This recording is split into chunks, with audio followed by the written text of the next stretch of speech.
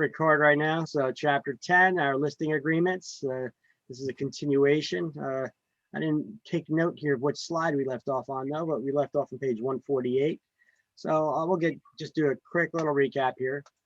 Remember, if you don't list, you won't last. You should spend about 70% of that time working, trying to get buyers, right? I'm sorry, sellers, the listings. You get a listing, the buyers will come, right? They look for properties, right? Buyers don't look for agents, they look for properties. And so if you got listings, they come to you. So they're easier to find that way. And you get the added bonus that you can get both ends of the deal. Statute of frauds is the law that basically states that everything's got to be in writing. We see this a lot, this term statute of frauds. It usually has to deal with contracts or deeds being in writing. All right. In order for a listing to be valid, it has to have an exact termination date written in the agreement. So you have to specify a definite termination date in the agreement. And the only way commissions can be expressed are either as a percentage or a dollar amount on that listing agreement as well, right? It can't be a prescribed fee schedule where you have options to choose from, 5, 6, 7%, pick one, it has to be a blank line, and then you have to write in a percentage or a dollar amount. Now, open listings. What is an open listing? It's where an owner is free to go to as many agents and hire as many agents, all acting as their agents to market their property, and they only pay the one who brings the buyer. So there is no expiration date in that listing because the owner's not bound to anything, so they don't need an expiration date. So we can't put this type of listing in the MLS because that's one of the mandatory features requirements in order to put a listing in the MLS is to have an expiration date in the agreement. But you said the seller can go to as many agents as they want, all acting as their agent. Who would have put the things? I mean, like the MLS up. You cannot put it in the MLS. Open listings you cannot put in the MLS. What are you going to have? 10 agents with the same listing? Yeah. That's why you don't need an expiration date for it because the owner's not bound to you. You're the one who has to do work for them, but they don't have to be loyal to you or exclusive to you. All right, so then we have the exclusive type listings. Anytime a listing has the word exclusive in it, what does that mean? It means that they're working exclusively, they're hiring exclusively one agent to represent them to market their property for sale, okay? So they're asking one agent to exclusively market their property for sale. And these types of listings we do put in the MLS, and we have to put these listings in the MLS within 48 hours. Unless what? Unless the owner directs you not to. Yeah. And then you got to cover your butt and have them sign the waiver of broker cooperation agreement because licensing law requires us to cooperate with other agents, right? Right. Now, exclusive agency type listings, well, once again, starts with the word exclusive. That means they're only working with one company that they're hired to market their property. But this type of a listing, the owner reserves the right not to pay you a commission if they find their own buyer. But then you find that they're competing with you. Exclusive right to sell listing, according to the smile on his face and that big thumbs up, I'm pretty sure this is the good type of listing that you guys want, right? This is the type of listing we get paid a commission no matter who brings the buyer while the listing is in effect. Even if the seller finds their own buyer, we still get paid. And then we got this chart over here that shows us the different types of listings and under what situations do we still get paid, right? And as you see, the exclusive right to sell, that one with the smiley face guy there, that's the one, right? That's the one we want. Now, net listings, this is where we left off yesterday. Net listings are legal in New Jersey. The owner tells you how much money they want to net from the sale. That means how much money they want in their pocket. And anything you can get over that, you get to keep as your commission. So how much is your commission going to be in a net listing? If a property sells for $300,000, what's your net? What's your commission going to be? Whatever you can put out on top. I mean, if that's the price, it's 300 and then you sell it for 330, then 30. So we don't know. Yeah. No, You don't have a those are set. negotiated, right? You have to don't- come up with it. Let me ask you a question. If you tell the owner that their house is worth 300,000, how much you think they're going to want? 300,000. I want the 300,000. Come on. They're probably gonna be like 350. My home's worth 350. I want 350. You gotta argue them down to reality as it is, you know. And then when you tell them that their home's only worth 300 and you get them down to 300 finally, you know, if you get any more than that, they'll be arguing with you, right? So I mean, in reality, that's how it is. You know, they always think their home is worth more than it really is. Is my point there, you know. So we always have to argue with them, you know, trying to educate them on the value of their home, that their house is not worth as much as they think it is. That's usually the position. So, well, we got to beat them down the reality, you know. So imagine having to collect a commission on anything we could collect over how much they wanted. You know, that would have been a nightmare anyway. So I'm glad they're illegal in New Jersey. But the main reason why these things are illegal is, look, let's say you go to this little old lady, you know, you could take advantage of her. You know, she bought the house in the 70s and she bought it for like $16,000. And now you're you're talking to this lady to sell her home and you're asking her how much she thinks her home is worth. And she's like, oh my dear, you know, property values have gone up so much over the years. It has to be worth at least 150 by now. And in the meantime, her home is worth like 400,000. Yes. You know what? I'm going to be your hero. I think I could get you 2. You know what? I may even be willing to buy it. Yeah. So that's taking advantage of people. So that's why it's just illegal in New Jersey to begin with. MLS, that's the multiple listing service, and that's how brokers share their inventory, their listing inventory with each other. We put the listings into this computer system. It used to be a book, a printed book that got printed and distributed, you know, to all the offices on a regular basis. Now we got computer systems. So we put it in a computer and it's shared. It's a database it goes into, and we could search that database. You know, that's called the MLS. And what I tell you, what is it, 8 MLSs in New Jersey that are the primarily the residential ones. So we have to put the listings in the MLS so we could share our inventory with other brokers, unless the owner directs us not to. Then we got to get them to sign that waiver of broker cooperation agreement, right? Yeah. Now, sub-agency is anytime 2 agents are working with the same agency on the same transaction, one with the seller, the other with the buyer. Yeah. That's basically sub-agency. Okay. See, this is how the owner usually sees the value of their home. Huh. They think they got the castle here. Mhm. We're trying to beat them down to reality with this picture. And in reality, this is how the appraiser sees their home.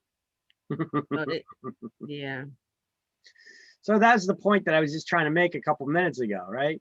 So we're usually trying to you know, beat them down to reality with the prices anyway, because a lot of times they're in fairy tale land here. They think they're living in the castle. Hey, your home's your castle, right? But it's not meant to be literal. Right.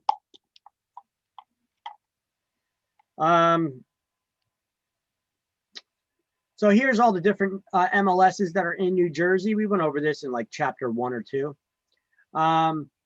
We got the Garden State MLS. That's the larger MLS in the state of New Jersey. Probably covers all this area. It covers Sussex, Morris, Essex, Union, Middlesex. It covers this whole area over here. All these covers all these counties right over here, right? And then we have NJMLS covers Passaic, Bergen, and the northern part of Hudson. Then we have Hudson County MLS, which covers the rest of Hudson County. Then we have the Monmouth Ocean County MLS, which covers Monmouth County and about half of Ocean. We got the Middlesex County MLS, which renamed themselves. They're trying to rebrand themselves as Central Jersey MLS. They cover only Middlesex County as the primary. Then we have the Southern Ocean County, the MLS, that covers the southern half. We got Cape May County MLS, which covers Cape May. And then we have Trend MLS, which covers all this other stuff down here. Mercer down, right? All right. And then we have some of the commercial MLSs, which are paying for information, not, they're more expensive because you're paying for information, not for access. Whereas the residential MLSs, you're paying for the access. Mhm.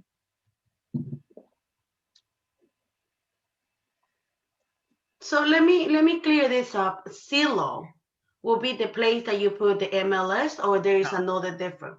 Zillow is a private run website. Okay. They actually get a feed from our MLSs. So their data is old. Oh, okay. They don't have the latest information. They're at least 7 to 11 days behind after we put the information in the MLS. Often when you see that information that hits Zillow, those properties could already be sold. But it's the real estate agent who has to update that, you know, in the MLS. So then it'll eventually change the status on those other websites. Zillow should not be advertising properties as active when they're sold. Sometimes they do though. They're not supposed to. Zillow's not an MLS.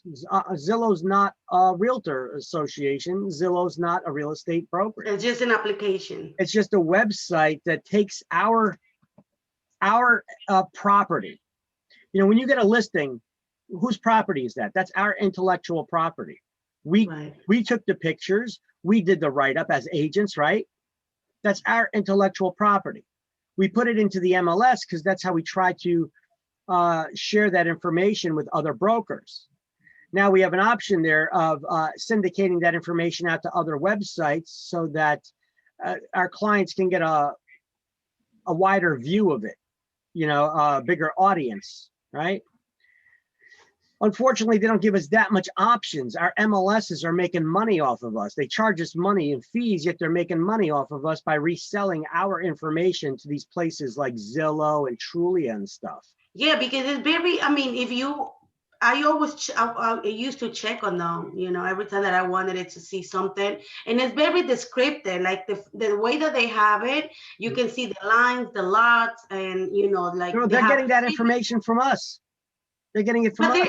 There is actually an app that, I mean, from us that can actually give us that kind of information. I mean, that is specific that you just click and then it will walk you through, or it's not. It's just like where do you think they're getting the info from? They're getting it from us. Right. We're the ones that put that information to the MLS. Where do you think they get those pictures from? They get them from us. Yeah, but what I'm saying is, I mean, there's an app for us that it's just like that, so easy to navigate. I mean, I haven't seen it like we have the MLS. We have to put in specific search criteria to look for properties. Okay. When we go into the MLS, these are all the apps, like you're saying.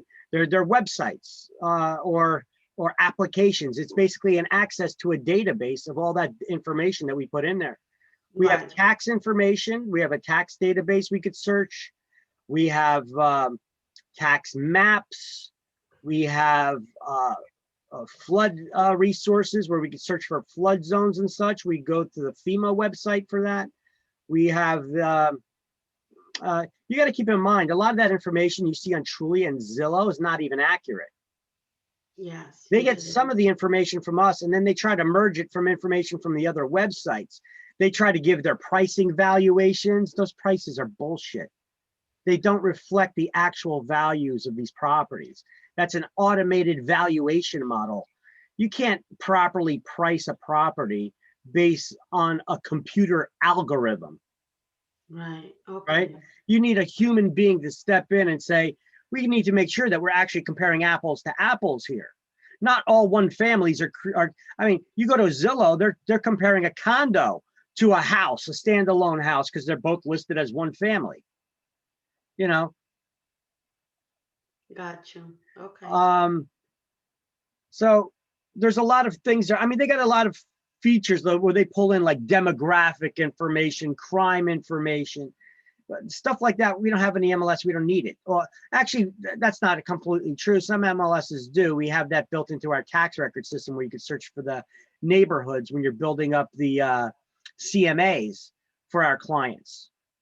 And look, even when we have that, well, we could pull out the information for all the MLSs that we're a member of. We could put a listing in the MLS, and we could go to narrpr.com.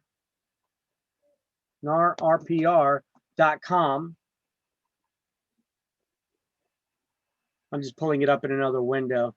And I'm gonna, all right, so you guys could go to narrpr.com and it takes you here. I'm gonna log in. Now they give us an app like this for our cell phone too. This is part of your realtor dues.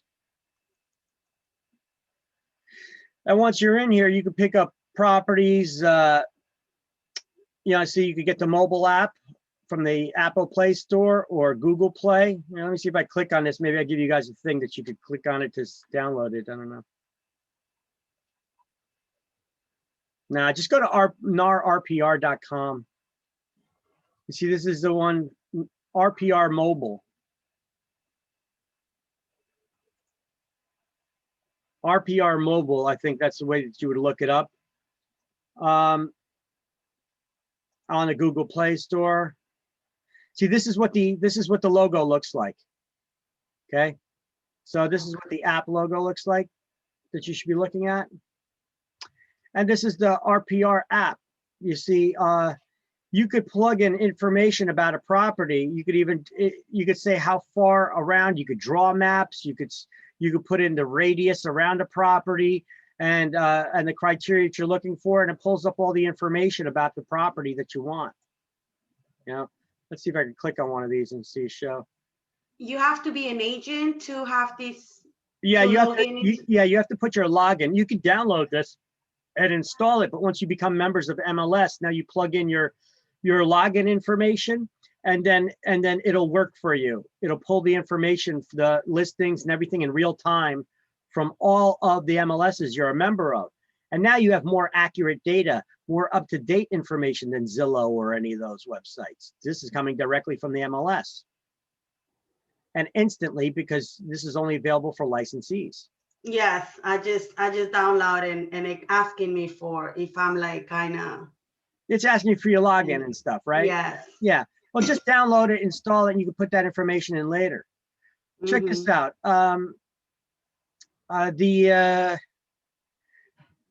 It'll use the GPS in your cell phone.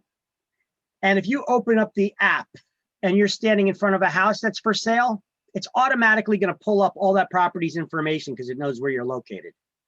So you don't even have to do a search to get that property's information. You could do a search for a property and pull up all the information, the photos, everything. You could build reports. We build CMAs with this. Look, here's all the property's information. So there's our Zillow-like app, I guess. It could build property reports for people. It could do map searches.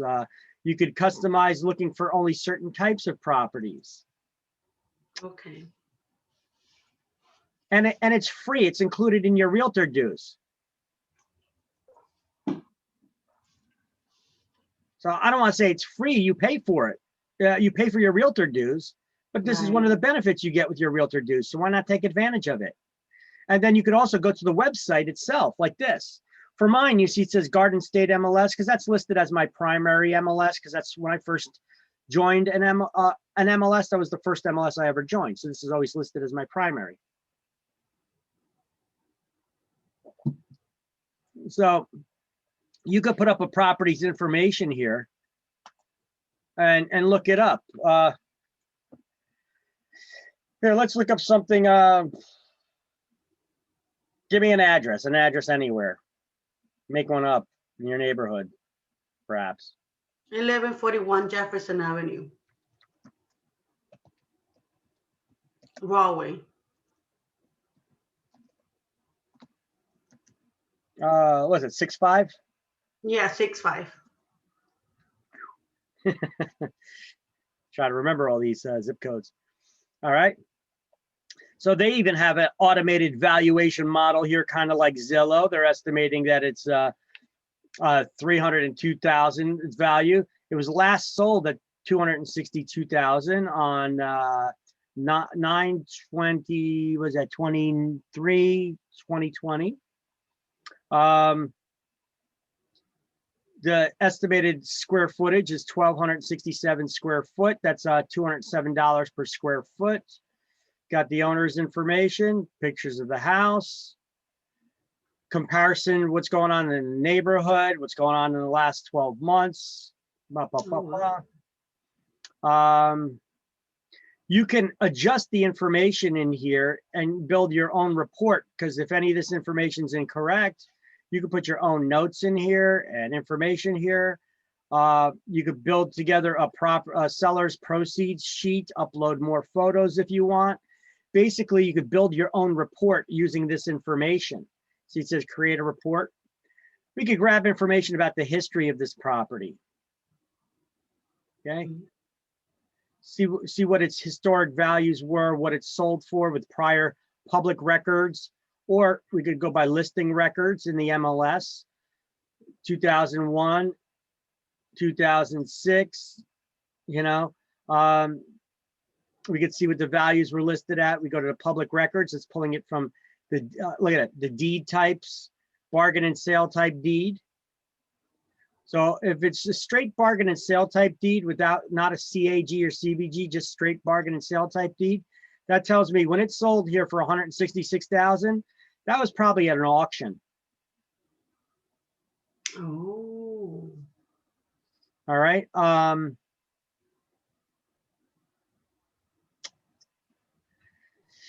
You can see the transfer tax that was paid on the property,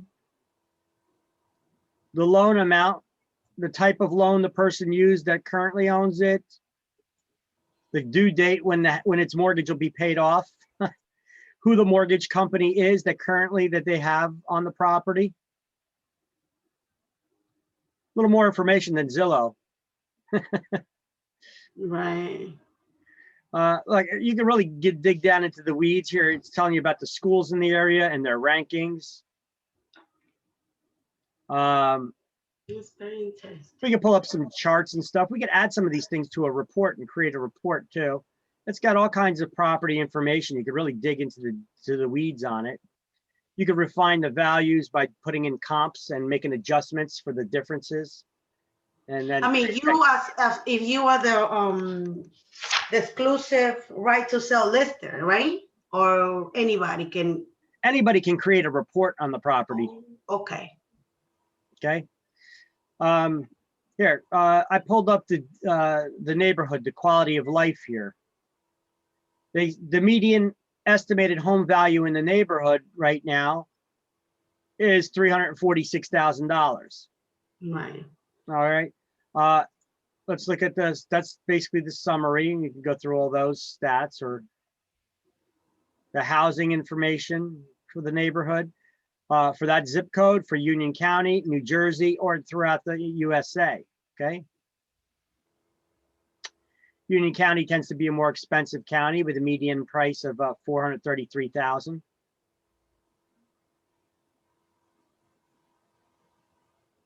Okay, you can see a lot of homes similar that sold in all these different cities here, what their values would have been for.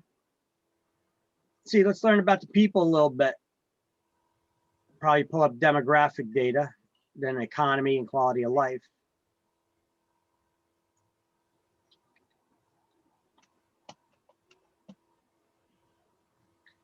See, they got all kinds of data tools you could play into too. You can look at commercial properties.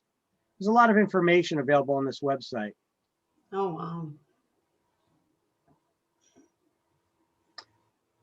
See, we're looking at the demographics by age group, households with children, household income brackets, occupation categories of what people's jobs are. The voting, you could even see their voting pattern, you know, more Democrats in the area than Republicans in that town. And you can see the percentage breakdown.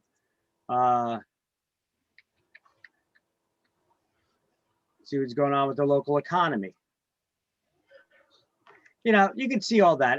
We don't really need to dig into all this stuff, but I'm just showing you there's a lot of information available. And then you go to quality of life and look up the quality of life stuff here too as well. And you can build these reports. These are the CMAs. This will help you build a CMA up about this information for the property. Walkability score, you need a car. Except for the downtown area perhaps, but basically you need a car to get to most places. That's true in a lot of areas in New Jersey. All right, so this is the NAR RPR website, the Real Property Resources. That's what this app is. So let me just take this. I'm going to put this in my Realtor Tools, my agent resources. I'll just drop that in there. And see, I've got all these links here for, let's see, agent resources. See, I've got the list for flood maps. You go to the FEMA website for that information.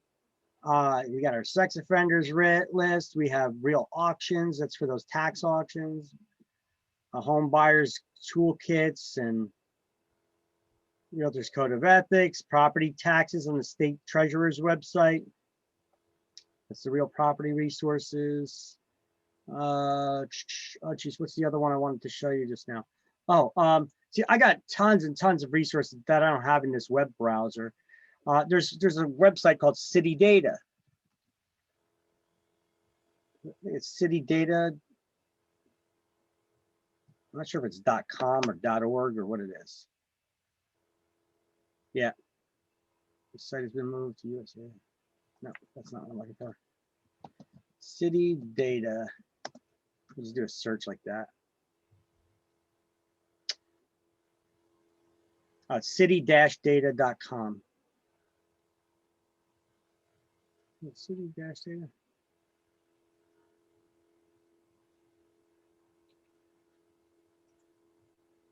Yeah, city-data.com. Okay, here's a good website for you guys, city-data.com.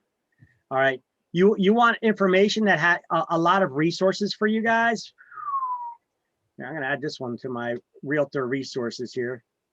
Now, you're not supposed to advertise on this, but you can get information and you can talk to people here and blog with people. And I've gotten business actually from this website because people see that I'm a helpful agent, because you're not supposed to be advertising here, but you could set up a profile for yourself and put a tagline. And so every time you make a post, people can see you're a real estate agent. You know, you want your sex offender list in all the states, you know, everything from restaurants to neighborhood information to schools.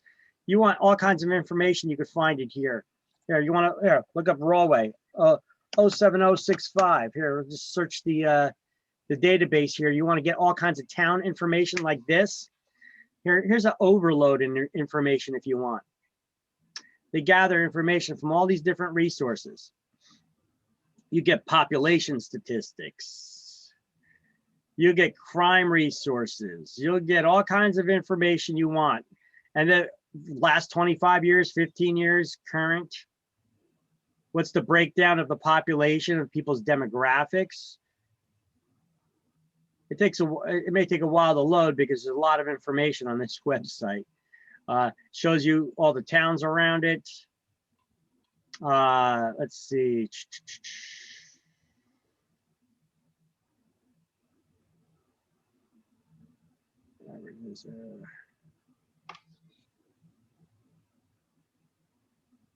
Tax years. Okay, just telling you what people's average incomes are in the area.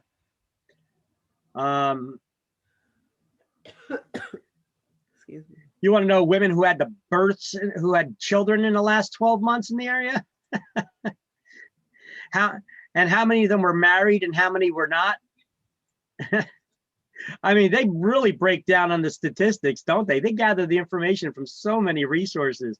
You could really get into the deep data digging if you want to with this website. They got more information than you probably ever need. Owner occupied versus renter occupied homes.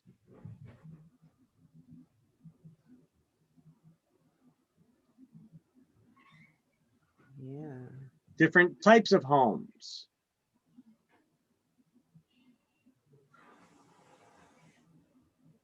Even got how people get to work.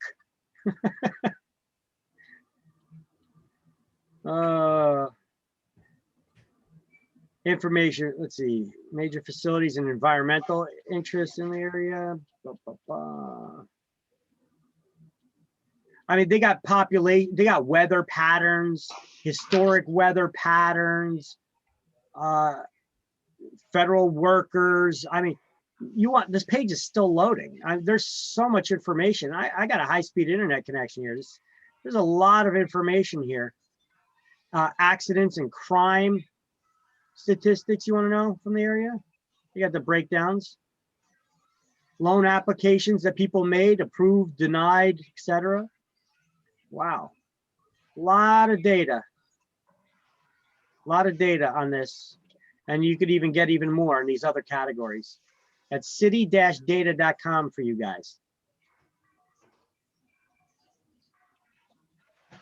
All right. And then you got these forums you could go into and you could talk to people and have conversations with them.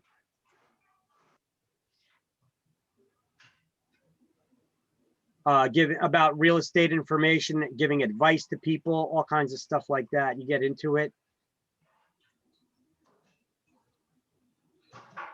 You could talk to people, you know, that are looking to buy or looking to sell. You give advice to people.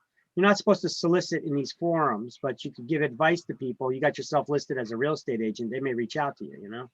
Mm. All right. Anyway.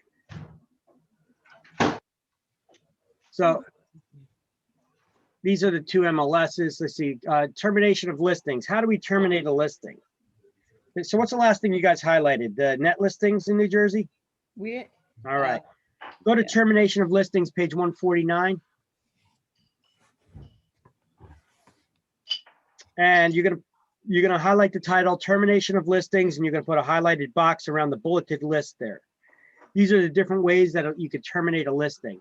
It's the same way you terminate agency relationships pretty much, right?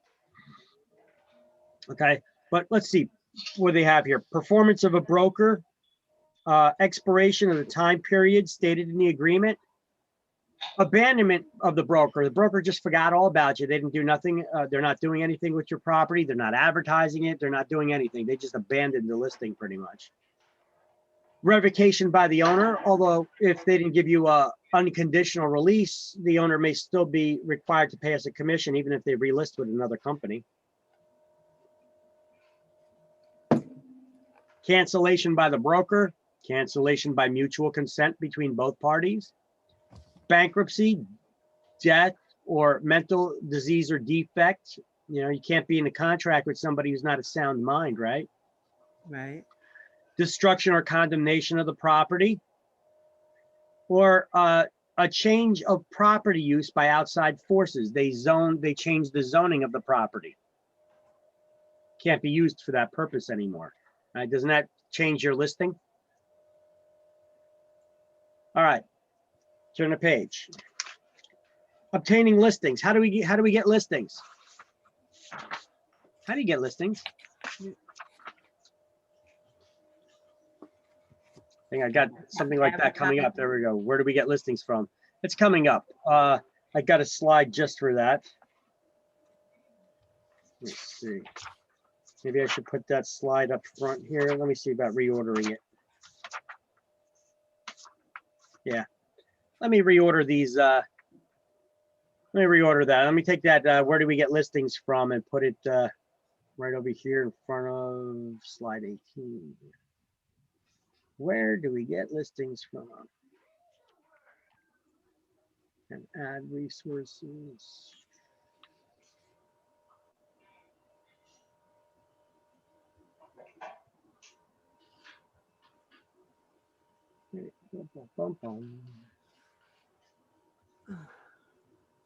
There we go. So I just rearrange this a little bit. So we had the termination of listings, then after that,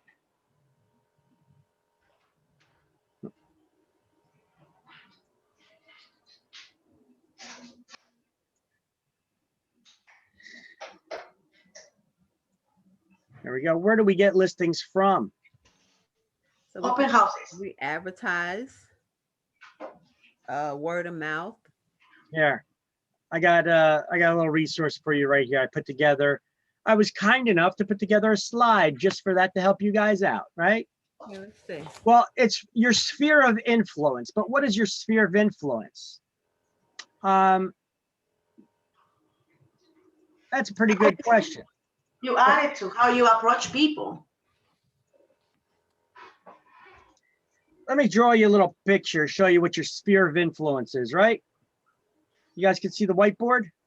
Yes. Who's closest to you?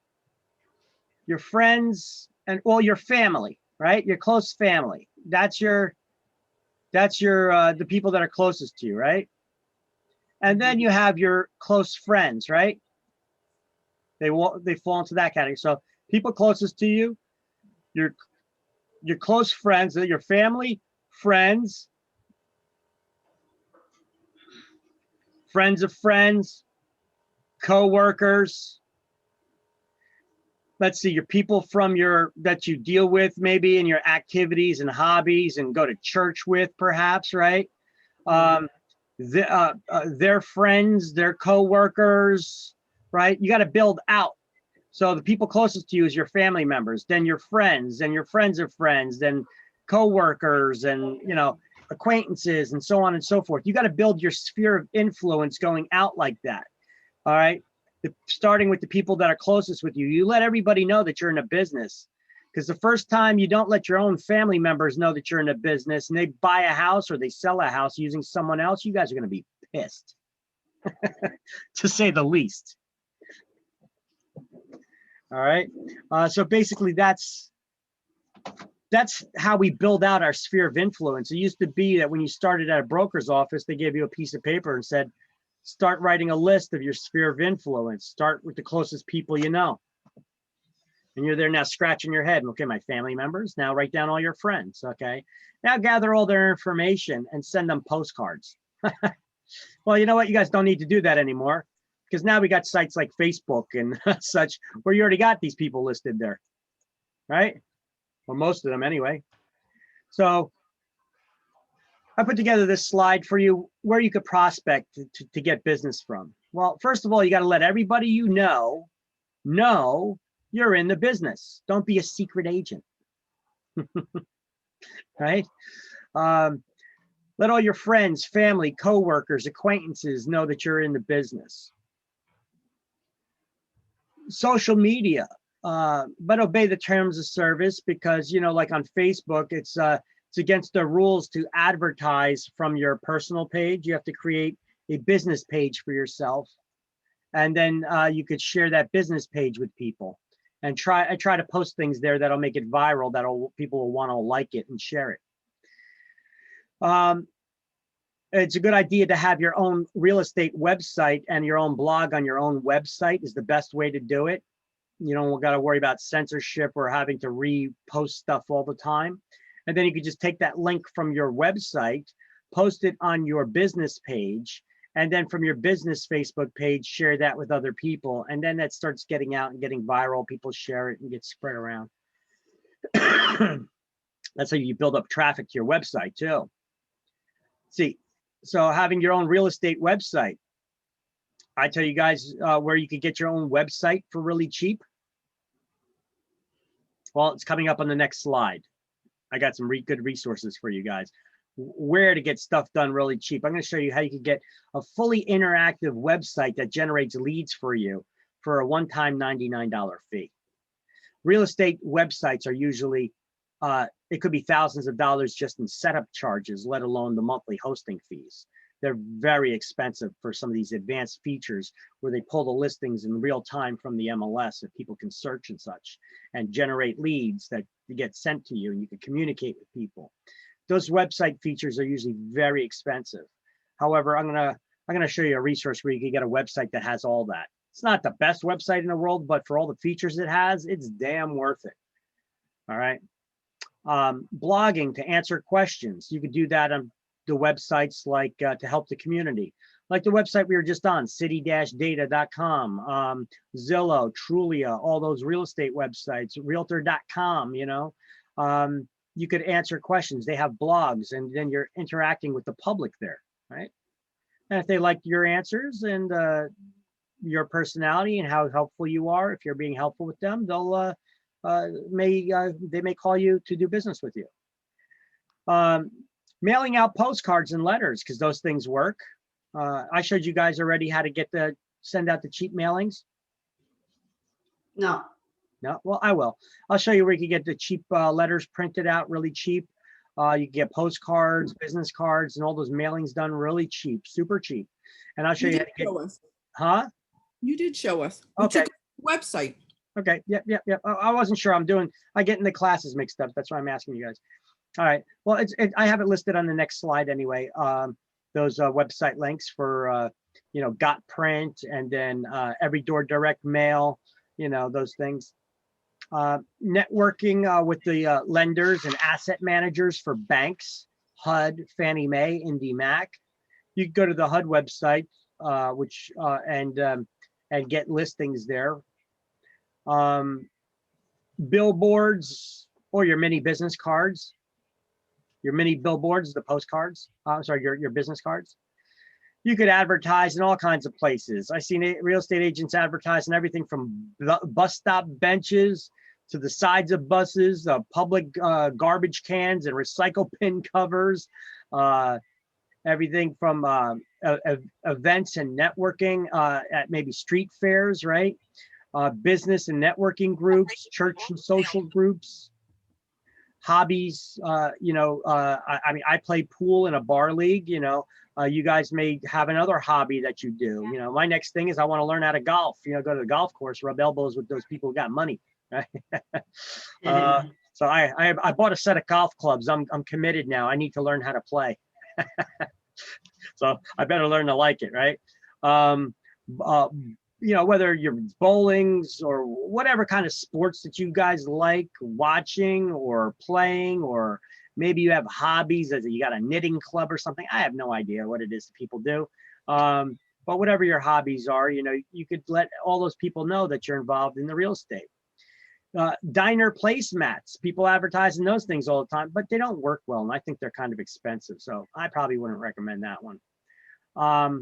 But all kinds of promotional materials, everything from stress balls to magnetic business cards and calendars, to-do lists, T-shirts, hats, pens, drink containers, stress balls, all these things that have your contact information, logos and stuff like that on it.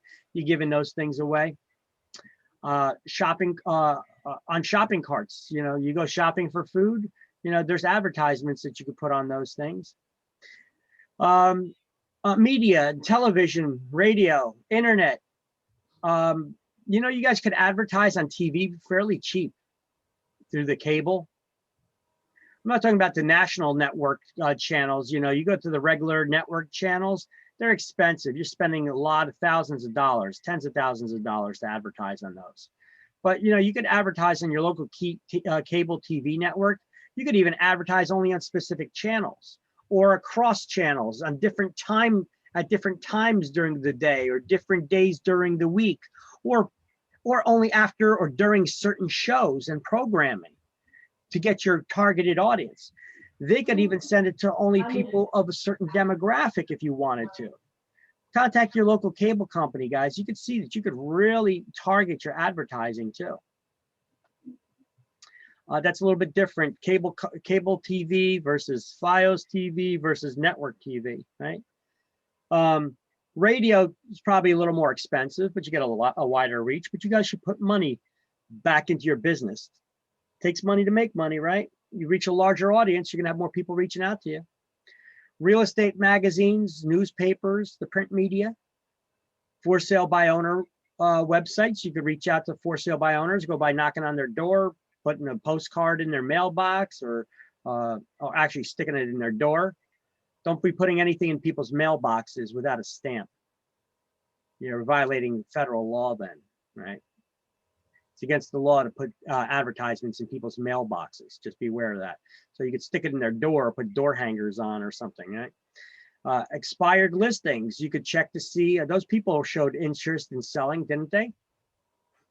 You could try to get see if they're interested in still interested in selling. Now, there's a lot of resources. This is just a starting off group to let you guys know. But keep in mind, when you're letting everybody know that you're in the business, don't announce to them, "Hi guys, I am brand new in real estate. Let me practice on you." All right. You guys should put out there after you guys get your license, you know. Don't start making posts online. "Hey, I'm in real estate school now. Hey, you know," let people know after you get your license, when you get your business cards made up. Take a picture of your business card and post it online. Say, "Hey, just wanted to let everybody know I now have my license with ABC Realty." Okay.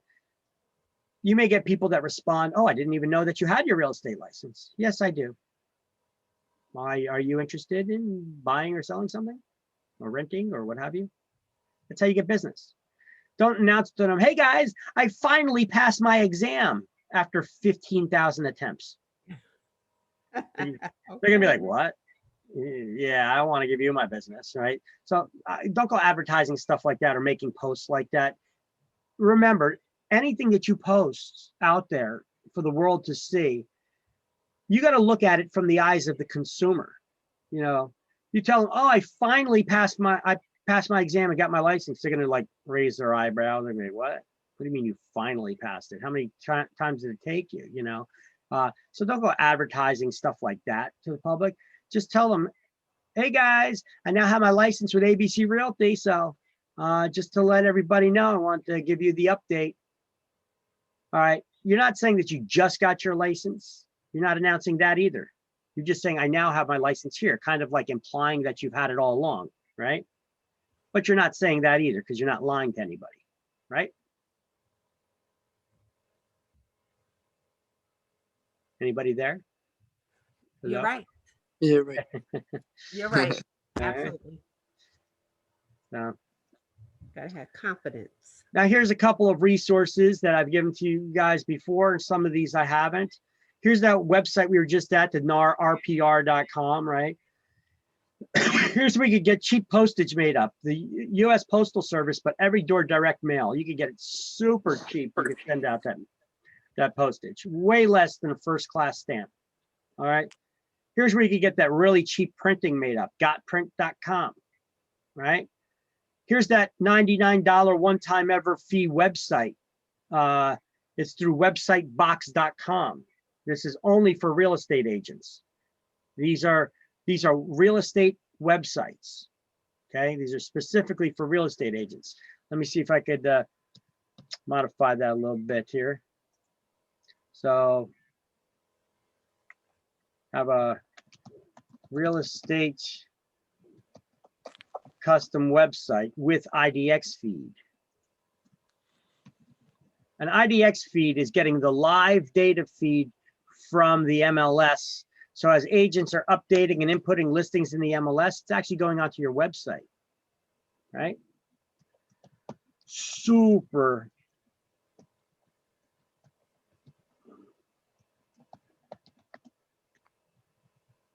All right. Realty Juggler. This is an app. This is an application. What's going on here?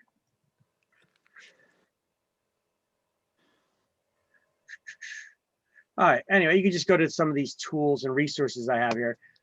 Realty Juggler is an application for creating flyers, keeping track of your expenses.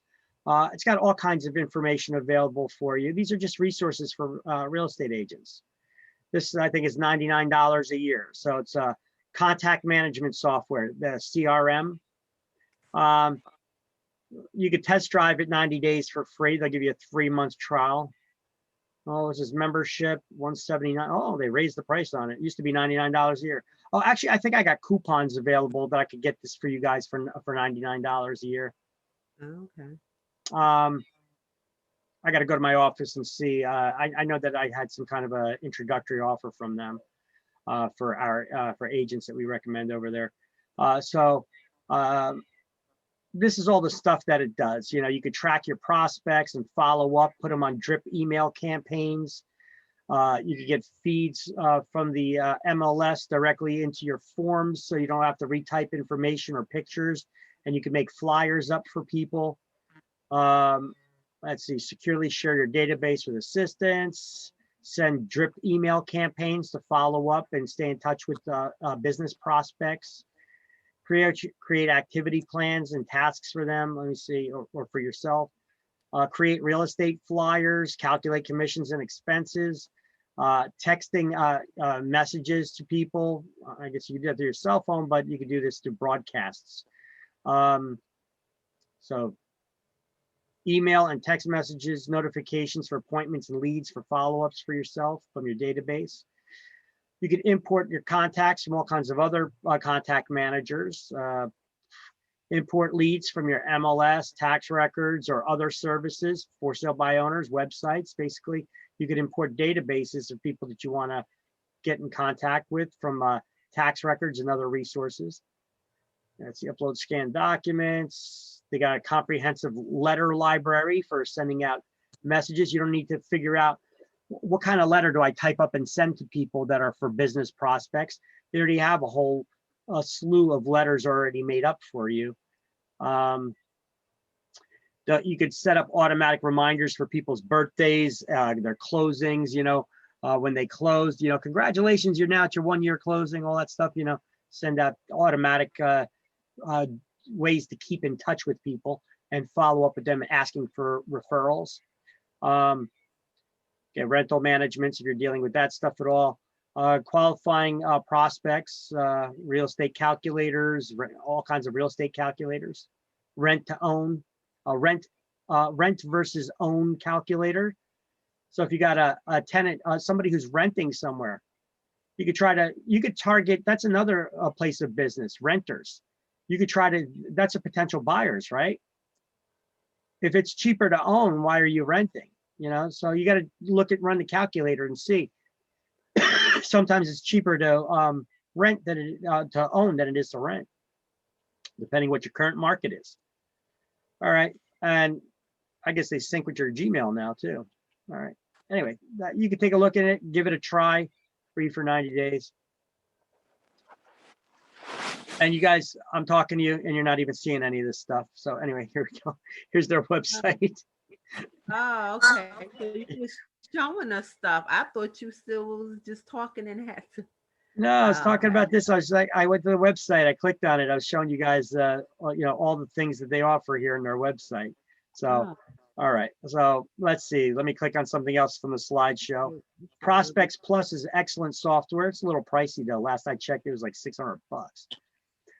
Talk about custom postcards and mailings and flyers that they make on a regular basis. They got teams of professional designers that's all they do.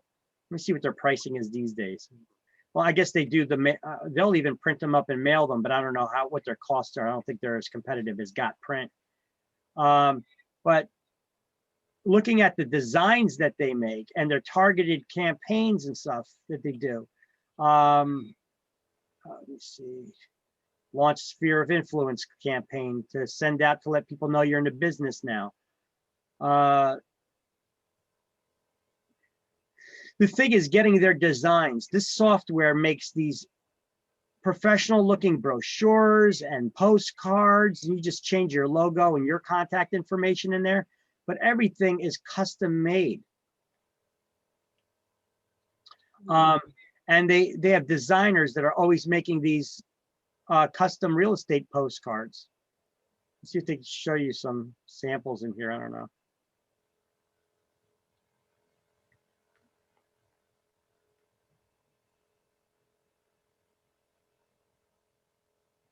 So you can see there's all kinds of sets, but they got some great marketing and designs that they make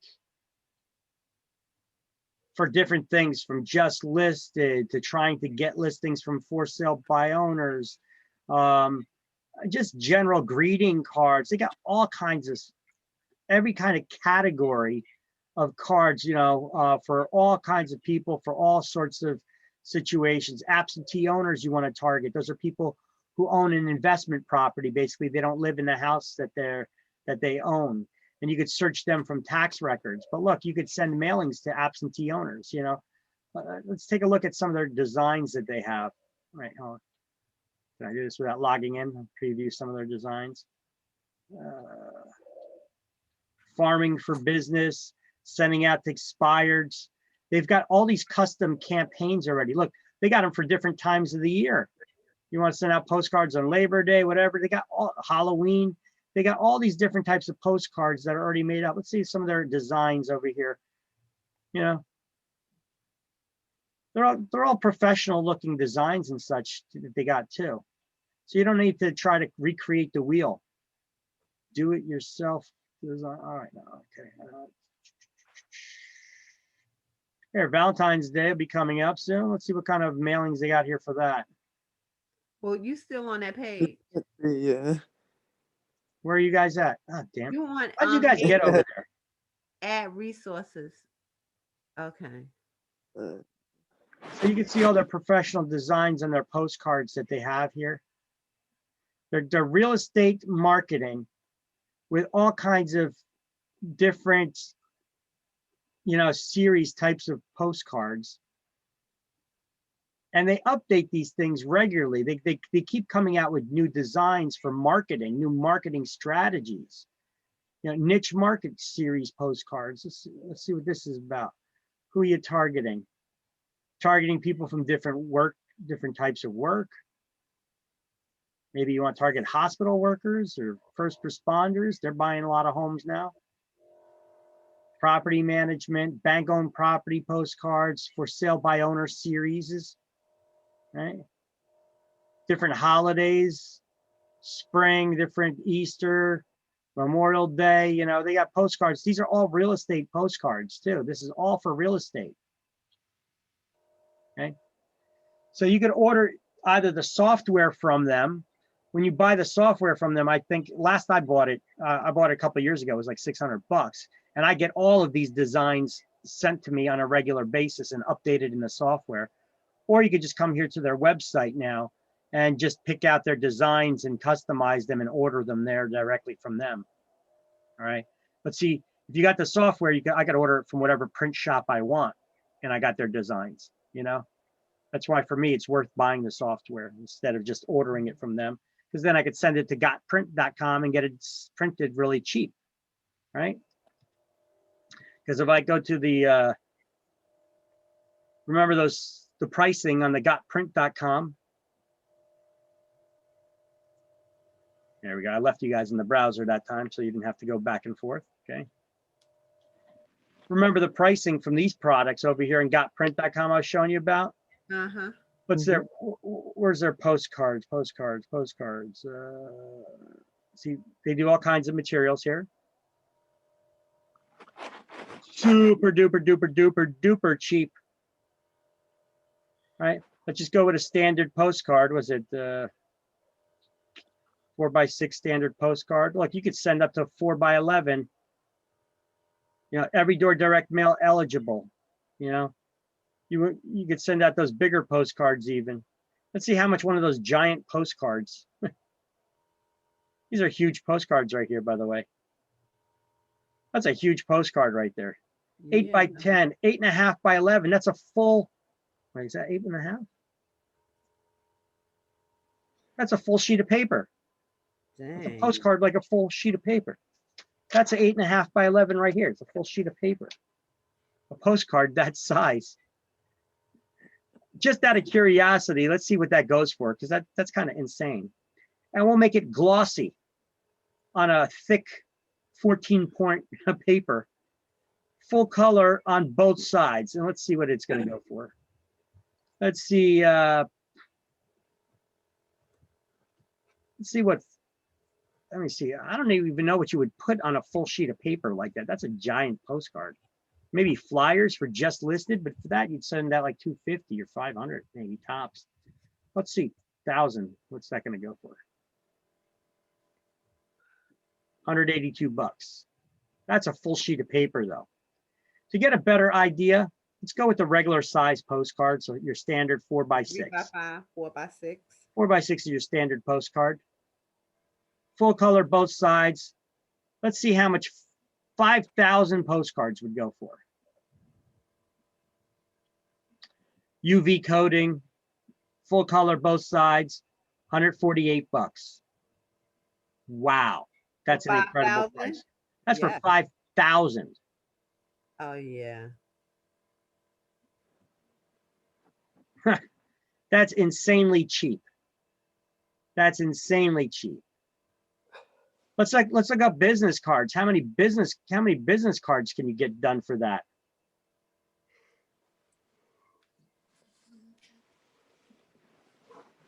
And they got all kinds of customization. I'm just showing you guys cheap resources for marketing. You're going to need this stuff. Your brokers are probably going to tell you about resources through your franchises or whatever, and they make money off that stuff, and it's probably going to be expensive. Here, let's go 5,000 business cards, because you should give these things out to people like they're going out of style anyway. All right, full color, UV coating, both sides, glossy design, $73 Wow. for 5,000. I dare you to go to a local print shop and ask them how much full color, glossy UV coating, 14-point card stock, printing on both sides business cards, how much 5,000 it cost. I bet you're going to be somewhere in the $600 price range at least. $73. Wow. You're welcome. Thank you. You're right. Thank you. The Yeah. Red X, here's a great tool for you guys. Just showing you guys tools where you can get business from. Your brokers may have a membership here or subscribe to this tool, but you guys should have your own, because you could customize it with your own stuff, and you could target directly, reaching out to people. You could search the MLS for expired listings. Remember, and when you search the MLS for expired listings, sometimes the agents withhold the homeowner's information. They put their own information there. They say it's on file. The Red X tool will scrub it, search public records. If it's a listed real estate agent's information, it's going to discount that. It'll find the real homeowner's information, put it there. It'll even scrub it off the do not call list and tell you if their number's on the do not call list or not, you know, but it'll still give you the option if you want to call it or not on your own. It'll tell you if the listing has been relisted, because you can't contact people. If there's an expired listing, if the property was relisted, you have to check that, because it's against the law to solicit the business of another broker. So you could search for expired listings, for sale by owner listings. If you just want to farm certain areas, you could get the information where you could call them or send them emails, or if you get that information, or their addresses. For rent by owners, you can reach out to those owners, those absentee owners. Pre-foreclosures, those people who are on those, what do you call it? They're behind in their mortgage payments. They're in danger of foreclosure. They file list pendants lists, basically. They got all that information here. You could subscribe to all these databases for them. Expired listings is a good place for you guys to start, though. What do they charge? $60 a month for that. You don't have to subscribe to regular billings. You could just do 1 month at a time, you know. Look, one listing for $60. If you get one listing out of that, is that going to more than pay for itself? Yeah. Well, let's run the numbers and find out, shall we? Let's just say it's a super cheap listing. Super cheap. Let's say it's a $200,000 property. And let's say that you get it only at 5% listing times 5%. And let's say you only get the listing side. So divide that by 2. And let's say that you're on a 50-50 split with your broker. Am I being conservative with everything here? Mm-hmm. Yeah. That's $2,500 you just made. Wow. That's for a $200,000 listing at only 5%. and at a 50% split with your broker. So I would say that this will more than pay for itself, right? Yes. Right. All right. So that's just another tool I'm giving you guys where to get business from. Good places to advertise, websites like homes.com.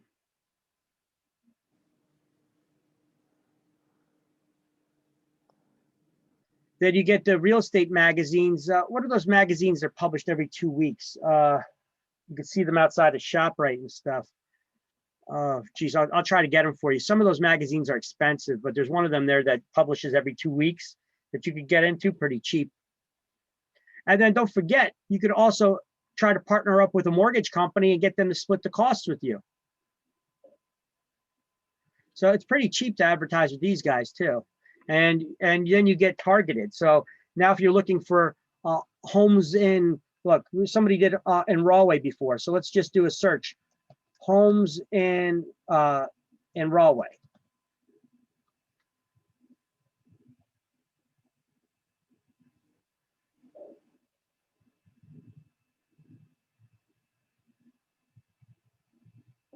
Look, right on the first page of Google. You click there, homes in Rahway. Look, it takes you to homes.com.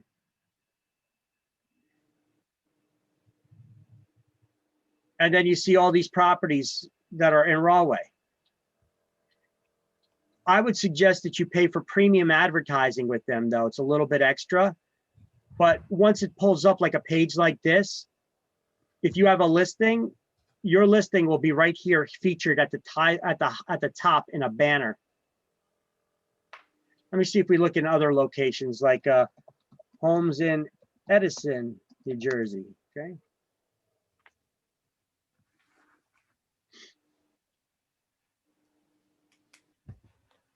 Shoot, you know, we got them big homes in Edison. Huge. I'm surprised no agents are paying for that featured. That's stupid. I always did that. I would pay for a featured listing so that even as you scroll, your listing is always staying up top here in the banner. I am shocked that no agents are paying for that. It's definitely worth it. I got so many leads from that. Anyway, just giving you guys tools and resources of where to advertise to get more business, or when you got listings, where to advertise. Create a free profile for yourselves, or you could upgrade to a paid profile on realtor.com. People actually search there for agents, you know, or on Trulia or Zillow, right? You could also advertise your listings in these places. Don't forget, you got that tool, narrpr.com. If you guys want to do any of your own page layout designs or graphic editing for property flyers or business card designs or anything like that, if you've got it like that, there's a tool here that's super cheap. It's way cheaper than Adobe Photoshop and PageMaker and all that stuff. It's by a company called Serif. And they have an affinity line of products here. They only cost $50. And they are very powerful tools, like in comparison to the Adobe products. They've got a page designer. Wow, look at this. Holy crap. $24. If I were you guys, I'd jump all over this. I already bought it. I already own them. You know, wow. I feel cheated. Holy crap. Guys, these tools are so powerful. I would jump all over this because this has got to be temporary. $50 was cheap, but now 25 bucks. And what site is that? This is serif.com. You can just go to Serif. You can just type in Serif, SERIF.com. It automatically goes to affinity.serif.com. And then, you know, you'll have to pull up your language and all that, but because this is an Australian, I believe it's an Australian company. They have a graphic design, photo editor, page publisher, which could also be used to make business cards and such. And And then you could also buy card stock, you know, like images and stuff that you could use without worrying about copyrights and stuff, because you can't just steal images and use them in your advertisements. You know, people have copyrights on things. It's their original content. You got to worry about that. So you got to you could get all kinds of content from them as well, and maybe drawing brushes and all kinds of things for that, help you out with your graphics. Look, and so they got the Affinity Photo, Page Designer, and Publisher, and they've got a section here where you can learn. They've got a whole video tutorial series.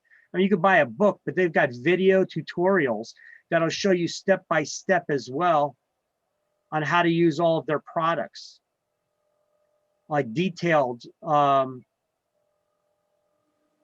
to use their products. They're great products. I've been using them for years. It's better than those. What are you going to use? If you have Microsoft on your computer, what are you going to use? Microsoft Publisher? That's garbage. This stuff is designed for graphics professionals, but it's easy enough for you to use too. And they show you step-by-step tutorials how to do things. You can find a lot of these video walkthroughs on YouTube, you know, here, video tutorials, boom. You could search for a specific type of tutorial if you're trying to do something. Look, they got 92 videos on showing you how to do different things.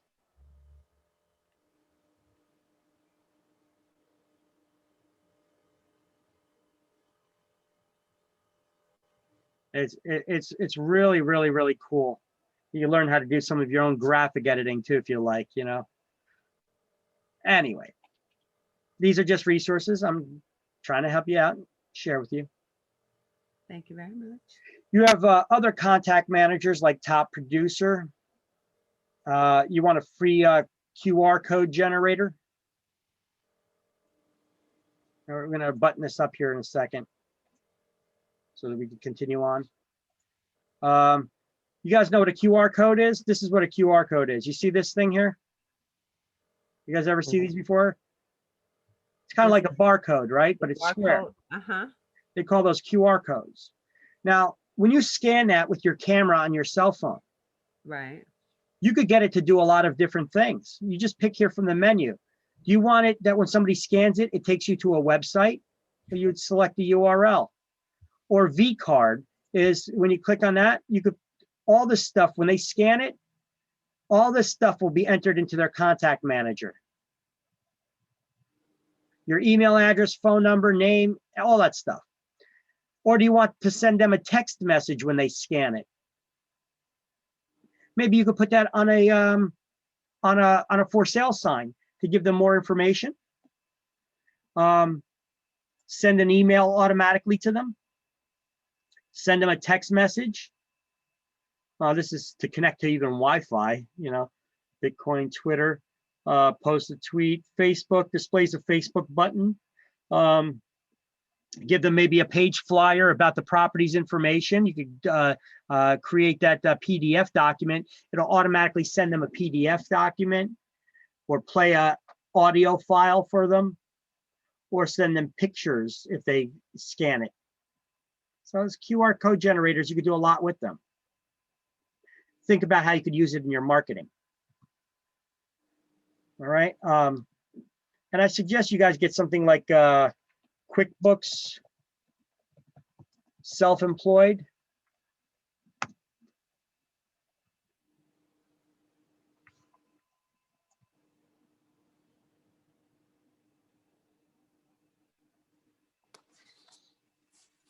QuickBooks Self-Employed is pretty good for, or is it QuickBooks Self-Employed or QuickBooks Independent Contractor version? I'm not sure.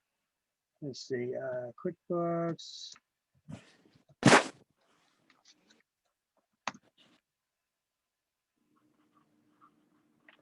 Not sure if that's a different version for them. Where, yeah, it's QuickBooks Self-Employed. Yeah. So if you have QuickBooks Self-Employed as a real estate agent, you can keep track of all your information, all your expenses for your taxes every time you purchase a website or purchase mailings or postage or do something business related that you want to write off against your income on taxes. You got to keep track of all that information. If you have QuickBooks Self-Employed app, it'll even track your mileage. You see this They put an app in your cell phone, and when you start moving faster than a human can walk, it asks, a message pops up on your cell phone. We notice you're taking a trip. Is this a business trip? And then you answer yes or no. And then it'll follow you and track it so that you could deduct your vehicle expenses on your taxes. So if you're paying for a lease or you're buying a vehicle, you could write it off on your taxes. You could write off all associated expenses with that vehicle on your taxes too, for the amount of time that you're using it for business purposes. Your car insurance, you could write a portion of it off on your taxes for the amount of time that you've been using it on your taxes. Look at that. See, it looks like everybody's having sales right now during the shutdown, you know, with all the COVID shutdown stuff. It looks like everybody's got everything on sale now. Trying to get business, right? So I'm going to add this to this slideshow here for you guys. QuickBooks Self-Employed is another thing that you guys should look into. So QuickBooks Self-Employed. And let's, and then we're going to move on here. Let me just grab that. And it's underlined.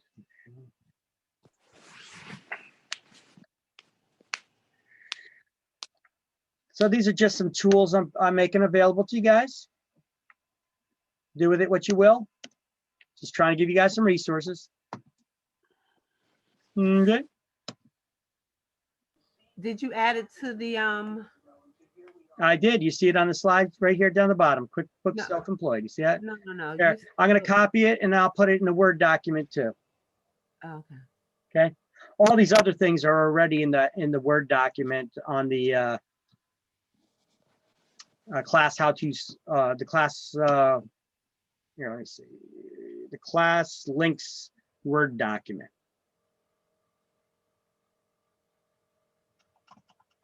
I'll add it right now for you.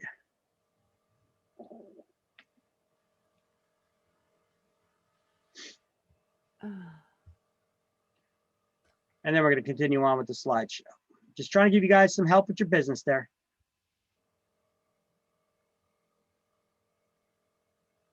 So let me ask you a question. Once we complete and graduate, are you always going to be available to us as our, you know? Well, you should seek your broker for advice on how to do your business. You know, I'm available. You guys can call me, but as far as all these tips and stuff, tips and tricks, you guys should get that advice from your brokers.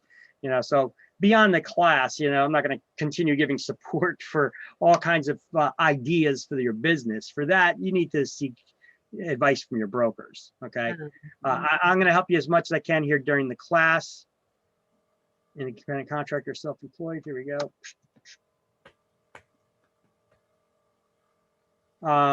That's why I'm trying to help you out with all these resources right now and give you guys all that information right now.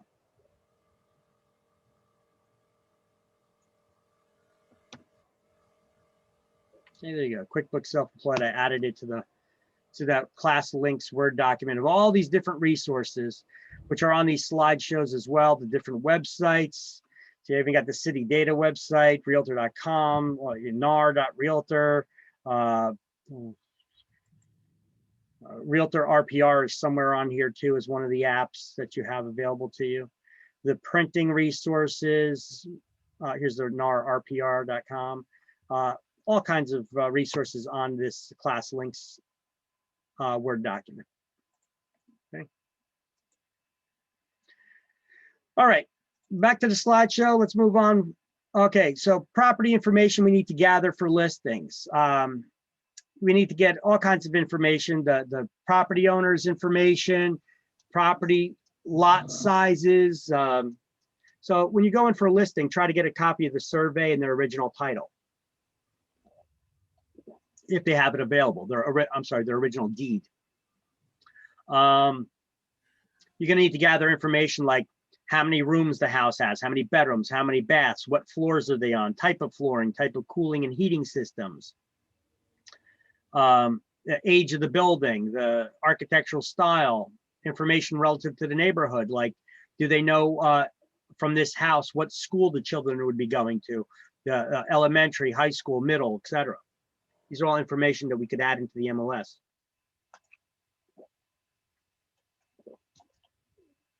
What is the current tax figure on the property? You'd get that from tax records because the owner may be getting a discounted tax rate because they're a senior or a disabled vet or something like that. We can't advertise that tax rate. We have to advertise the true tax figure that the next buyer will be paying, right? Any HOA dues, monthly fees that the buyers will need to pay. We need to gather that information. Is the property distressed property? Is it a short sale, foreclosure? Are they in divorce or bankruptcy? Pertinent information you need to know when getting a listing. First of all, if it's in bankruptcy, you're probably not going to be able to sell it. And under short sale, foreclosure, or divorce, you've got a unique situation now that you got to deal with, and you may be on a strict timeline if they're in foreclosure already. Who the utility companies are. Do they have city services for the water and sewer, or are they on septic and well water, right? What kind of appliances or chattel are included in the sale or excluded, right? When is the owner going to be able to turn over the possession of the property for the occupancy to the buyer? Is there any possibility of seller financing? What kind of financing are they accepting? How's the property zoned? 1, 2 family, 3 family, what have you? Mixed use? Is the property in a flood zone? That's important information for buyers, right? Yeah. That could turn off a lot of buyers too, because flood insurance could be expensive. So here's a website we go to, FEMA.gov. I'll give you the exact link here. FEMA.gov will take you to the to FEMA's website.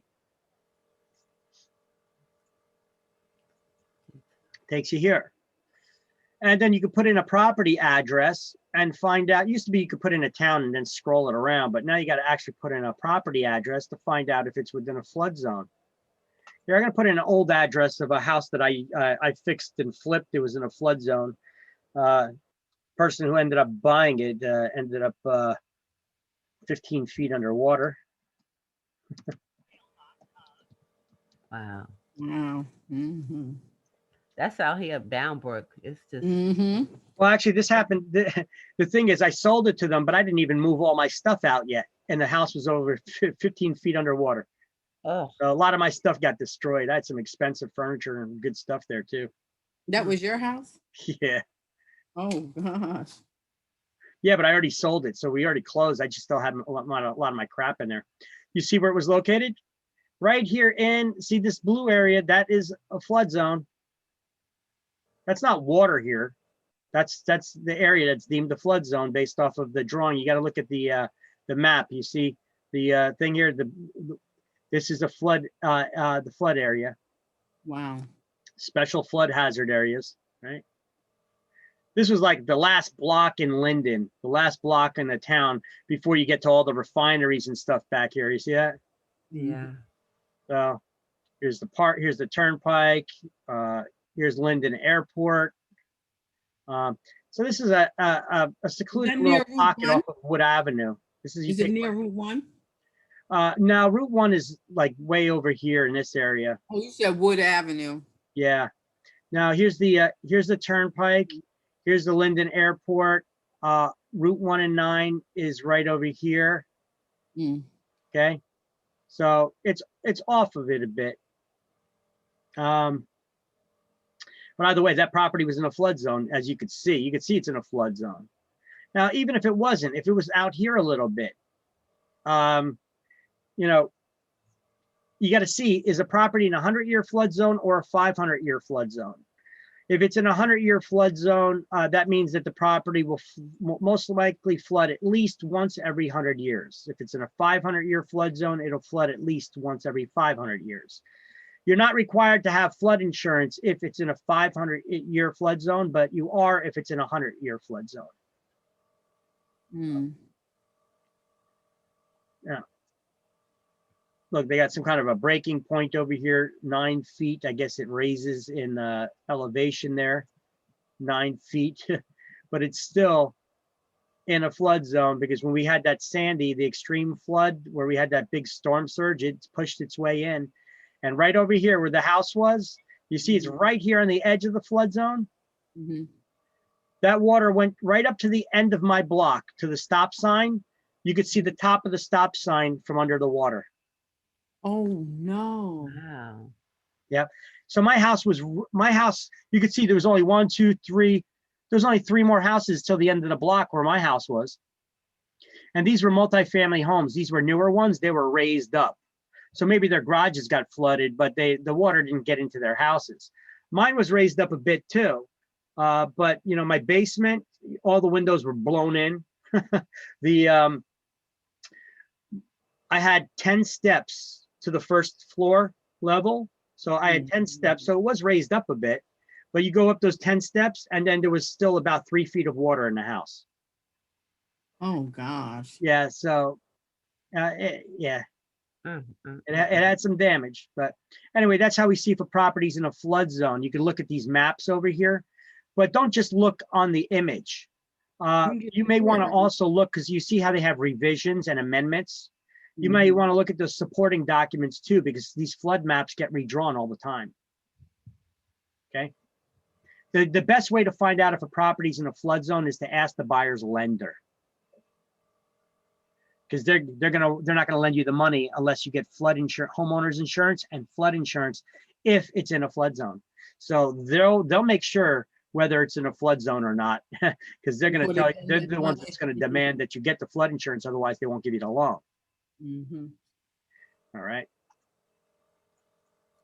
So details of exactly what's included in the sale, and licensee should ask for a copy of the seller's deed, survey, and the title. And it's not a bad idea to check their IDs too, right? Yeah. Remember I gave those stories already? Woo, you don't want to be in that situation. So yeah, you know what? Even though you're in their home, even though you're invited to their home, check their IDs to ensure they are the actual owners. That's crazy. But then, Well, you know, I've met with the husband. I've been invited into people's houses before, met with the husband and wife, but the wife was just the girlfriend playing the wife. Oh yeah, you told us about that. Yeah, you don't want to deal with that. You don't want to deal with that. That's just crazy. Yeah. You know, sometimes men, well, not men like that, but men, I'm just like, come on, man. women too. Women too. Yeah, women too. Well, you know, he had a girlfriend posing as the wife, you know, so yeah, you know, it's, but you don't know what the hell's going through people's minds sometime. You know, I told the guy, it's like, dude, you got to grow up, man. I'm like, you know, I don't know if it's her fault or your fault. I'm not getting in between your arguments and your issues, but you need to grow up. What are you going to do? Pretend that this is your wife and you're going to have her forge documents? You know? And then I list the property, somebody puts an offer in, it goes to attorney review. Now they're spending money on this transaction. We're not going to know until we get to the closing. And by then they may have thousands of dollars into this transaction, this buyer. You think they're not going to sue the hell out of you? You think that you're not going to be accused of mortgage fraud now? Because the sellers have to sign some mortgage documents of the buyer's mortgage too, to confirm that the information's true, you know? And so now once you sign that paperwork, guess what? You're going to jail, buddy. That's federal crime. That's mortgage fraud, you know? Yeah, there's issues there. Thank God you want to avoid them, right? All right, so it is the responsibility for us to investigate and disclose all material information that can be found out about a property. And that could be everything from whether it's in a flood zone to what the true tax figures are. If there's renters there, we need to find out what their what the statements of the rents are, how much money they have for security deposits, etc. Any leases, security deposits, because that'll need to be transferred over to the new owner, right? All this information. Are there any deed restrictions on the property? What kind of estate in land is based on a restriction in the deed? Isn't that the defeasible one? Fee determinable or defeasible fee estate, correct. Mhm. All right. So we have MLS listing input sheets depending on what MLS you're going to be putting it in. I have a sample one from the Garden State MLS here.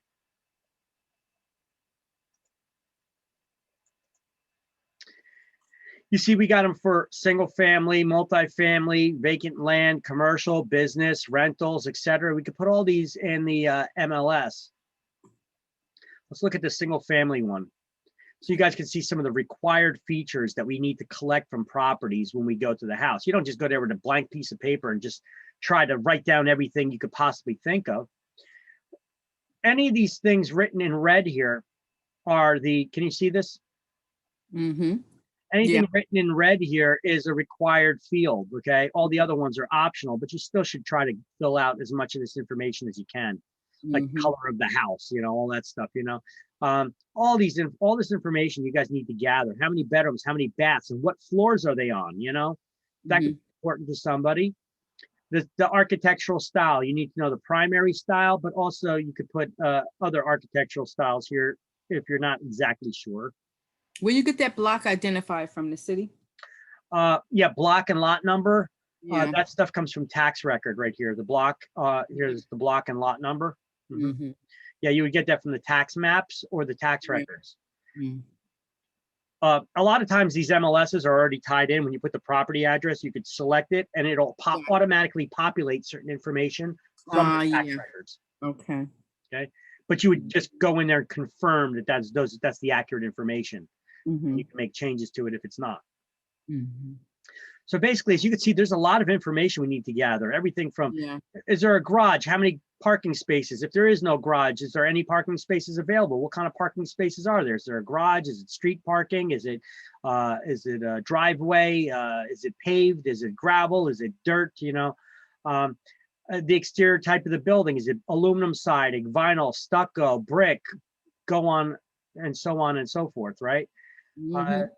Exterior features, pool description, what's not included in the sale, any exclusions, directions to the property. We should write up a basic directions because that'll go in the public comments and that gets distributed out to other websites like the Trulia Zillows as well too. Mhm. Client remarks for the public to see. That's what stuff that gets distributed to those third-party websites as well. Private agent remarks that only licensees can see. Mhm. You can put down room sizes, what level those rooms are on. I only filled out room sizes if they're big. Okay. Let me ask you a question, Victor. Uh-huh. So what about if you have a home, you're showing a home and you find out the home was originally a one family, but illegally converted into a two? You just said it all. I don't do illegal stuff. So I'm going to advertise it Right. as a one family. So you If will it's advertise as set up like a two family, that's a mother-daughter. A mother-daughter is a one family house that's set up like a two family. So I'll advertise it as a mother-daughter because that's a good feature.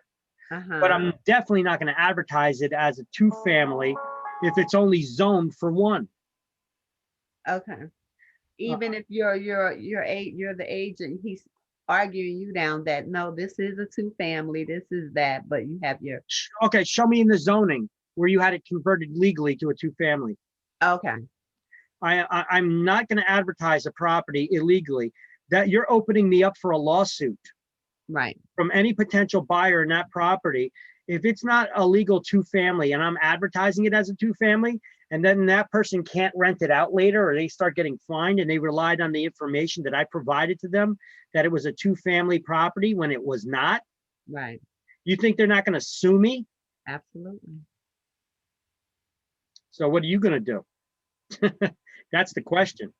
Mm-hmm. So we were, I went to this open house and it was weird the way they had the numbers because the house next to it, it was like the whole number 70. And then that open house was 72.5 or something like that. It was a half. Yeah. And it was like, it seems like it was a whole lot, but then it was converted. So when I asked the realtor, the salesperson, I said, I mean, is this a one lot, or how this is like so weird? And they didn't have any You know who answer. did that? You know who did that? Post office. Mm-hmm. Oh, Did you know that your address is not the property identifier? Because the post office, did you know that they could change your address on you? Mm-hmm. no. Guess Jesus. what? They can. I've had listings before where the post office. I had a listing once before in Elizabeth that the post office changed the address of the house. All the houses on the block, the addresses were shifted down a bit. Wow. Can you imagine changing? Yeah, I lived there for years and they changed my address. I'd be pissed, but there's nothing you can do about it. Right. Post office can change your address. So that half is actually through the post office. It wasn't a whole lot. It seems like it was a whole lot, like if we put the other house together. But it was just like, and then they built a 2-family home there. So it was like real weird, kind of. Well, that's the thing. Yeah. Sometimes if they build a house, they need to shift the addresses down too. Or they could put like a half address, a fractional address. Yes, it was 72 half. Yeah, and yeah, half. they do that. Or sometimes they could put A and B. They could put a letter after it. Mm-hmm. Mm. Wow. So basically, they're still changing your address. But you can still buy in that property, right? Oh yeah, the address has not. That just has to deal with your mail. Where's your mail coming from? No. That's what I was just about to say about the mail. Like that sounds like a screw up. Like, people mailing things to other people's houses. Well, it'll get shifted. The post office will make a change in their database. Mail going to certain names will get going to the right address. Like when you move, how you could set the forwarding email. You could forward your regular mail to a different address, or you could change of address, and you could have for so many months, you could have your mail, any mail that's addressed to you, even if it's coming to this address, it'll be forwarded to a different address based on who it's addressed to. Yep. So it's the same kind of thing. Yeah, that's just post office stuff. All right, the post office stuff can be they could change your address. That has nothing to do with the property's legal description. Legal descriptions of land are what are the let's do a little recap of something. How do we see, we have lot and block numbers too, but that's not a legal description of land. That's just a tax identifier, the lot and block number. Mm-hmm. Lot and block number, street address, those things are not legal descriptions of the property. What are the four actually we didn't get to it. It's chapter 19. There's 3 legal descriptions of land. That's it's either the map of a subdivision that's recorded in the county's records. We call it a plat map. We have meets and bounds, legal description of land, and the rectangular or government survey. These are actually the 3 legal forms of 3 legal descriptions of land, which we'll get to in chapter 19. All right. So basically, there's a lot of information we need to gather.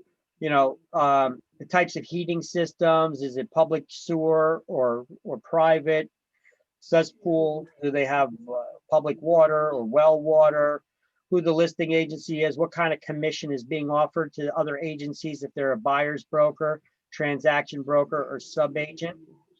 Subagent, that means anybody from within the listing agency brings the buyer, right? Are they allowing a sign on the property or not? Is there a lockbox? All that, So we put all this information down, and then the owner has to sign it. Broker signs it, dates it, and then we submit the information into the MLS along with the paperwork.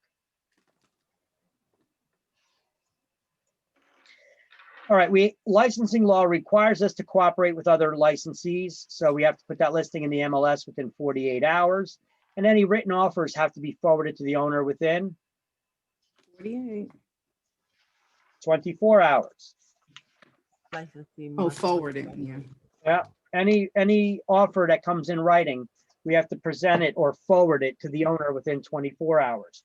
So on page 153,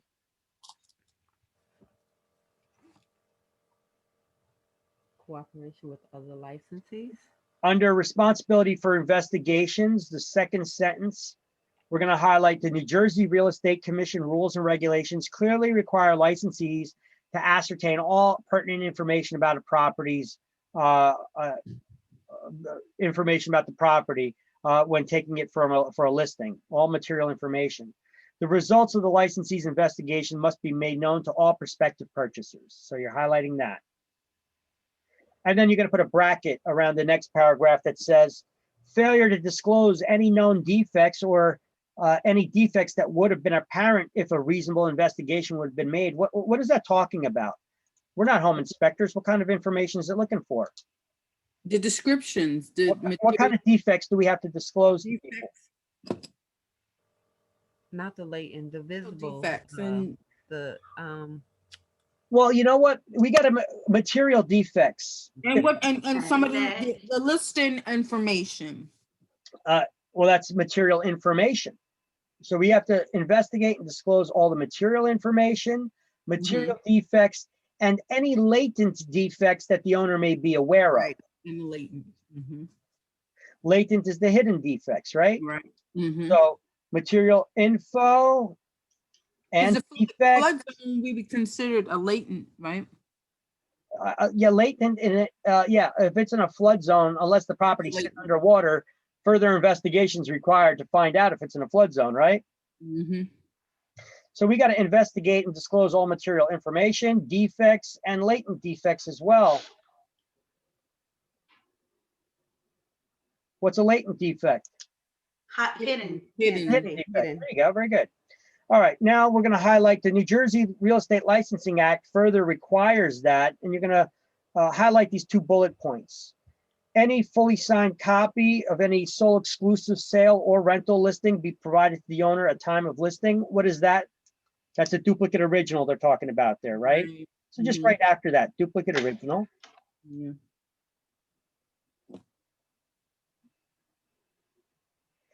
And the listing contain an exact date of termination. That's on exam. What's required for any listing to be valid? Has to have a termination date in the agreement. Sure, we know all the owners need to be listed, the commission amounts got to be listed, the price got to be listed, but we also have to have an expiration date listed in that agreement too. Expiration date. Listed. In New Jersey, all commissions are negotiable between the client and the broker, or you as the representative of the broker. All listing agreements must contain 1 to 4 family dwelling units must contain the notice that in New Jersey, commissions are negotiable. Are you reading from the book? No, he's So on. I'm showing you what's on the slide here right now. Oh, okay. But you know, if we go to the book, we're going to highlight the next paragraph under cooperation with other licensees, which was on the previous slide. That all listings have to be entered into the MLS within 48 hours. Unless the owner directs us not to, then we need to get the owner to sign a waiver of broker cooperation agreement. And all written offers have to be presented within 24 hours. That's all in that one first paragraph under cooperation with other licensees. So there's like 3 things on exam there, right? You got 3 exam questions there. Am I being obvious enough telling you what's on exam? No, good. Thanks. You know, we got to put the listings in the MLS unless the owner directs us not to. Okay, that's one question. Then what's the document we need to sign? The waiver of broker cooperation, that's another. Then listings need to be put in the MLS within 48 hours and written offers need to be presented within 24. It's actually 4 exam questions there. 4 exam questions in 1 paragraph.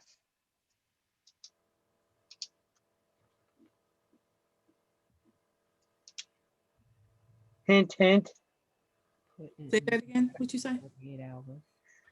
I said hint, hint. There's 4 exam questions in that 1 paragraph there under cooperation with licensees that you just highlighted. Oh, okay.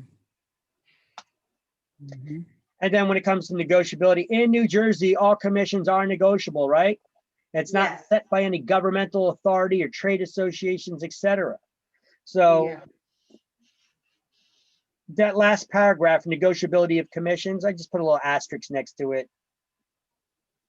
You know, if you're putting an offer in on a for sale by owner listing, can we make an offer on a property that's not listed, that's a for sale by owner? Yeah. You can. Sure. But because we never had a listing, we need to give them a certain disclosure that says that we don't engage in price fixing and that the commissions are not set by any governmental authority or trade association, etc. Right? What does it say here?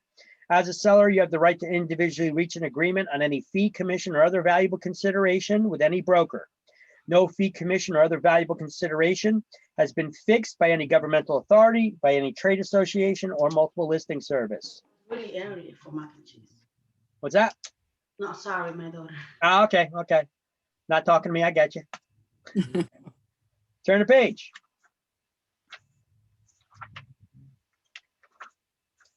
Okay, this is the seller's property condition disclosure report.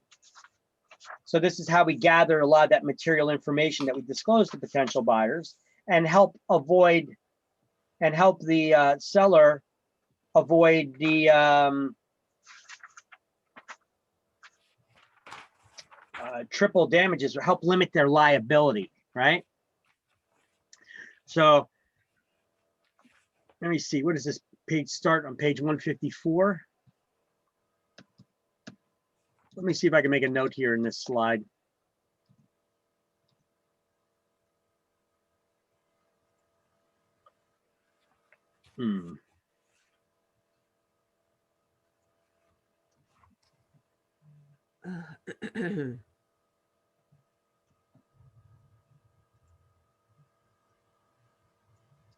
So seller property condition disclosure report.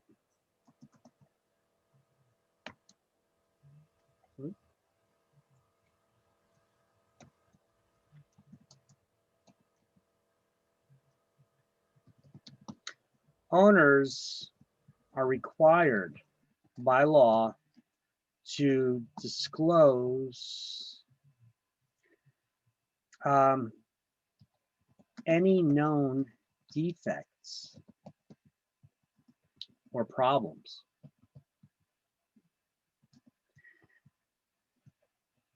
Licensees are required to investigate and disclose all material information about a property as well. A seller's liability will be limited to actual damages in case of a lawsuit if they were honest and disclosed information on a property condition disclosure report. If they are sued and never provided a disclosure statement, courts can hold them liable, hold the owner liable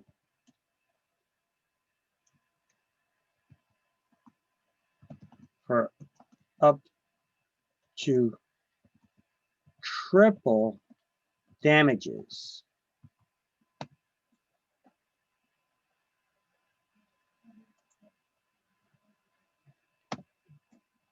Okay.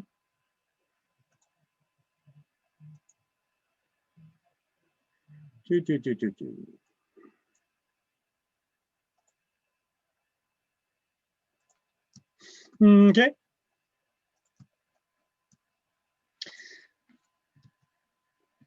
So there we go.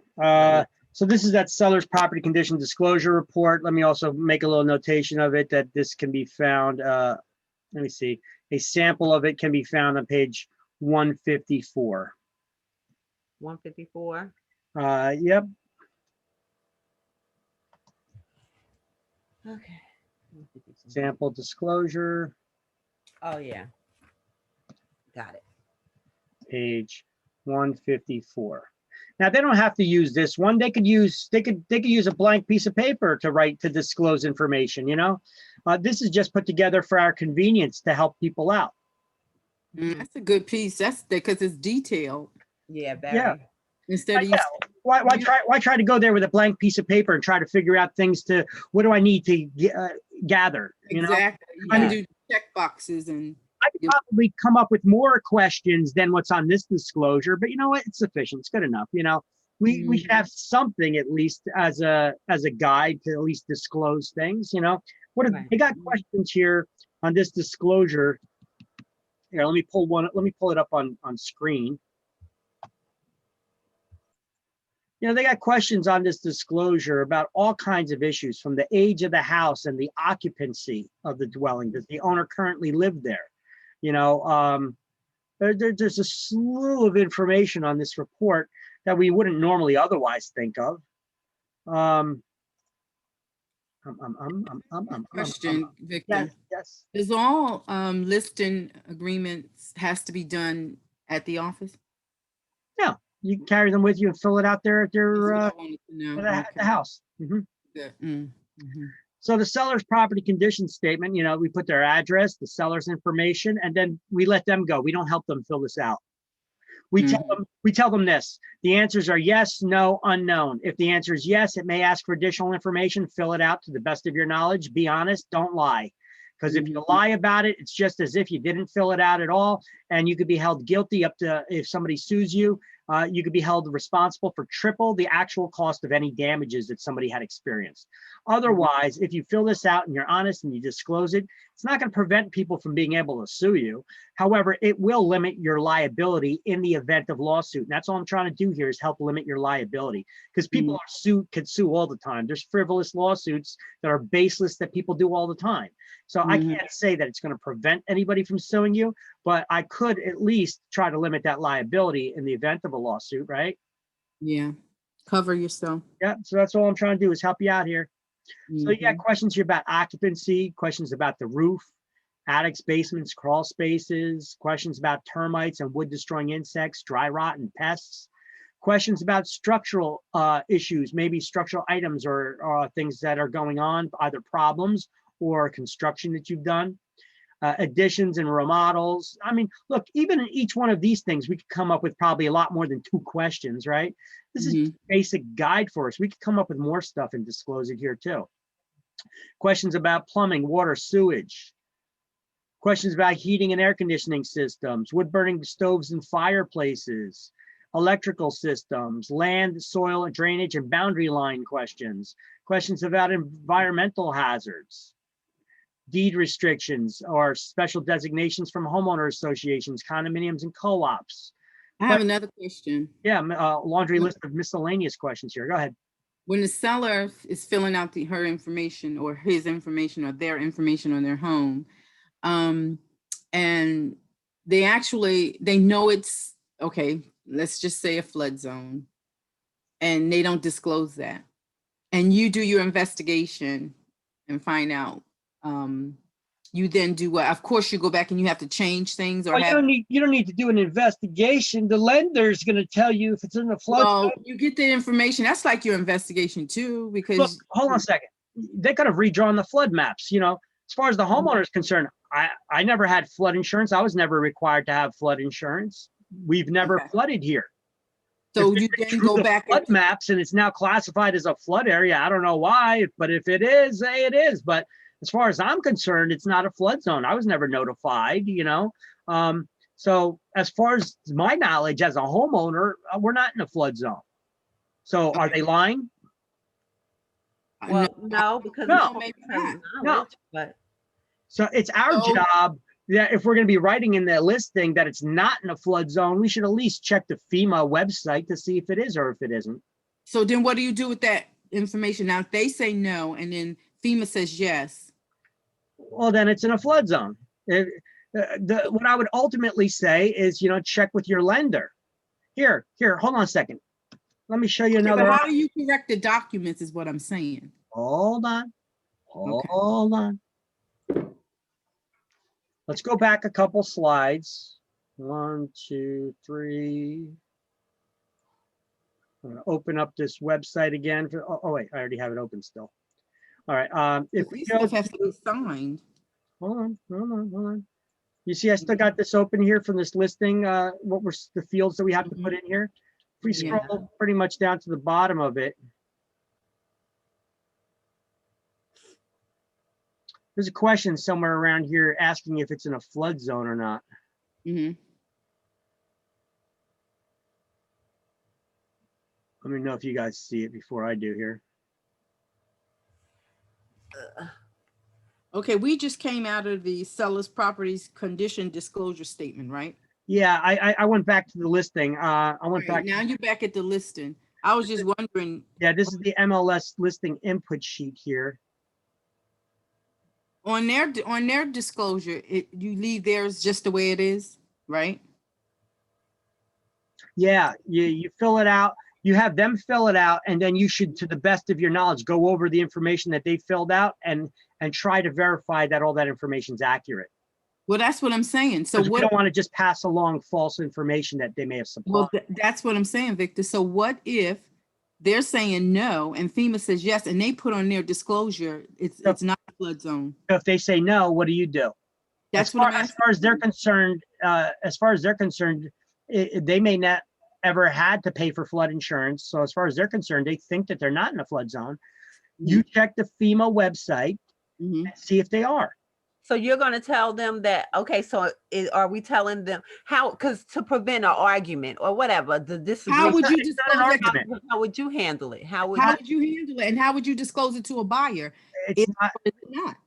It's not an argument. If the FEMA website says it's in a flood zone because the maps have been redrawn, listen, the homeowner's not an expert in this. right?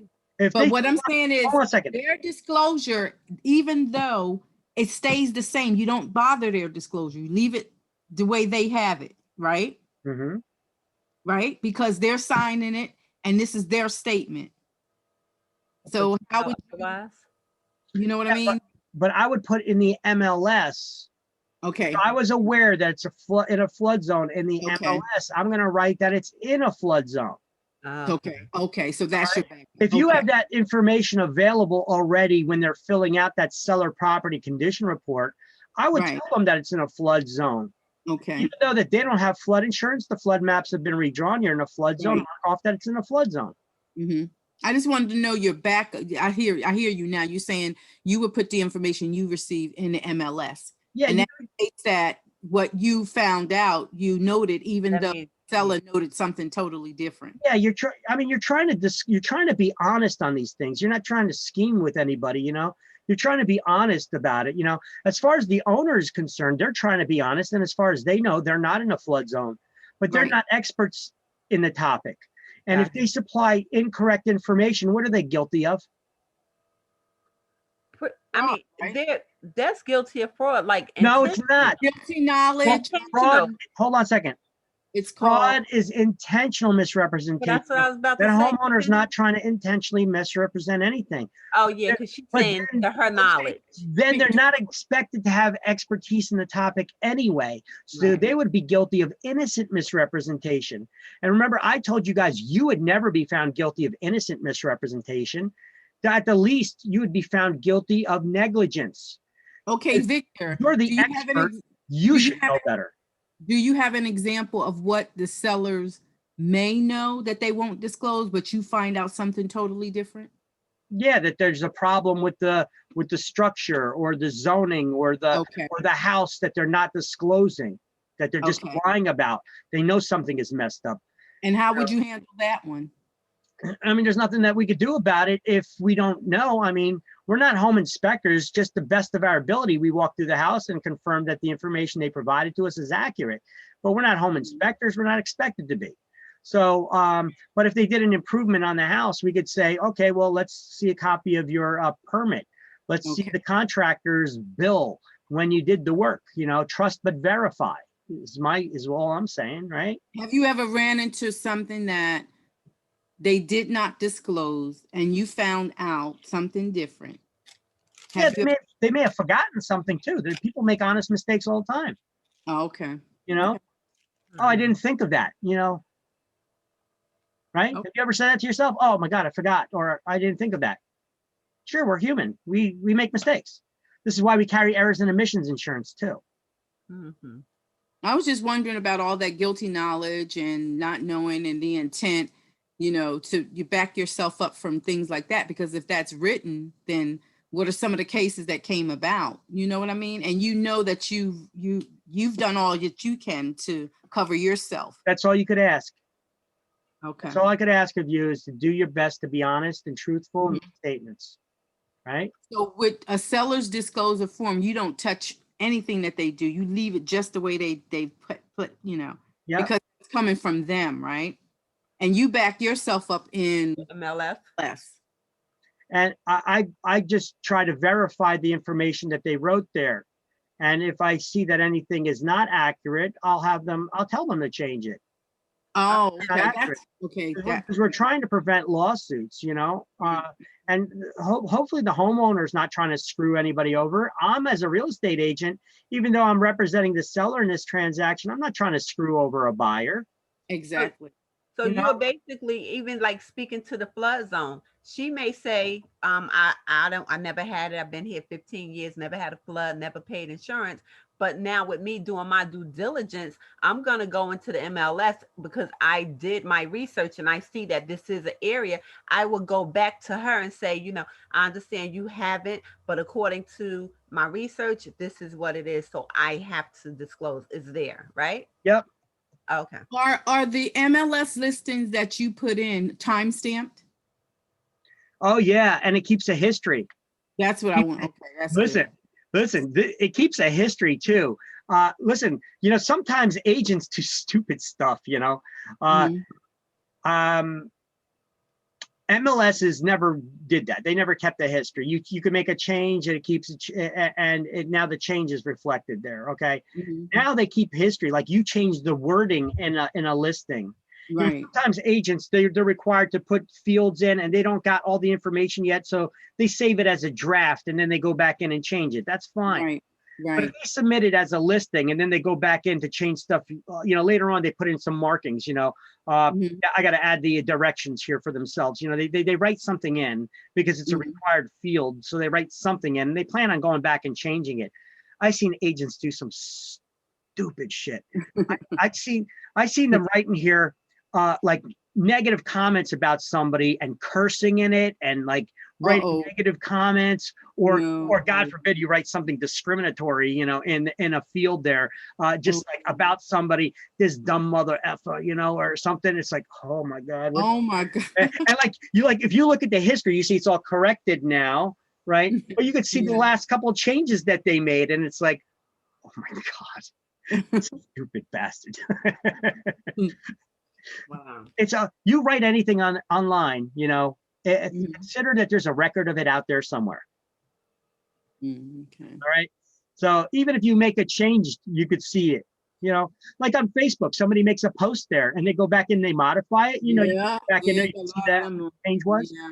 You know, same, same kind of thing in the. So Victor, let me go back to this what we were talking. I'm sorry. It's Yeah, I'm trying to find where it says for the flood thing. It looks like they changed the form around.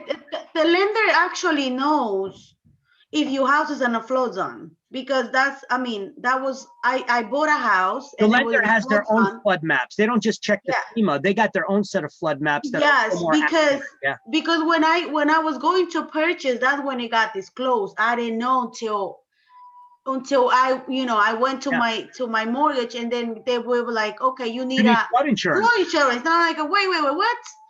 And that was like, what, we didn't know this.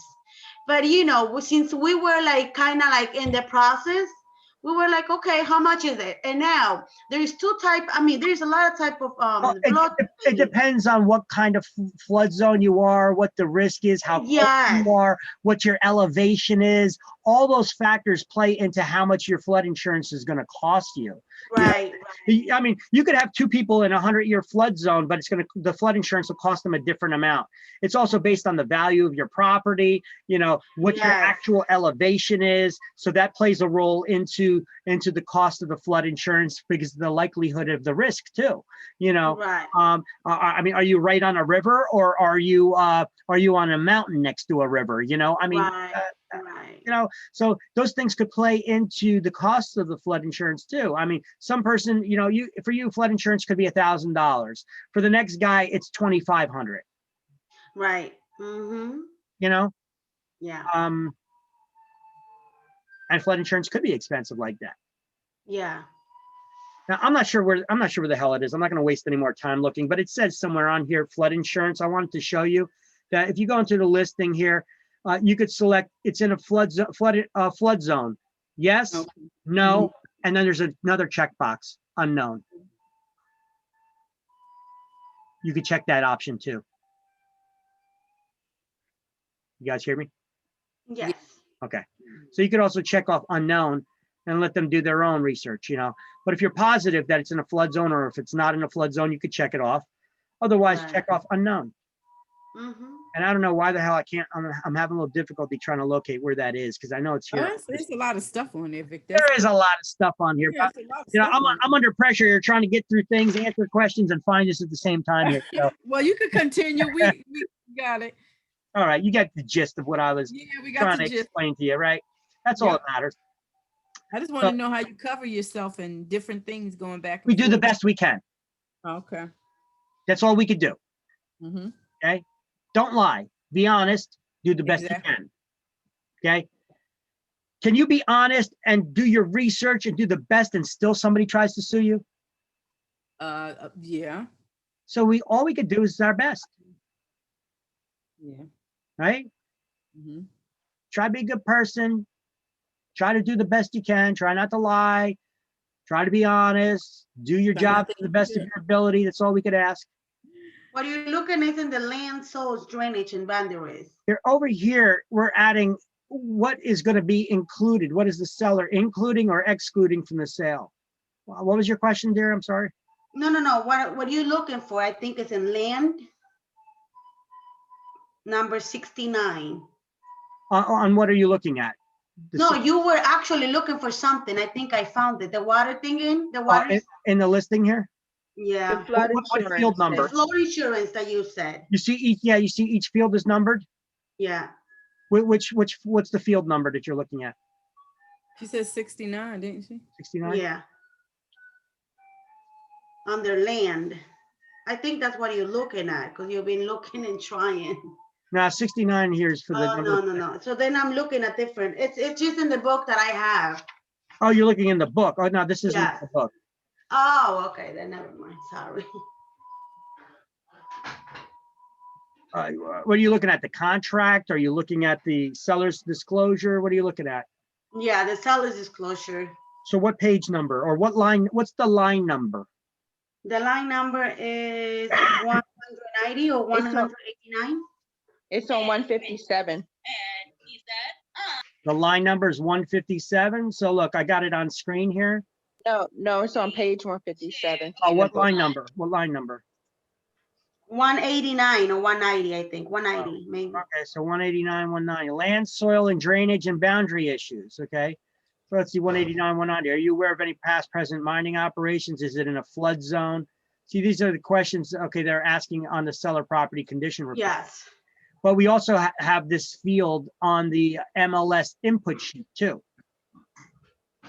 Okay, so on the MLS property input sheet that we have to submit to the MLS with the listing, when we're sharing this information with the public, that's another place where we fill that out. But yeah, so this is on the seller condition report too.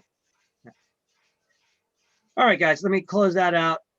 And let me close out this listing input sheet and go back to the slideshow. Let's get through this. Cooperation with other licensees, we already did that. Negotiability of commission, we did that. Listing requirements, okay. So the seller property condition disclosure report, this is what we're talking about here. We could skip over that. And on page 163 now. Attorney General's memorandum regarding the New Jersey law against discrimination.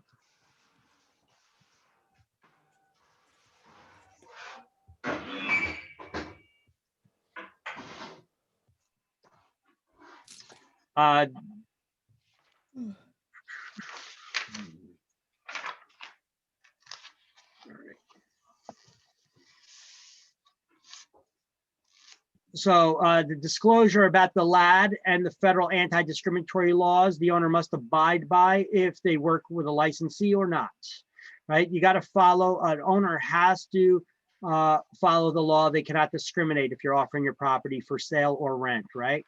We need to furnish a copy of that Attorney General's memorandum about the New Jersey laws against discrimination to the owner at time of listing. And we must refuse to take listings from any owner who indicates an intent to violate the LAD. So we're going to highlight the New Jersey Law Real Estate Commission under the Attorney General's memorandum. The second sentence, we're going to highlight. The second and third sentence under Attorney General's memorandum, we're going to highlight.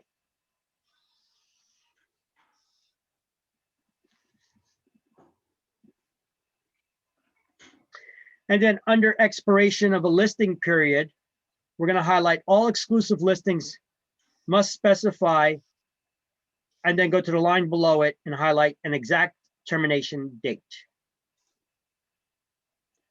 So expiration date of a listing must be in listing agreements for it to be valid.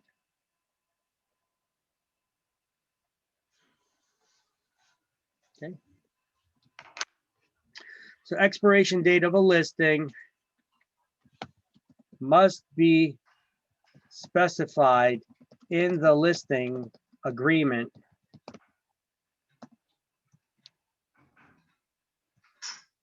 for it to be valid.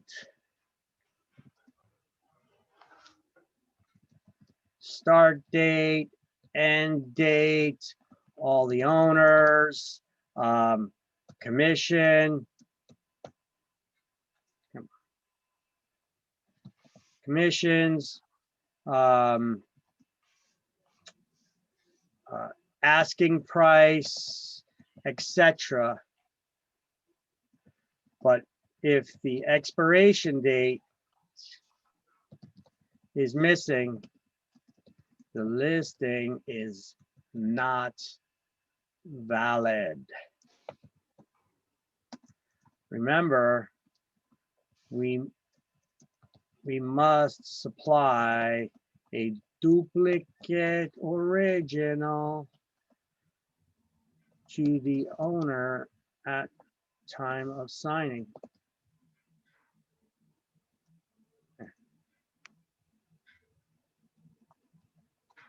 There we go. Just leave it at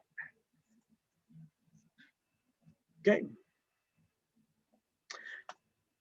Okay, pricing the property. How do we help people price a property? We do. I'm sorry, can you go back to that so I can get a picture, because you clicked really fast. There you go.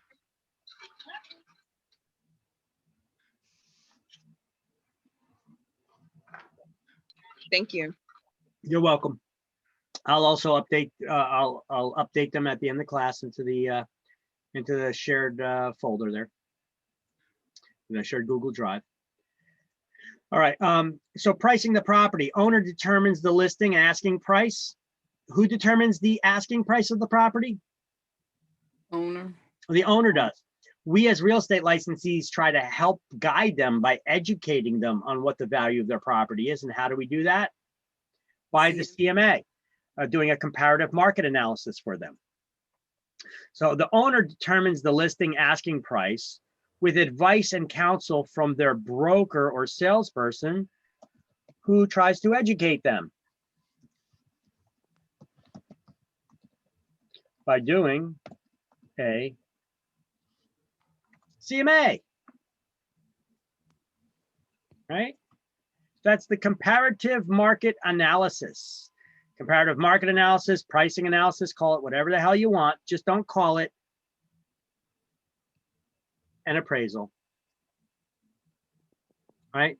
Never call it an appraisal. Never to be called an appraisal. Why? Because we're not appraisers. So we can't do appraisals. And I tell you guys, there's a class you should take, the CMA workshop, or at least the quarterly market workshops from Ottawa Group. These are these groups of appraisers that could teach us how to value properties. Hopefully your brokers will teach you, but if not, maybe you could take a CMA workshop from them. It's very educational for us.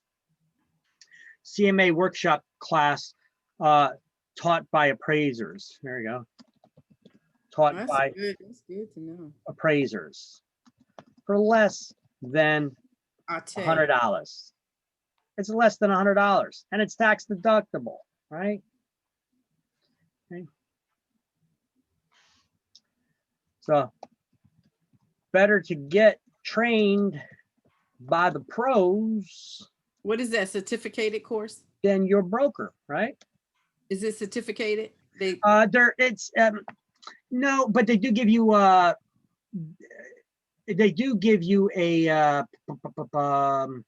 CE credits for it. Ah, okay. So it's not a designation course where you could get some letters behind your name or anything like that. As a matter of fact, I try to take it. I try to take it as often as I can.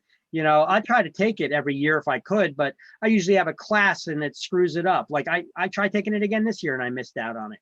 And this year it was taught online and I missed it, you know, because I was teaching. So how long is that course, Victor?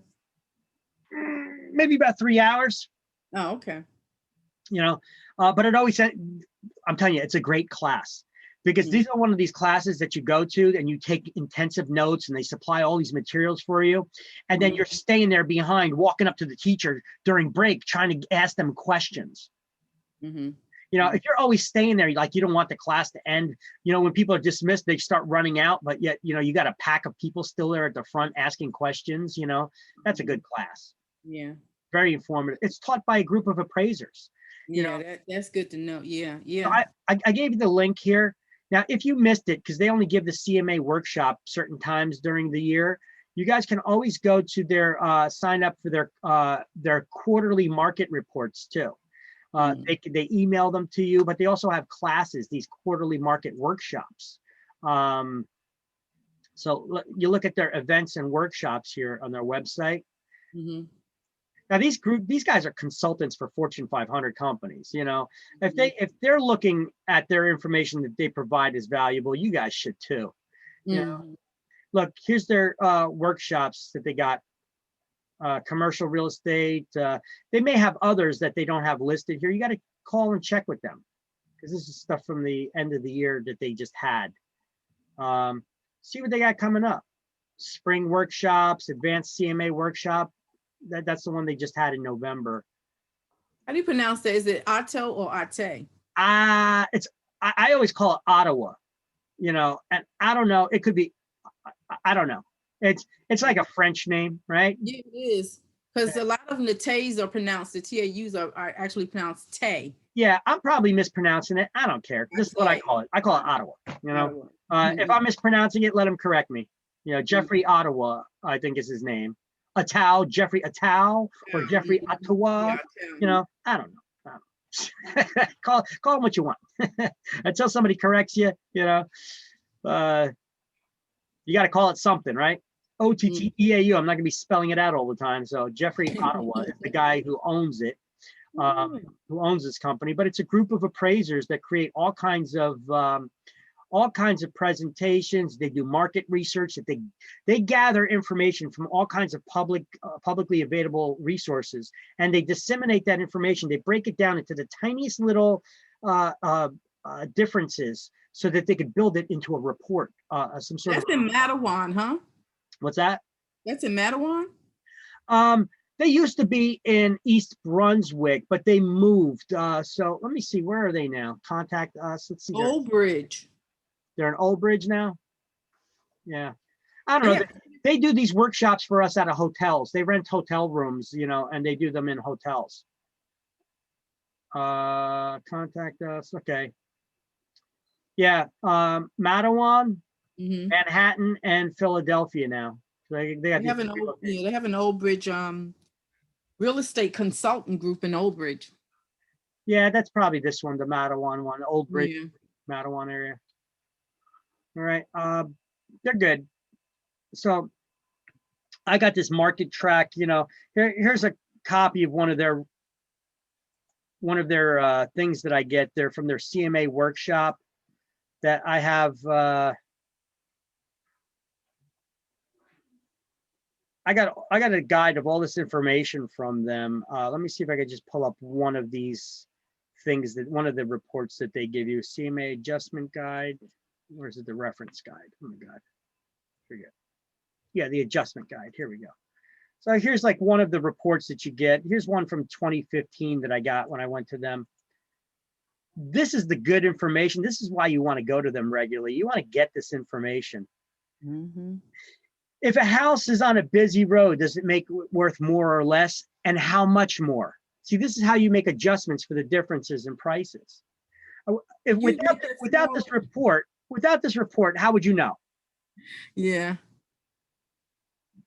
Unless you have experience, you would have to gather all the information and try to figure it out yourself, or you do a guesstimate, which is what a lot of agents do. And that's not the most accurate way to do things. That's why they start scratching their head and wondering, how come the appraisers always got a different value than my value? Well, because you didn't do a good job valuing it. That's why. The appraisers, they use more accurate information, like the sale of every home in the state of New Jersey in the last year, to figure out this. Yeah, they get paid some good bucks too. So basically they have the database, they take the sale from public records, from MLSs, from everywhere.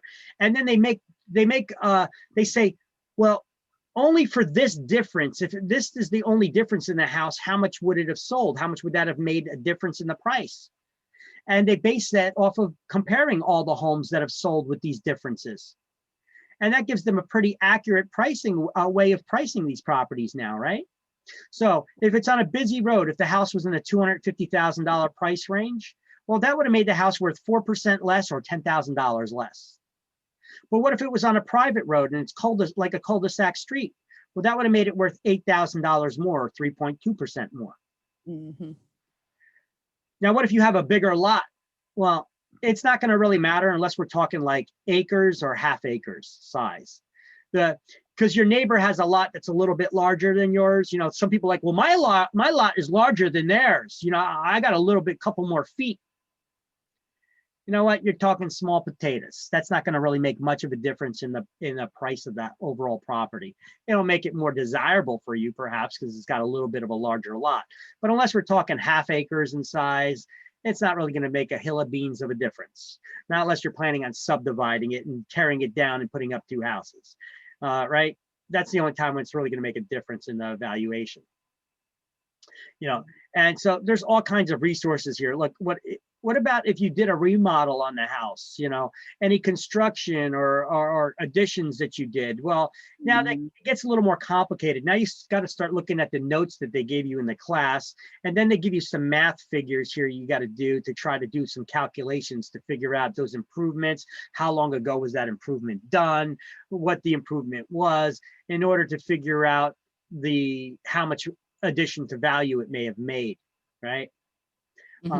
The differences in a house that has a basement or doesn't have a basement, whether it's full basement, partial finished, full finished, walkout, you know, Is it multi-zone heating and cooling or single zone? You know, is it a single? Does it have a garage or no? Is it built in or detached? Is it multi-car garage or single car garage? Is it tandem, meaning one after the other, or side by side? You know, so you can make adjustments for all these differences, and they break it down, and they're giving you like exact percentages. So how do they come up with these exact percentages? Well, they do it through comparing the differences from every property that's sold in the last year. You notice they don't have number of bedrooms listed here for as a comparison, because they go by appraisers. Even though they list numbers of bedrooms on an appraisal report, they ultimately go by square footage. Yeah. Yeah. Because look, I've seen people that I was selling a house, and there was another house for sale next door that was exactly the same, except the house next door, they had 2 more bedrooms than this house. And I'm like, it's the same house. How do they have? So I actually went next door, and I went through and I looked at the house. They didn't have a living room. They cut the living room in half and made 2 more bedrooms out of it. Oh, wow. So that house doesn't have any more square footage, but it has 2 more bedrooms. Is that house worth any more than the house next door now because it has 2 more bedrooms? No, they don't have a living room. Yeah, wow. You know? So some of the crap that people try pulling, oh, I finished the basement, I got a bedroom in the basement. Well, that's okay. You can't consider a basement living area. Yeah. And then people are like, yeah, but I got a basement and I got a finished basement. So I got a bedroom in there. Well, which one is it? If you manage to convince an appraiser to count a basement as living area, well, it's either going to be counted as you having additional living area down there and no basement, or you got a basement without that additional living area. Which one do you want to, how do you want it counted? Because you can't have it both ways, right? See, the crap that homeowners try pulling to get more value out of their home, you know? How about this? Some things that they tell you, some things we go over. Can you count a room as a bedroom if there's no closet in it? No.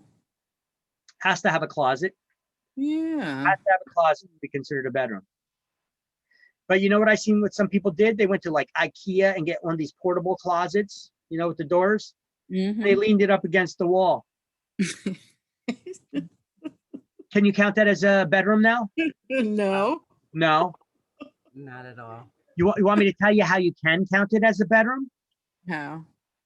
Take that IKEA closet and screw it into the wall.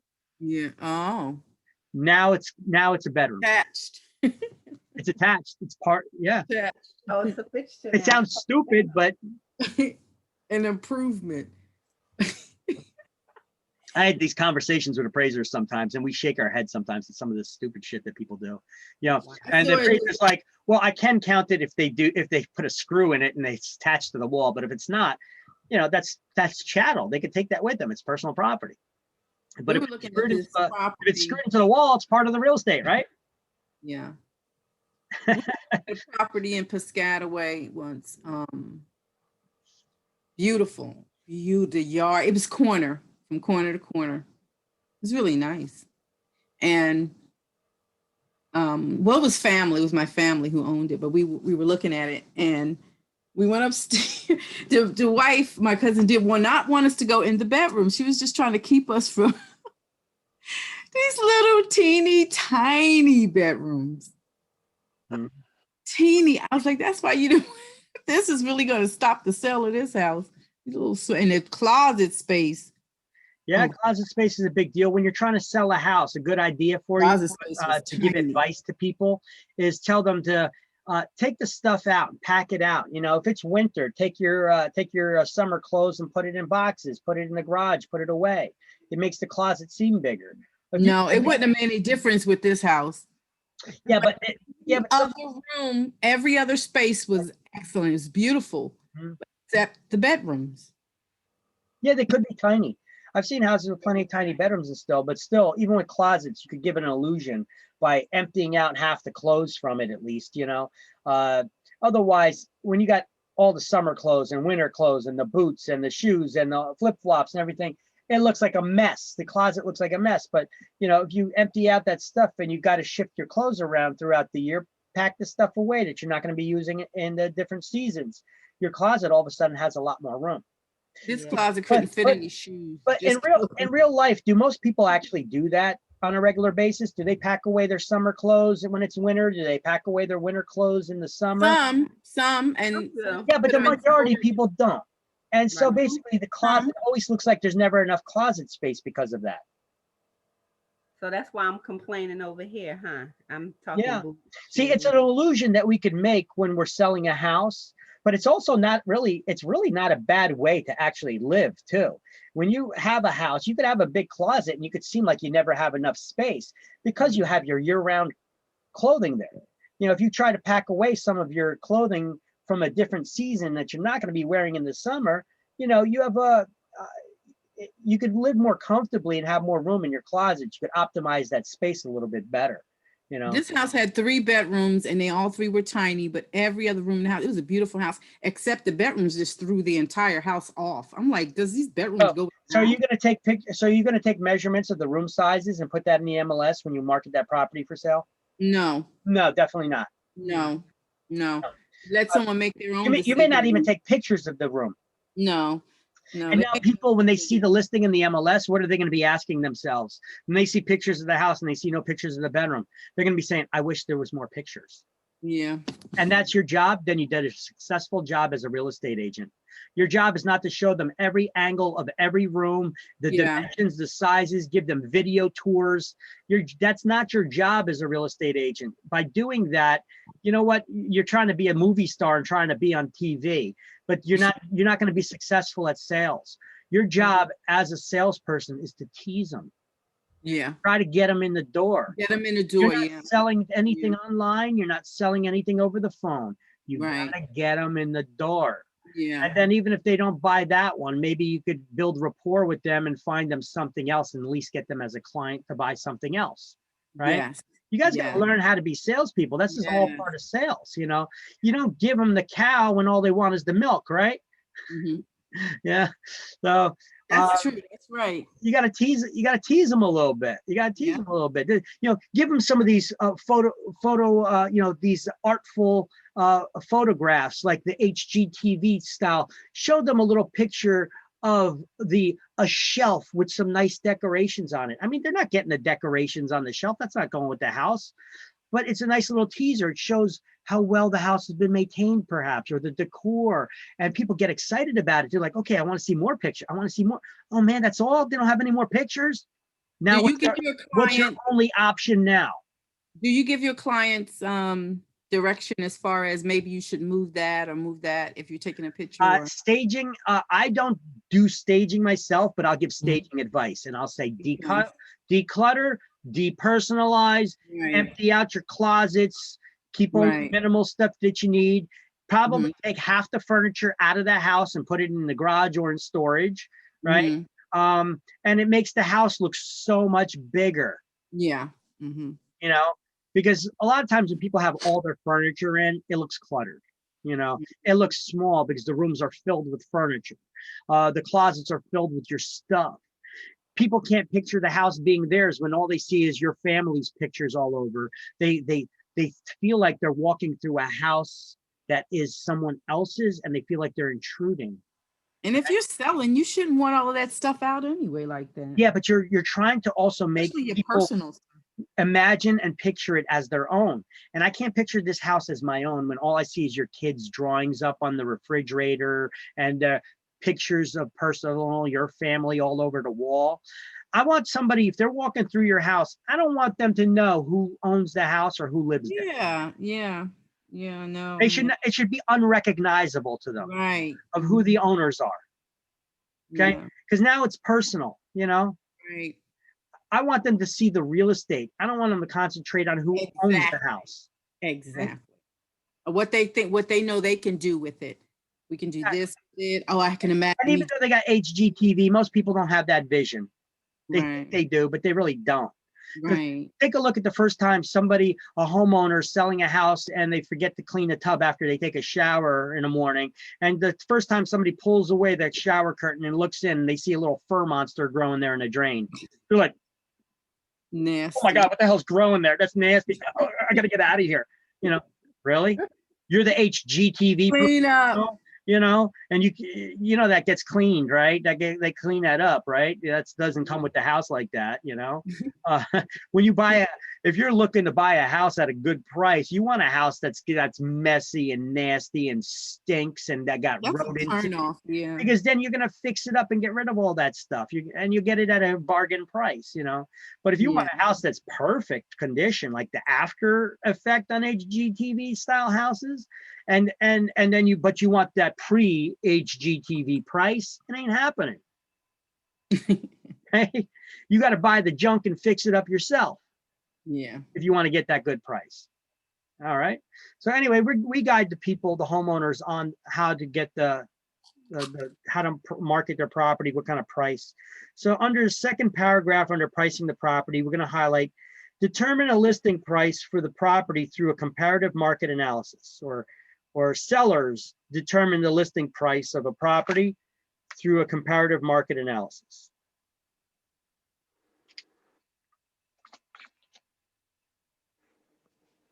Now they talk about the things that we put in a. Come again, please. On the second paragraph under pricing the property, we're going to highlight that sellers determine the listing price for the property through a comparative market analysis.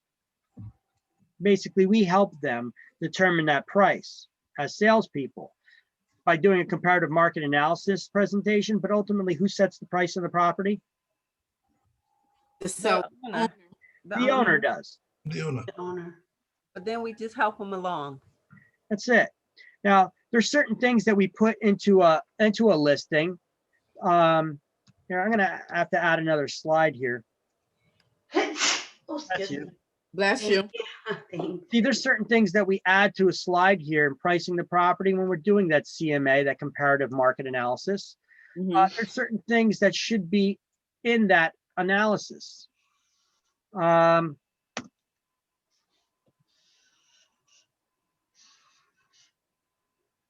Footage.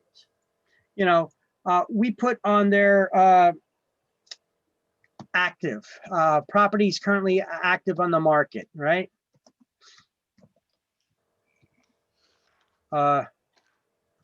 Active listings, basically.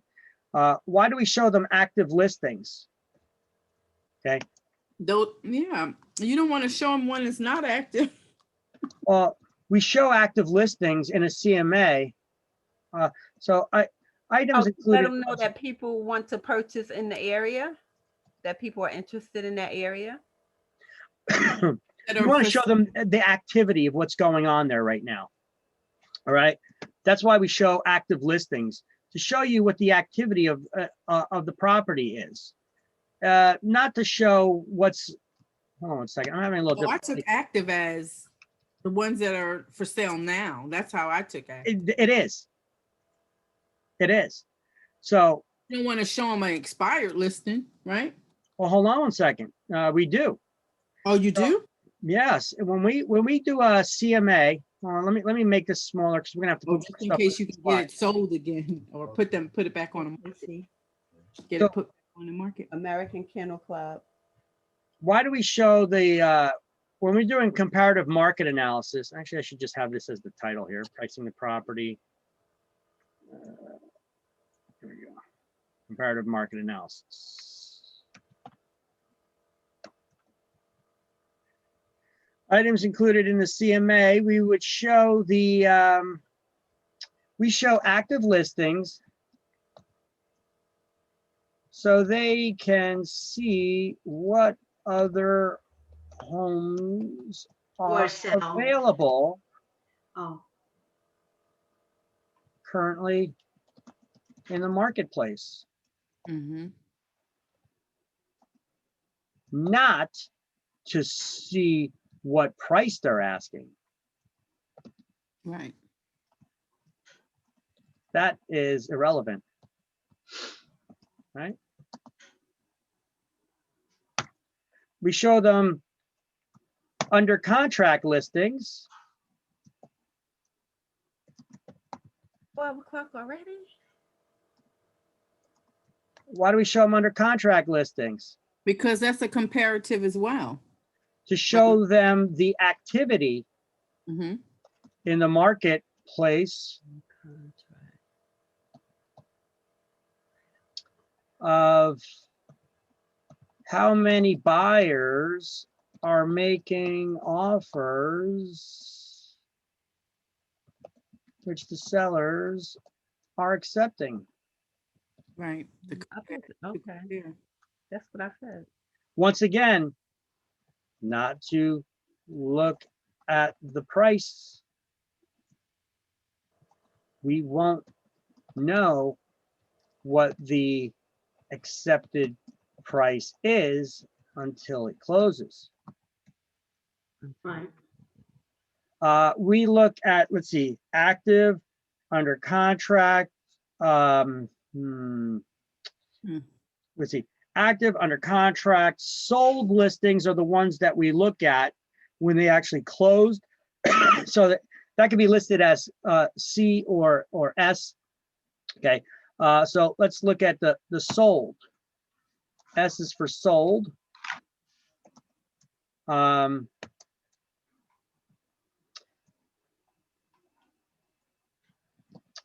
So these are shown. These are shown so we can set the price based on similar properties that have recently sold. Now it's clearer. Mm-hmm. Comparable to the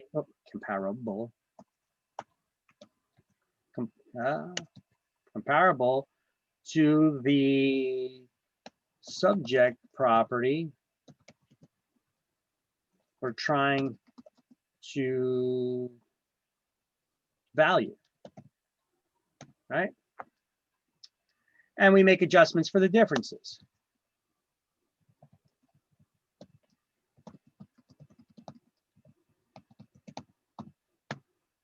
Okay.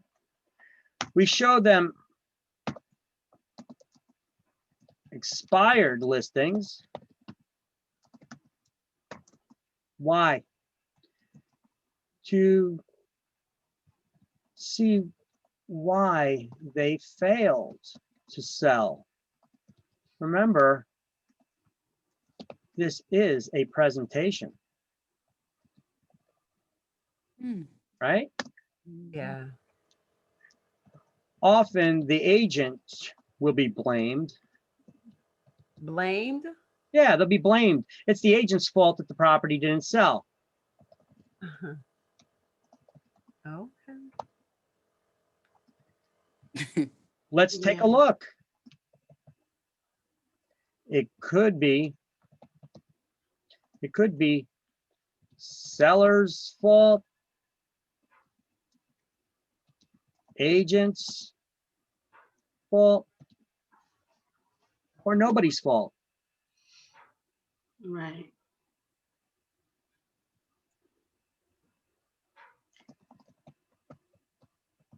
So who decide to cut on the price? Also the owner?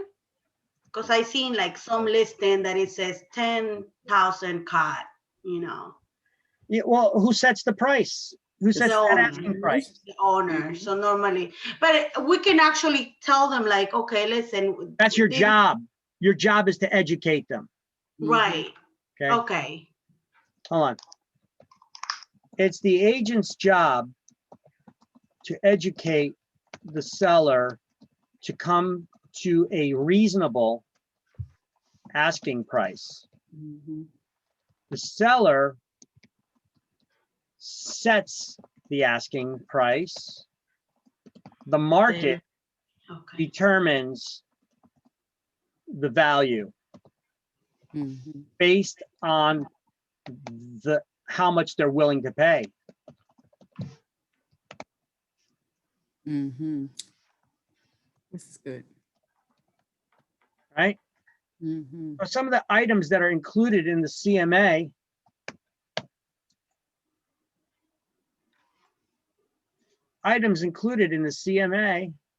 would be the active listings, under contract, sold, expired listings. Look, let's take a look at the pictures. Let's take a look at how much they offered commission, all right?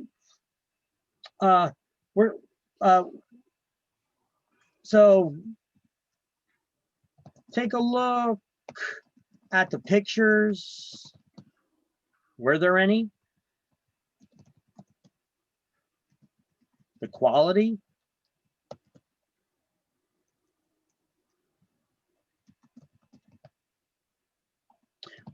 Was there much puffing Right. in the ads, right? How much commission or cooperation, I'm going to say, was being offered? How was the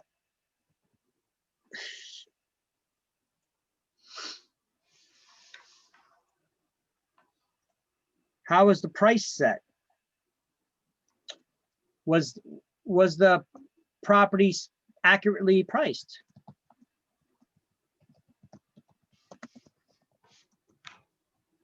I mean, we could try to educate the seller, but it's up to them to ultimately set the asking price. Did they overprice it? Did they overvalue it? On Are their they asking willing price? to Did they ask too much? negotiate? Right? Sometimes they're not even real unwilling to negotiate, you know? Right. We have DOM, which is active days on, I'm sorry, days on market. Market. Yeah. Days on market. We have ADM, which is active or advertised, I'm sorry. Advertised days on market. It's a difference because we could have a listing that had a delayed showing, so it wasn't actually advertised for a period, you know. So these are a lot of things that we look. How long was the listing? You know, so days on market, you know. How long did the seller give us a listing for? Right? Here, we could even continue this slide a little bit. How do we set the listing period, right? How long should we take a listing for?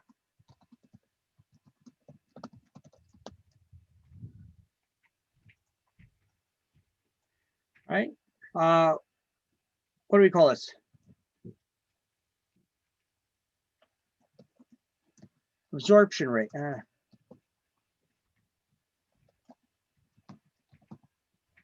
Absorption rates is how long we should take the listing for. I thought I had a slide. I may have a slide made up somewhere else, but I'm going to see. This is basically what we do.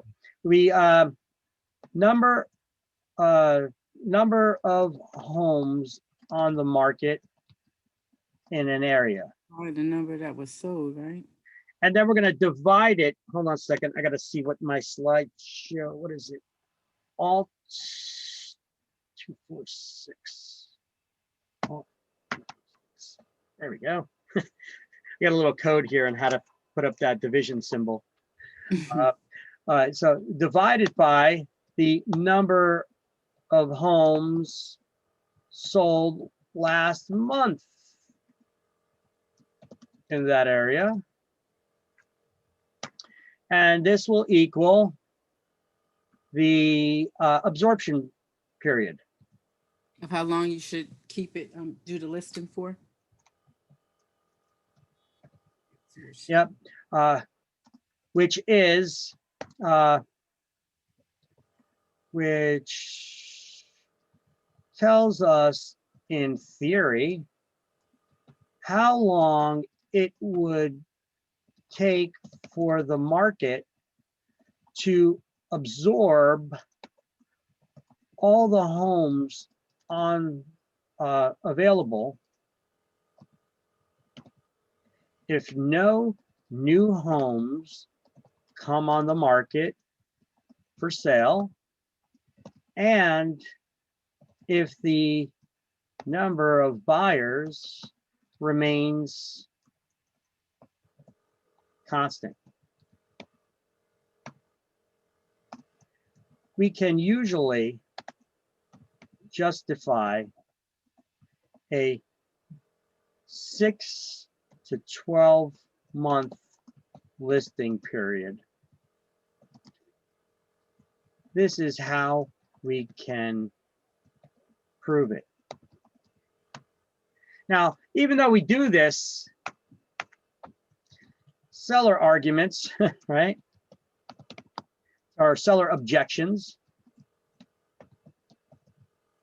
to overcome. Maybe some things like, my home is nicer, right? Right? These are kinds of objections we would need to deal with, right, from sellers. Well, my home is nicer. Well, how much are you asking? My home is nicer, so it should sell quicker, right? Nicer, so it should sell quicker. If that's the case, agent should ask. If that's the case, the agent should ask, or agent replies. Let's see.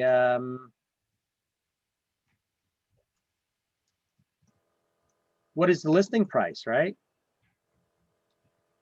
Or agent can bring up the listing price. Listing price. Correct?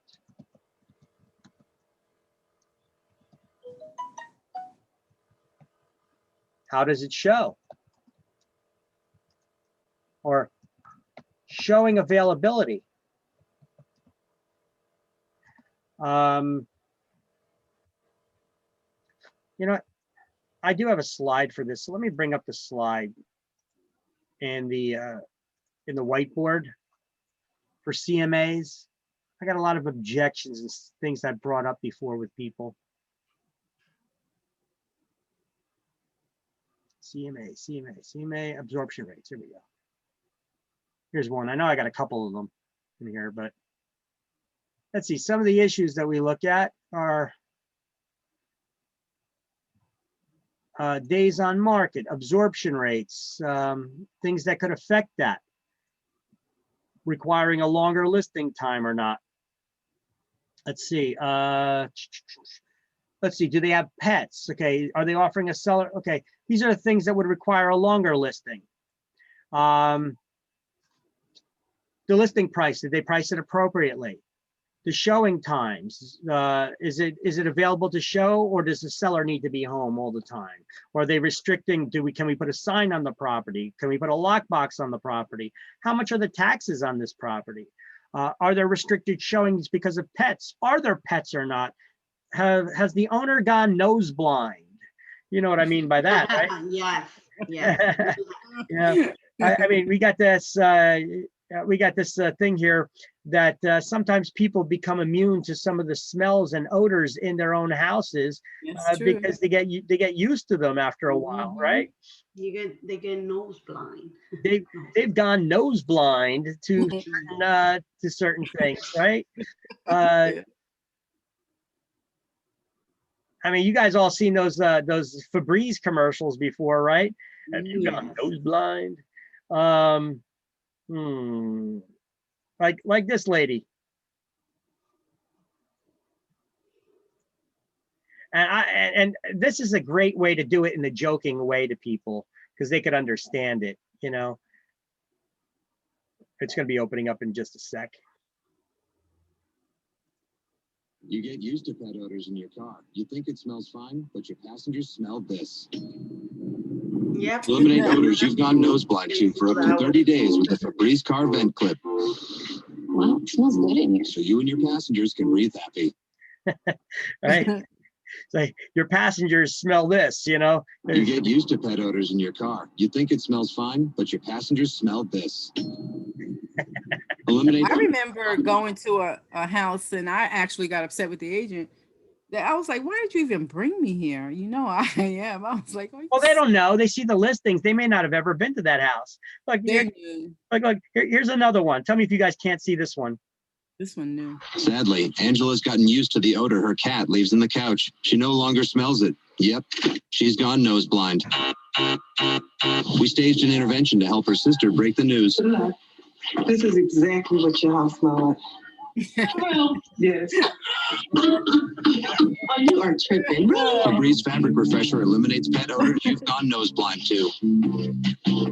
Smells good. One of the many ways Febreze helps you. Right? I mean, it's true though. I mean, but it's a way of explaining it in a funny way to people, right? I mean, Yeah. Yeah. You get used to rooms smelling of sweaty odors. Yep, you've gone nose blind. You think it smells fine, but others smell this. Use new Febreze fabric refresher for your hard-to-wash. Well, boys. Its odor clear technology cleans away sweaty odors. A lot of them go nose blind. you know, I mean, it is true. Look, I mean, I sold, you know, listen, we're going to deal sometimes with people that got messy houses too, hoarders and such, you know.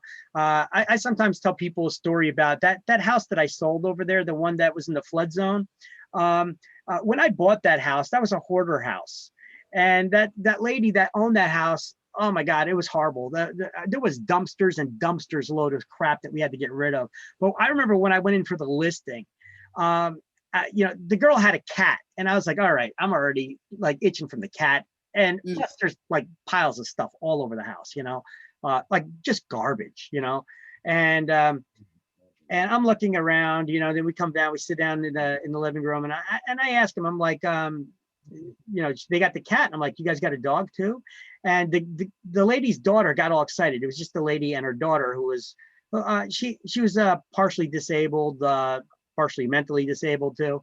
And she was like, she got all excited. She's like, oh yeah, we got this dog and this is his name. Blah, blah, blah, blah. And then the mother's like, okay, calm down, calm down, calm down. You're like, yeah, they had this we used to have this kind of a dog, but he died 5 years ago. And now I'm like, kind of like saying, should I say something now? Because she just dated something for me. The reason why I was asking is because there was a pile of dog shit sitting on the floor over there. Oh no. And now I know how long it's been sitting there. Oh my God. Oh no. 5 years. No. So what did you say? What did you say? I told her, I'm like, listen, you know, you know that the house is cluttered a bit, right? You know, like this, I'm not telling you something you don't know. I could help you try to get some help in here to help clean out the house, you know, because that's going to be an undertaking. When you sell this house, it's expected to be in broom swept clean condition, you know, and you got a lot of stuff. It's cluttered. You're going to have to go through the things that you want to keep and things you want to throw away. I could get you a company that'll come in here, kind of like a junk company, to help you throw stuff out. But for things that are of value that you no longer need because you're downsizing, I could hook you up with the company. It's kind of like they'll take things on consignment and put them up for sale for you, you know, so they'll hold them in storage while they try to sell them. And then basically they split profits with you, you know. So you could do this, but you're going to have to do some kind of cleanup because you know that you're not going to get the best price for your home as long as it's in this condition, you know. There's clutter all over, you know, and we need to talk about it. I need to be real with you because you're hiring me as the expert to help you sell your home. So I'm not trying to embarrass you or nothing, but I'm just speaking the obvious, right? Plus, you know, you may have gone nose blind to some odors, you know, because when you live around certain things, you don't smell them after a while. Like for instance, your cat, you know, I'm allergic to cats, you know, so I'm already starting to itch, but some people, they could smell the cat and they're like, no, I don't want to go in the house. you know. Mhm. But you know, you got a couple things going on. You know, you're in a flood zone. You got a little bit of water penetration coming in your basement. You had some water standing in there. So you're not going to be fixing that issue, but we can at least try to clean it up and dry it out a little bit. You know, we don't want water standing puddles, you know, when people are buying the house, you know. We want to clean up some of the excess stuff. So I mean, I was showing this house and there was still garbage all over. There was still dumpsters of stuff that needed to be taken out. They weren't able to do that. And when some of the people came through the house and, you know, we're going through the house, we go down to the basement and they're like, oh, this place is effing disgusting. How can somebody try to sell a house like this? Blah, blah. And then they walk back up past the owner when they're leaving. They're like, okay, thank you. Bye. You know, and it's just like, I knew that they could hear them from the basement as we're talking, you know, and I'm just like, oh, geez, so embarrassing, you know. And so the owner's like, oh, Vic, please, please, please, please, can we talk? Can we talk? I'm like, okay, well, let me just walk them outside first. I'm going to talk to them for a few and I'll be right back. No, don't go nowhere. I'm like, I'm not going anywhere. I'm going to talk to them outside and then I'm going to come right back and then I'll talk to you. Okay. Just hang tight a minute. So I go out, I come back in and she's like, I can't do this anyway. This is embarrassing. I can't do this. I can't do this. I'm like, well, I mean, I told you that if you're going to sell your house, you're going to have to show it to a lot of people to get the right person in here who's got the vision and they're going to be able to buy it. Not everybody's got that vision, you know, to buy the house, that HGTV vision, you know. And she's like, well, you mentioned to me that you may be interested in purchasing it. I'll sell it to you. I'm like, whoa. I was like, you're not going to get what you want for this house through me. I'm telling you that you could get the most money possible, the amount that I quoted you, you could get it. But it's going to take a lot of showings. You're going to need to find the right person who's willing to buy this house, to fix it up and live in it themselves. That's how you're going to get the most money. And it's going to take a lot of showings. You're going to have to go through a lot of this. And like I said, you could do it quicker if you help clean up some of this stuff even quicker, you know? And she's like, I can't do it. How much are you willing to pay me? And I was like, so for this house, it's in a flood zone. It's a small house. It's an odd shape, weird layout. And it needs a lot of work. I told the lady she could probably get about 190,000 for it in its current condition. So I told her, I was like, I wouldn't give you a penny over 150 for it. She said, I'll take it. And how much? Oh, wow. How much was she asking initially? Well, she didn't know. I came in there and helped her. I did this PMA and everything. Okay. And I was like, the condition of this house, this house had the tiniest bathroom you've ever seen in your life. They had this tub, you know, those old world cast iron tubs, those big and beautiful, but they're standalone tubs, right? I like those. Yeah, well, I like them. Picture one of those a quarter of the size. Oh, I've never seen something like this before in my life. That's not a tub. They actually had one of those. It was actually a tub in the bathroom, and it was set at an angle in the bathroom. Otherwise, you wouldn't be able to open the door all the way. I mean, this bathroom was kind of set up like a closet. There was a tiny sink behind the door. This tub was set at an angle, and the toilet, and there was only one bathroom in the house. That was the bathroom. You know. Oh, no. Now, right next door to the bathroom was a big closet. So I mean, I'm like, when I bought I did buy the house, and when I bought the house, I tore down that closet. I made the bathroom bigger, and now it was actually a huge bathroom. Yeah. But before it was this tiny cramped thing. Like you had to like sit on the toilet before you could close the bathroom door. Ew. It was a very tiny bathroom, you know. The house was a weird layout, so I put heat in the attic on the second floor, so then I added an extra room up there that was heated. I waterproofed the basement. I replaced every window in the house. This house had 32 windows in it. What? Yeah. Oh, wow. It was a narrow house that was really long, you know, and it had these giant windows. Okay, it had a second floor and attic, so I replaced the window in the top, the bottom. Wait, no, that wasn't the house. That's the layout of the house. This house didn't have 32 windows, but it had a lot of windows in it. It had, I forget, it had a lot of windows because it had the ones in the attic, it had the ones in the front, it had the back. It had the basement windows along the sides and in the back. It had a lot of windows, and they were all oddball shaped sizes that needed to be custom made. So the roof needed to be redone. I had to tear down the shed. I had to redo the roof on the garage. You did all of that? I had to, mind you, I had to take a couple of 20-yard dumpsters to empty that house out still after she moved her crap out. You know. How much you sell it for? I ended up selling it for $340. Nice. But I lived in the house. I lived in the house for a couple of years. Mhm. Nice. So the good thing is I didn't have to pay any taxes on it, on the income. You didn't have Nice. Ah, You live in a house for at least 2 years, you don't got to pay any property yeah, tax. for at least 2 years. Yeah, I wow. remember that. Good. Yeah. Wait, So, what was that? What was that called again? well, that's the capital gains exclusion for the primary residence, Mhm. Yes. right?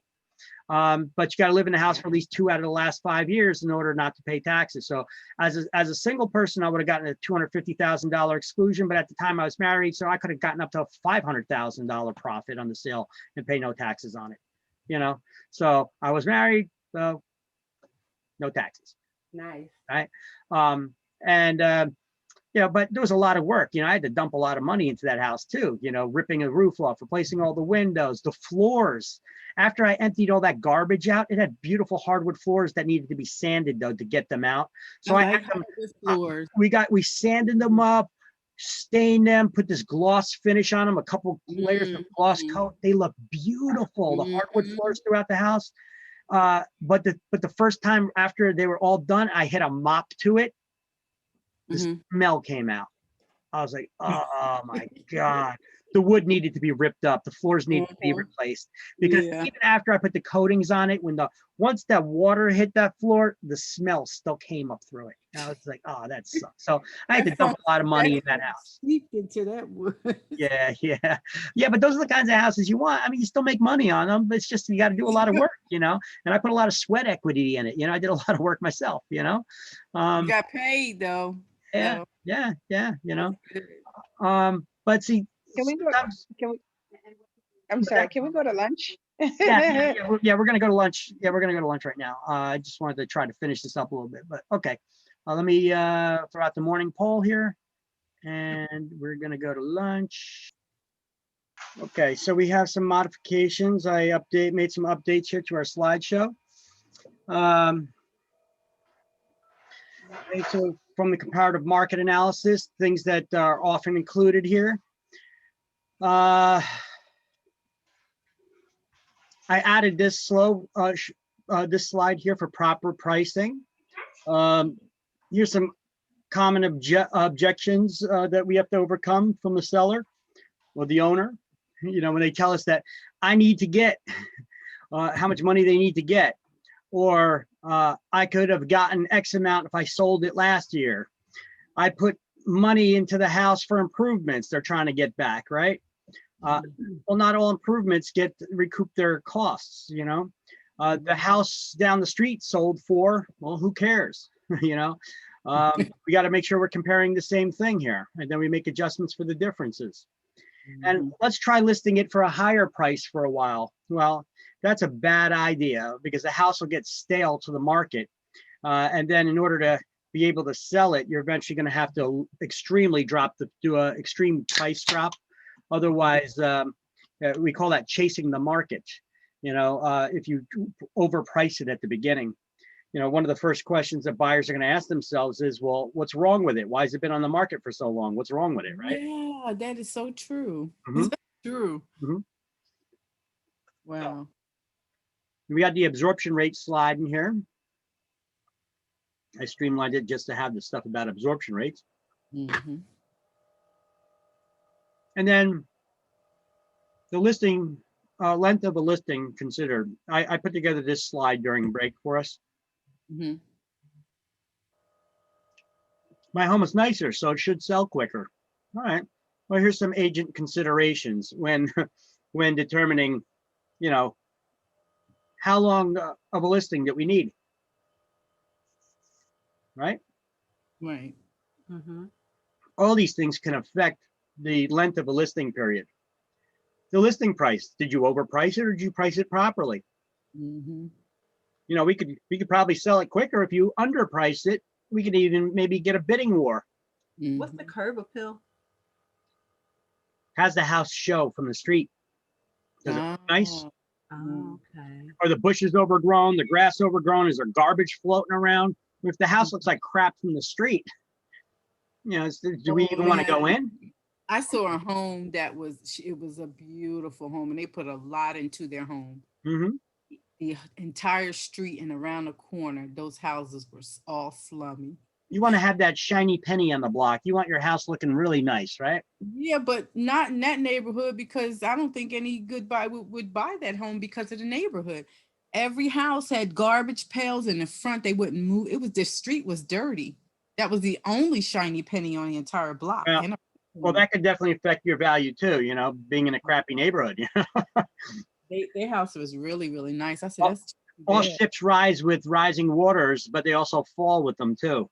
Okay? So don't forget that concept when it comes to valuation. Are there any pets? Is there restricted showing times? You know, we have to worry about safety too. When people got pets, you got to lock those pets away. You know, people can get freaked out by little tiny dogs. Yeah. I had this one lady that was deathly afraid of animals. You know, I thought she was just screwing with me for a minute. And then I seen she's like pulling on my shoulder, and she's like pulling my shirt down off my shoulder. And I'm like, she was really. She was hiding behind me and pulling down. And it was the tiniest dog I've ever seen in my life. I fit it in the palm of my hand like a toy. At first, I thought it was like a little wind-up toy, and then it was moving around and stuff. It was going meep, meep, meep. That's how it was barking. It was a dog. It was a full-grown dog. They told me that that dog's full-grown. That's the biggest that it's going to get, and you can fit it in the palm of your hand. You can put it in your pocket. It was the cutest little white. This dog was like all white. What kind of dog was it? I don't know. It was a Yorkie? I've never seen anything like this. This dog was so tiny. It was the tiniest little. Actually, I seen a little video on YouTube once or Facebook that somebody posted one time that the dog was like they rolled a little ball, and the ball's like the size of the dog. Something cup is called, I think. Cup.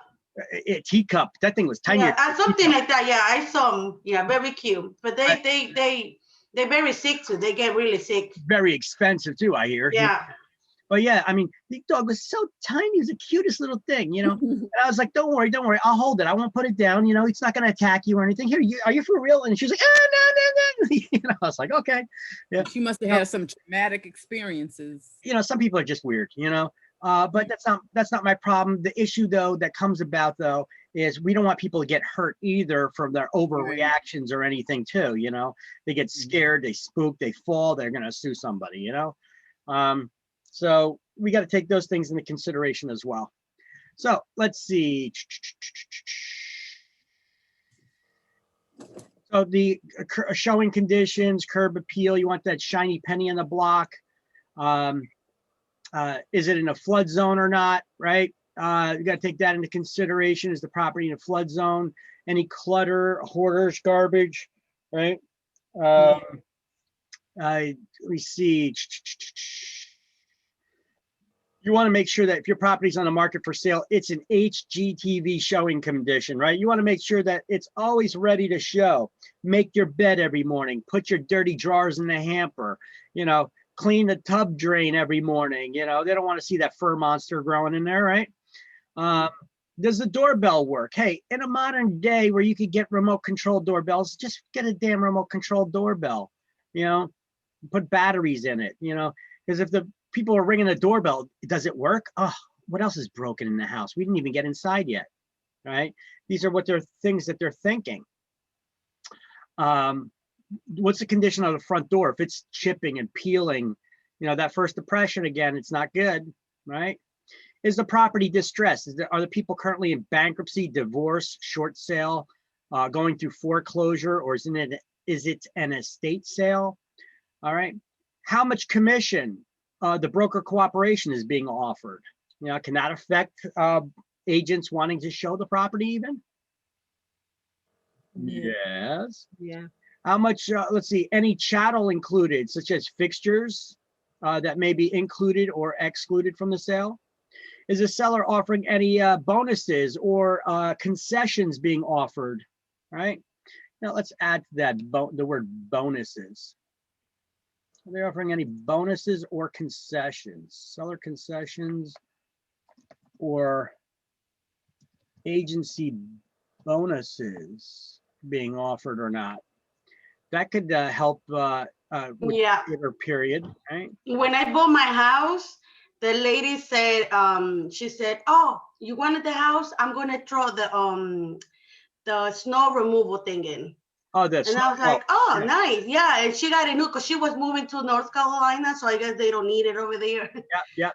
So she was just giving me and then like the thing for Lawnmower, the all that stuff. Yeah, Yeah. that's all chattel. That's all personal property. They take that with them usually when they leave.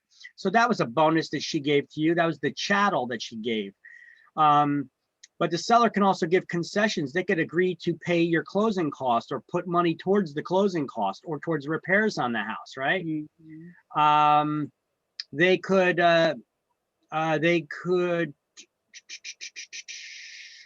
offer the agency bonuses to an agent that brings a buyer and gets it under contract before a certain date. We're offering a $1,000 additional bonus to that agency or something like that.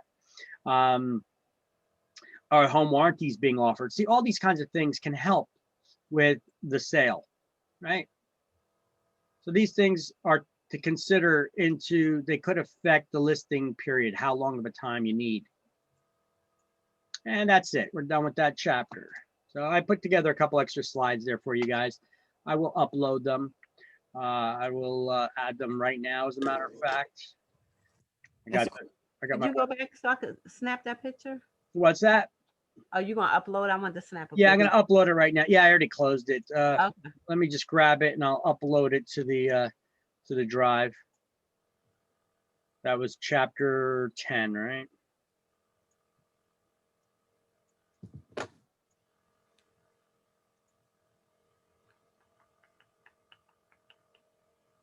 All right, it's been updated in the Google Drive. Chapter 11 now.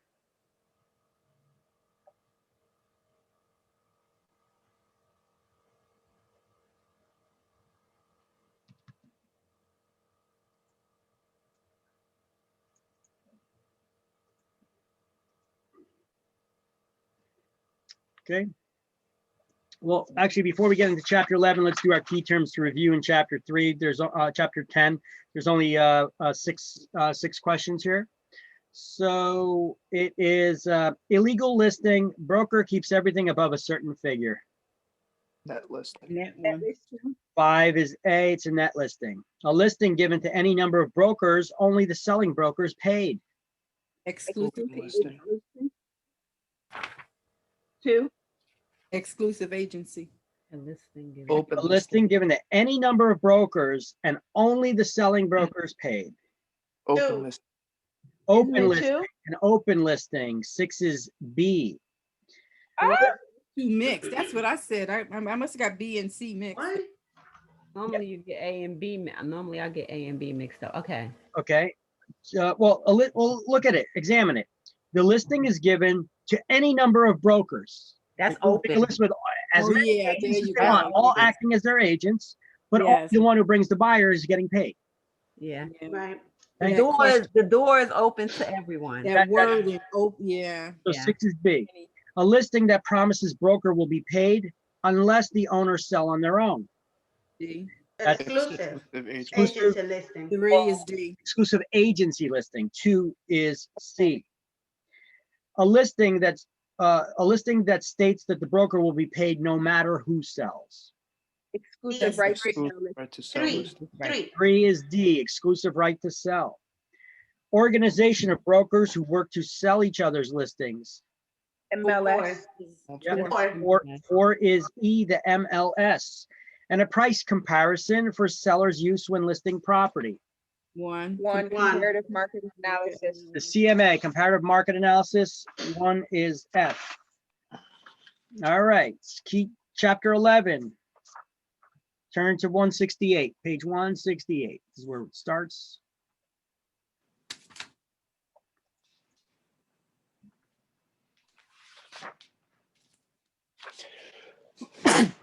Bless you. That's true. Thank you.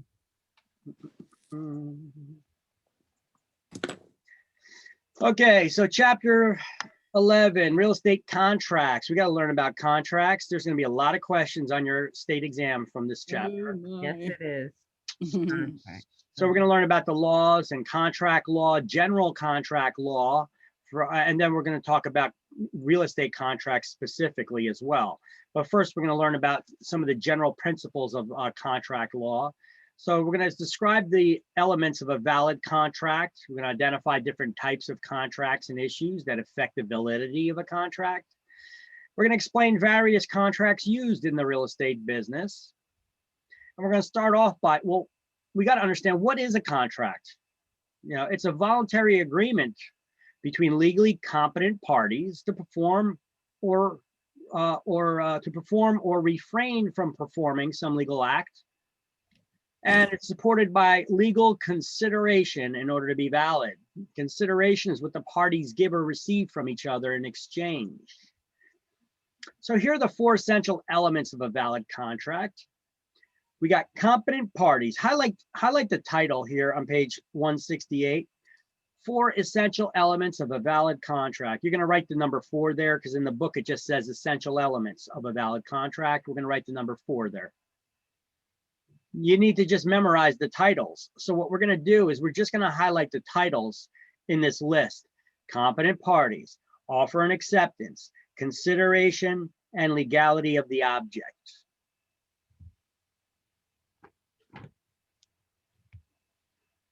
And then we're going to go over each one of those elements to see what they mean. Now, number 1, competent parties. You got to be at least 18 years of age. You got to be at least 18 years old in New Jersey to be considered a competent party. And you have to be a sound-minded, sane, sober adult, right? You got to have a sound mind and be a sane, sober adult. You cannot enter into a valid contract with somebody if you're drunk or stoned or high, or if you have Alzheimer's, dementia, if you're insane, right? You can't enter into a contract with somebody who's not of sound mind, correct? You're absolutely right. Okay. Now, if you're under 18, the contract is voidable. It's voidable. It's voidable by the minor, not by the adult. Can you enter into a contract with somebody who's not an adult? Yes. However, you cannot enforce a contract against somebody who is not an adult. Now, the book has a little bit different story than what we have here in the slideshow. The book, right now, this is an argument that I made up, I brought up with PSI, the State's Testing Center. And I brought it to the Real Estate Commission's attention. I've been screaming about it for a while, but I finally wrote a letter and CC'd all these top people on it. So now they're forwarding it to their attorneys and seeing what's going on with it. Apparently nobody in no other school, no other instructor in New Jersey came up with this realization. They don't follow the law. A couple years ago in New Jersey, they passed a law that under certain circumstances in the past, if you're under 18 in New Jersey, you could be considered an adult. For example, if you are married under the age of 18, you're considered an adult in the eyes of the law. And you could get married under the age of 18 with parental consent. I think you could be, I think 16 was the age that you could get married at. All right. Yeah. That's no more. Yeah. That's no more. You're never considered an adult under the age of 18.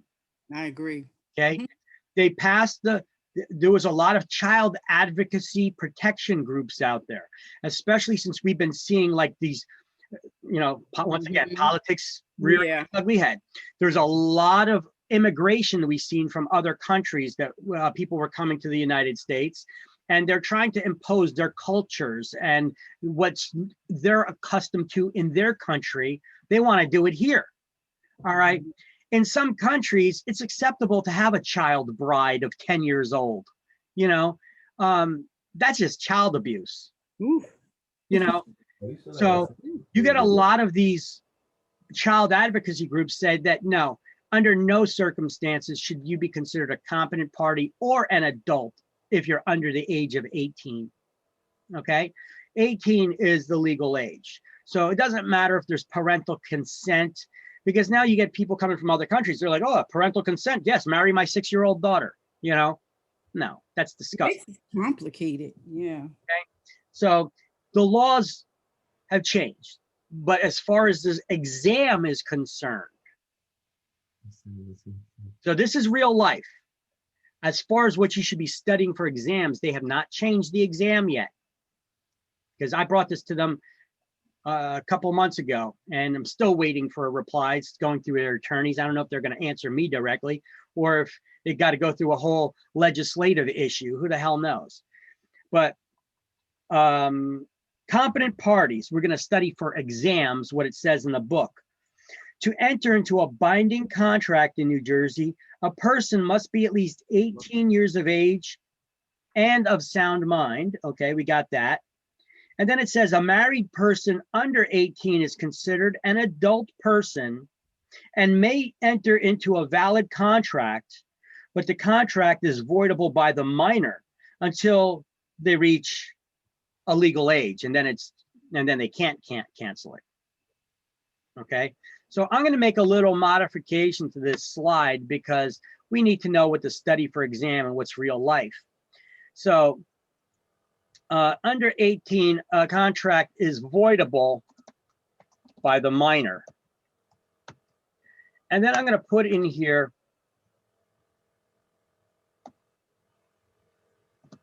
for exam purposes only, not in real life, because the laws have changed to protect minors. Okay, I'm putting that little beginning here.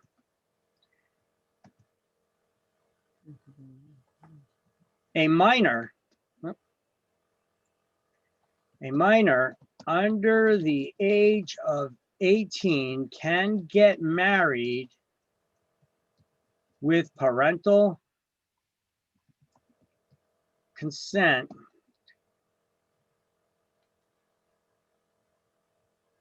and would be considered an adult.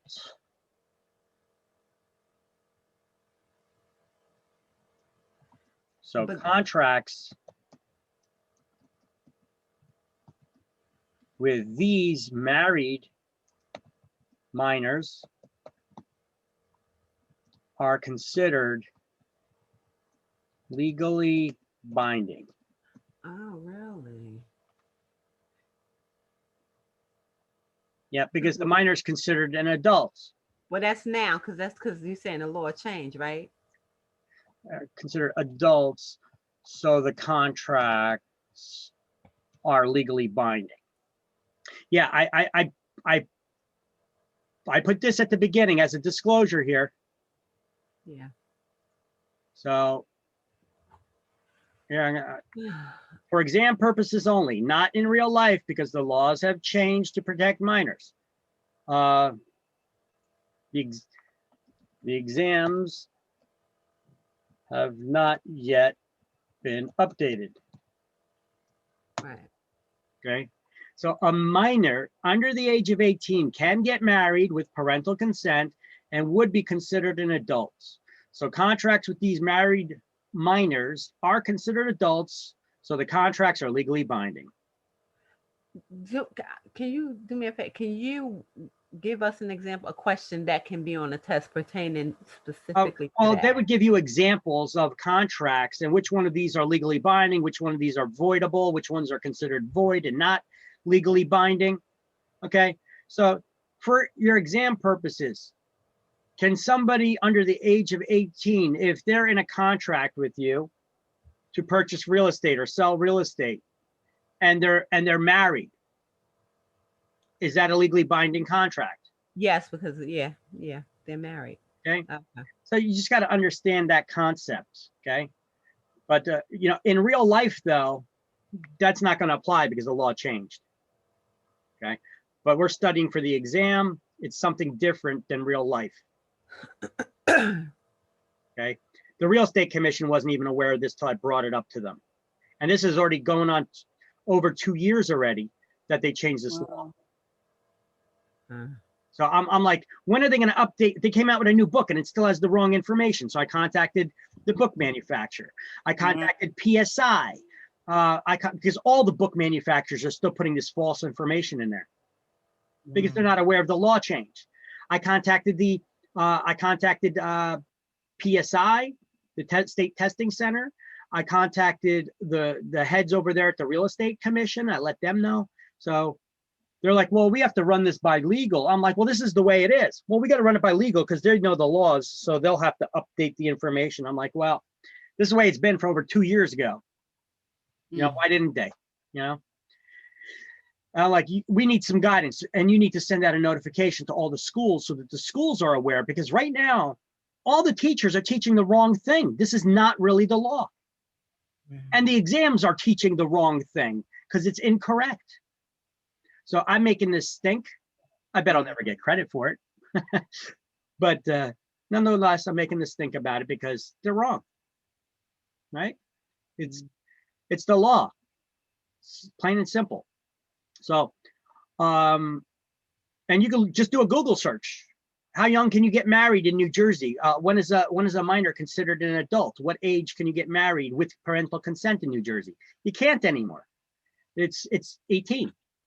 Some states you got to be 21 or 23 to get married. You know that? I didn't know that. Offer and acceptance, which it should be. You get married too young, you know, you make stupid decisions. You're not, you know, it's not going to last. You end up in divorce. You ruin your life, you know. Offer and acceptance is the second essential element of a valid contract. And what is that? It's also known as mutual assent, where the parties come to an agreement on all the terms of the contract, which is a meeting of the minds. When we've come to an agreement on all the terms of the contract, we have come to a meeting of the minds. So mutual assent, this part, offer and acceptance. Well, somebody has to make an offer and somebody needs to accept that offer. This is when we're in agreements on all the terms, it's said that we've come to a meeting of the minds. So offer acceptance, mutual assent is when the parties have come to agreement on all the terms. It's said that they've come to a meeting of the minds. So it's clearly stated. It means that all the terms are clearly stated and understood by the parties. Let's adjust this here. Offer and acceptance, mutual assent.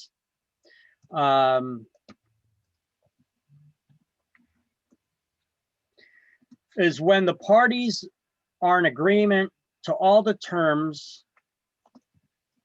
of the contract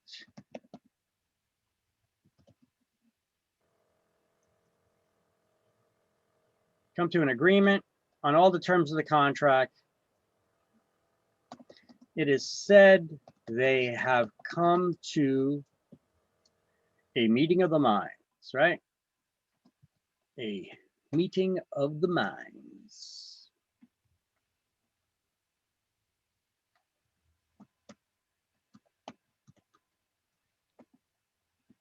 When the parties are in agreement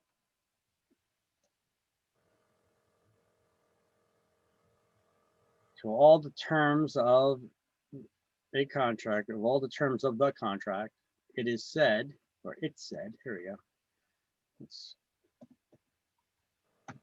It said they have come to a meeting of the minds. Fit it on all one line. And then the terms have to be clearly stated and understood by the parties. You can't agree to a contract if you don't know what what it's about, right? Right. So consideration number 3 is what the parties give or receive from each other in exchange. So consideration is something that the parties give or receive from each other in an exchange.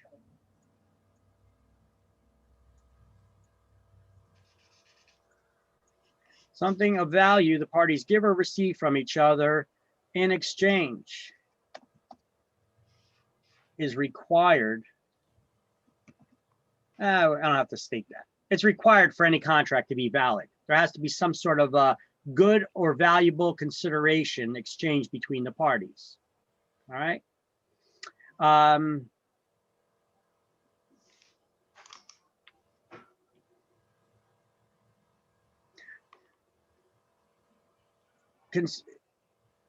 It is the entire purchase price, each party, it's the entire purchase price.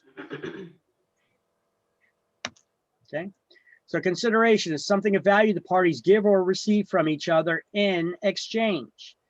It is the entire purchase price.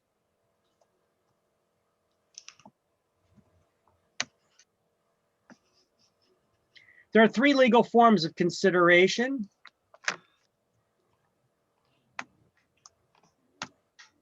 Come on. There are three legal forms of consideration. Legal tender, exchange of something value, love and affection. There are three legal forms of consideration, and they are legal tender. That's money, you know, more money or a mortgage loan. In New Jersey, a deed cannot be recorded in a public record unless the full purchase price amount is listed on the deed. You can't just state $1 as the sales price. You have to have the full actual value. Sometimes if you search the public records, you only see $1. That means because somebody probably died and inherited the property, or it was just refinanced. Then they could put $1. An exchange of something of value. I'll give you this in exchange for that. Either goods or services have to be traded, right? Trade of exchange of something of value.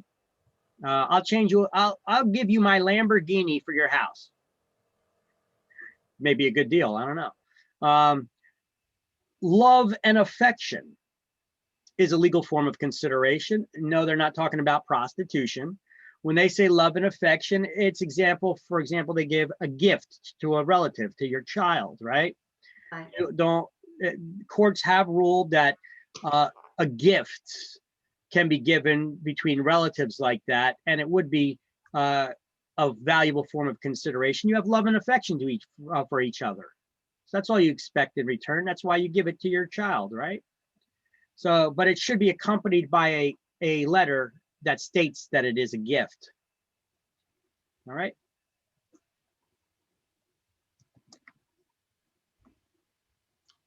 And then lastly, the legality of the object, the legality or purpose of the contract.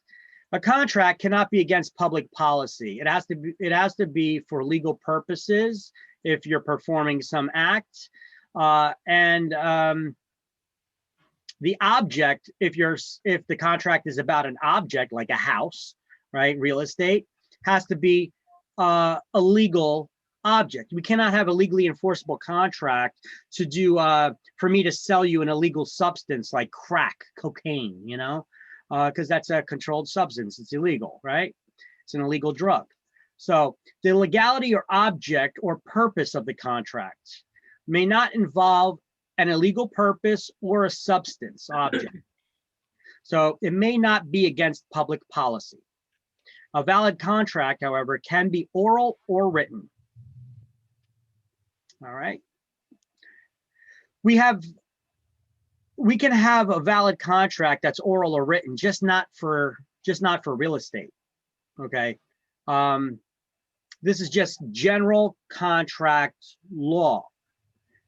You could have general contract law. This is not real estate for real estate contracts, but general contract law says that contracts can be oral or in writing. They can be verbal. That's what they mean by oral, verbal.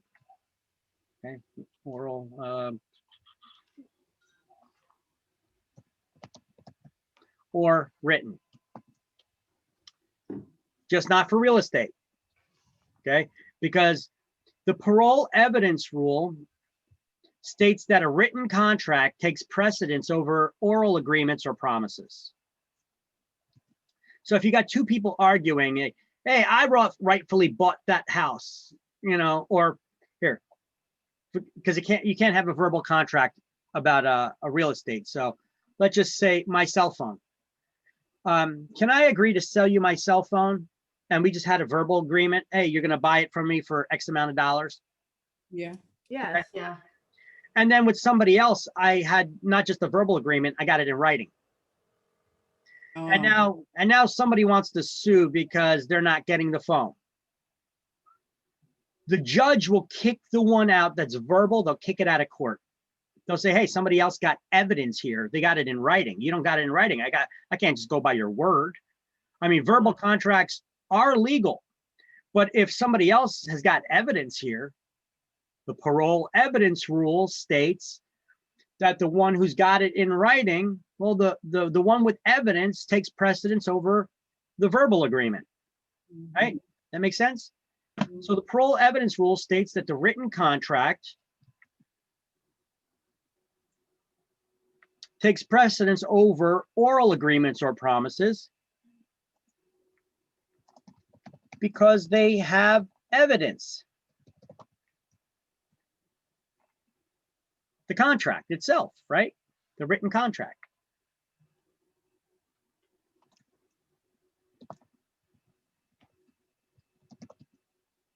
That's the evidence, right?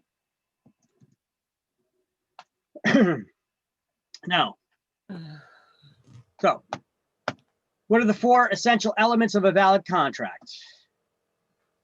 Competent parties offering acceptance, considerations, And legality of the object or purpose. legality of objects. All right. So what we could do here is I'm going to make one slide that just has a list of all the essential elements. Great. And then I'm going to have the follow-up slide that has the explanation of all the elements. How about that? Cool. Okay, so we already have all those explanations. So now we're going to have just the four essential elements, and we got it right here already. I'm just going to delete their definitions here after that, right? See what I'm doing? No. Oh. Well, you'll see in a second. I'm just adding one slide that just has all the essential elements listed on it.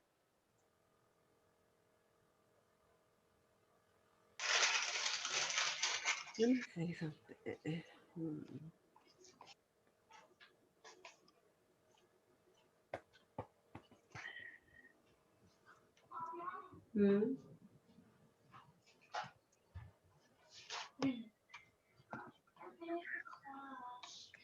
All right, so this is all I did, is I just made up one slide that has the four essential elements: competent parties, offer and acceptance,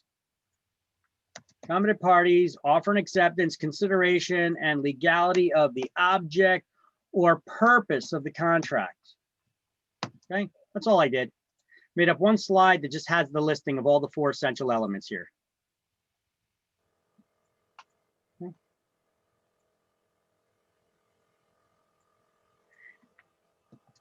And then we go on to the next, that next slide. And then it shows what each one of those are. What are competent parties, right? What is offer and acceptance? What is consideration? And there's three legal forms of it. No, let me put a little gap in here. There you go. And then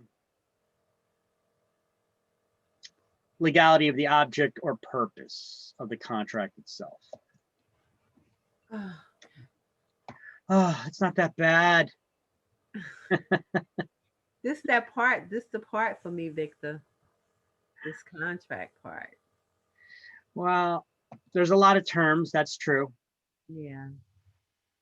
But right now we're just going over the four essential elements. So they are competent parties, offer and acceptance, consideration, and legality of the object or purpose. Study this. What are the four essential elements? Boom. Yeah. And then this is just so that you understand them. What is a competent party? What is offer and acceptance? Well, it's a meeting of the minds. Need another mind. The terms must be clearly stated and understood by the parties. So we're aware of all the terms of the contract, all the major points of the contract are clearly stated Yes, and understood by the parties. and we agree. Yeah. Okay. Mm-hmm. Now for school exam, the meeting of the minds is a little bit more narrow. They focus on the, it's when the parties are in agreement on price, down payment, and financing method.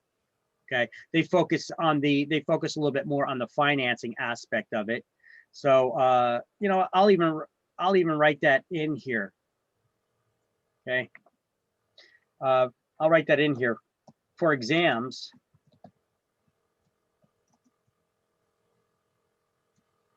The definition, or for school exam.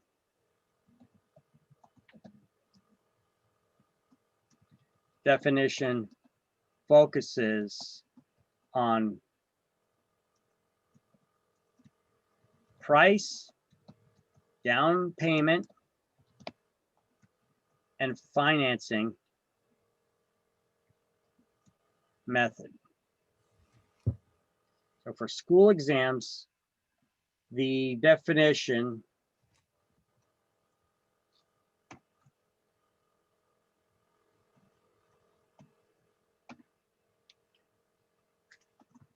when the parties are in agreement on price, down payment, and financing method.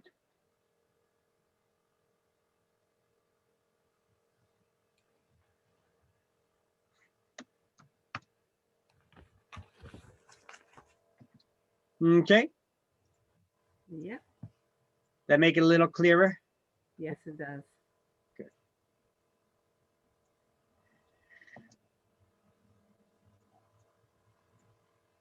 What are the three legal forms of consideration? Well, consideration is what the parties give or receive from each other. It has to be something of value. Right. Money or a mortgage loan. That's legal tender.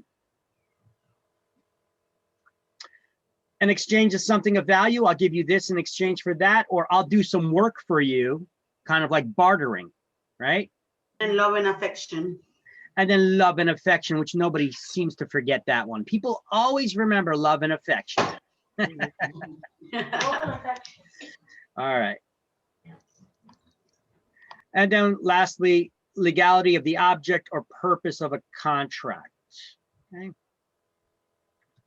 Now I'm going to put this one on its own separate slide again. Sure, we'll put another slide in there. And so I'm going to delete this from this slide.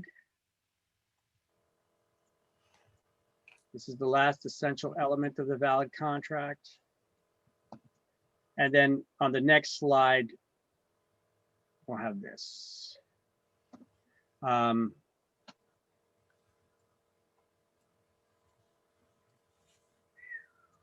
We could just have general, this is general contract rules. General contract law.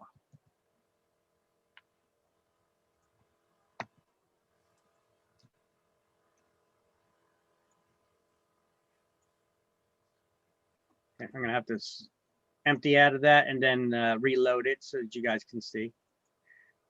Sometimes when I add new slides, you guys won't get the latest ones. So that last slide, I just made it just the fourth essential element on here. And then the following slide, I did this, general contract law.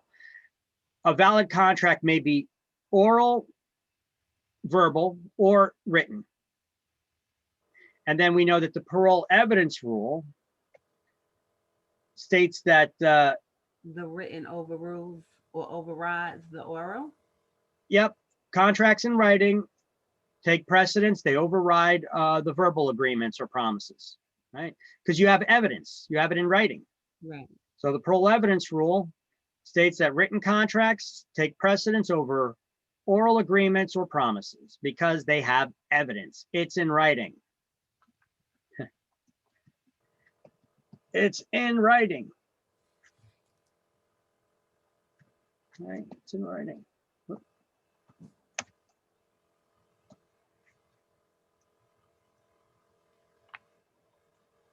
You got it in writing, right? Yeah, So is there a little hint there for you guys how you should treat your business? Get everything in writing, everything. everything, right? Now, we're going to highlight that parole evidence rule underneath that 4 essential elements too. So under the 4 essential elements of a valid contract, you highlighted just the titles, right? Under number 3, on the third, for consideration, you're going to highlight that second sentence that says, consideration may consist of legal tender, exchange of value, or love and affection. Right.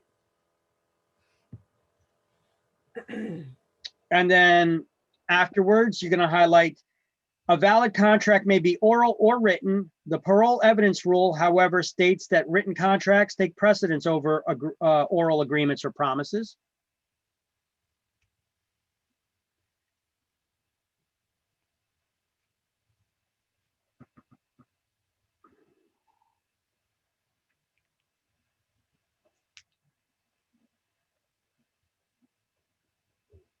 Now, don't forget that real estate commission rules state that in order to be entitled to a commission, a real estate broker's authorization is required for listings to legally be entitled to that commission. So real estate broker's authorization required for listings to legally be entitled to a commission. So according to the Real Estate Commission's rules, in order for a broker to be entitled to a commission, we must have some sort of a authorization to represent that person in writing and to charge them the commission, right? So according to REC rule, that's the Real Estate Commission rules, to be entitled to a commission, a real estate broker must have authorization from the owner. You know, so a real estate broker's authorization by the owner or by our client or customer is required to be in writing for us to be able to legally earn a commission.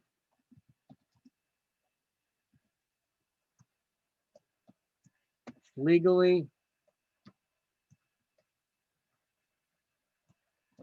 earn a commission. So it must be in writing, has to be signed by the consumer,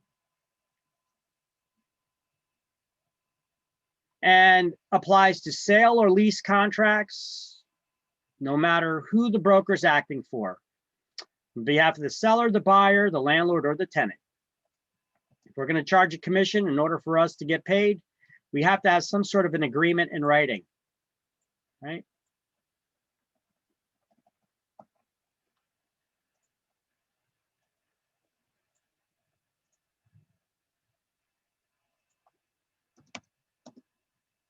All right, so a real estate broker cannot be paid unless they have some sort of authorization in writing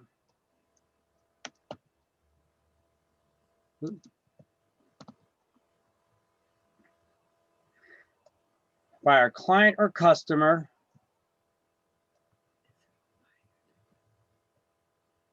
to be entitled to earn a commission.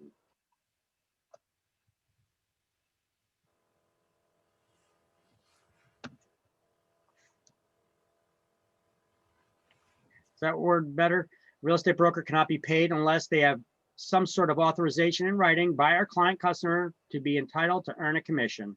Okay, so it must be in writing, like a listing agreement or exclusive buyer's agency agreement, right? And we'll just do this. Give 2 examples of that.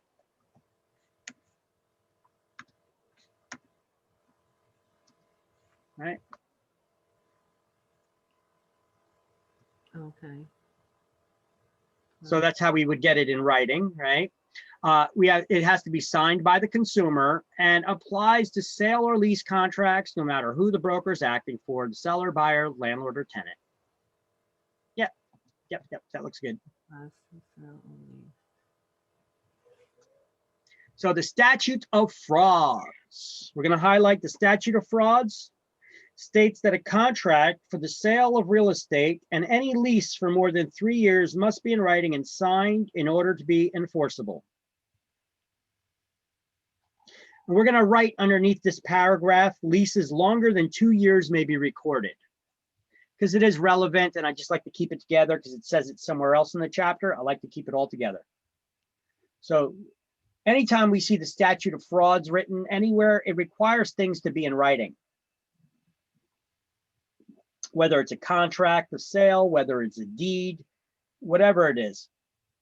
Statute of frauds requires that sales contracts, pertaining to sales contracts now, sales contracts for real estate must be in writing. You cannot have a verbal contract to sell real estate. See, on a previous slide, we were talking about verbal contracts. Well, verbal contracts are legal, but just not for real estate. Right. Okay. So that's why, okay, yeah. Just not Okay. Yeah. See, because we're learning about just general law and we're learning about real estate law. Yeah. Now, for real estate contracts, it has to be in writing. Everything in writing. Got to be in writing. Yeah. The leases must be in writing only if they're 3 or more years. If it's a sales contract, it has to be in writing. You said leases longer than 2 years must be recorded? No, they can be recorded. They may be added to the public record. So leases can be recorded. Okay. If longer than 2 years. That means they may be added to the public record. Here, let me clarify that a little bit. They may be added to the public record, but don't have to. Oh.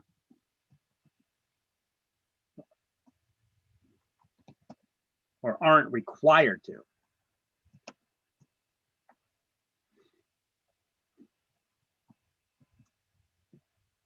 Okay. Wait, okay, so the public record, you know, remember we were talking earlier on how you were saying how the they come in and do an inspection of No. That's not this, right? No. What is a public record? Why do we add documents to the public record? To put the world on notice of our interest in the property. Like if we're putting a lien, we're filing a lien on the property because the owner, we did work for them, and maybe a contractor did work for them and they owe us money. Okay. We could file a lien on the property, or if we sued somebody and they owe us money, we find out they own real estate, we could put a lien on the property. Right. Right. That's what that's talking about. Yeah. Okay. That's all that's talking about. Gotcha.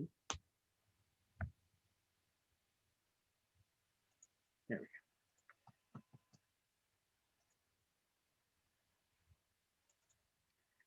go. All right.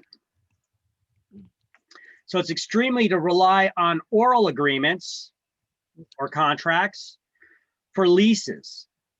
So they should always be in writing, but it's not required if the lease is less than 3 years.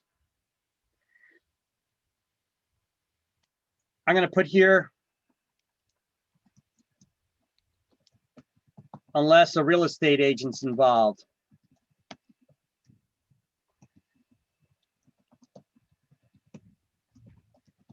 Because all of our contracts must be in writing. Does that make sense? Yeah. That little bit of a clarification there. Can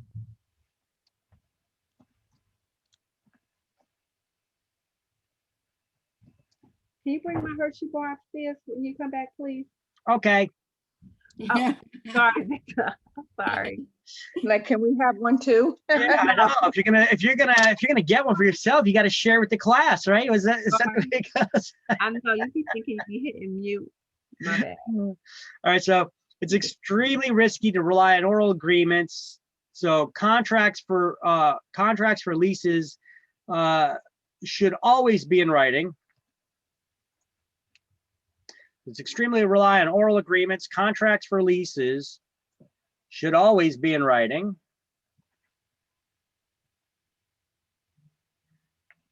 But it's not required to.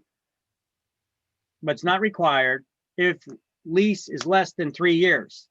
Unless a real estate agent is involved, because all of our contracts must be in writing. It doesn't matter how long it is. Right? So real estate licensees also follow real estate licensing law. Remember, Title 45, Chapter 15, and the Rec Rules, Title 11, Chapter 5, that state we must always have contracts for sale or leases in writing. We must never have verbal contracts.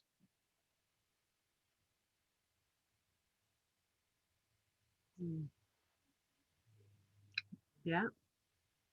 Okay, so for exams, what's the law that requires that all real estate sales contracts be in writing? Statute of fraud. Statute of frauds. And statute of fraud says that all, does a lease have to be in writing? If it's more than 3 years. Only if it's 3 or more years. But if they ask you a question and the question is phrased in a way that a real estate agent is involved, it doesn't matter if it's 1 month lease, it has to be in writing. Okay. Because all the contracts that we do must be in writing. Got you. Now, we could add documents to the public record, attaching them to the ownership records that can be found in the county hall of records. If a lease is how long? We could attach long-term leases. We could record them. 2 or more years is considered to be a long-term lease that we could record in a public record. Now, why would you want to do that? I don't know, just in case the guy dies or sells, you know, you want to make sure that you have it recorded in a public record that you have a long-term financial interest in this property. You got a lease on this property, it's long-term. Okay.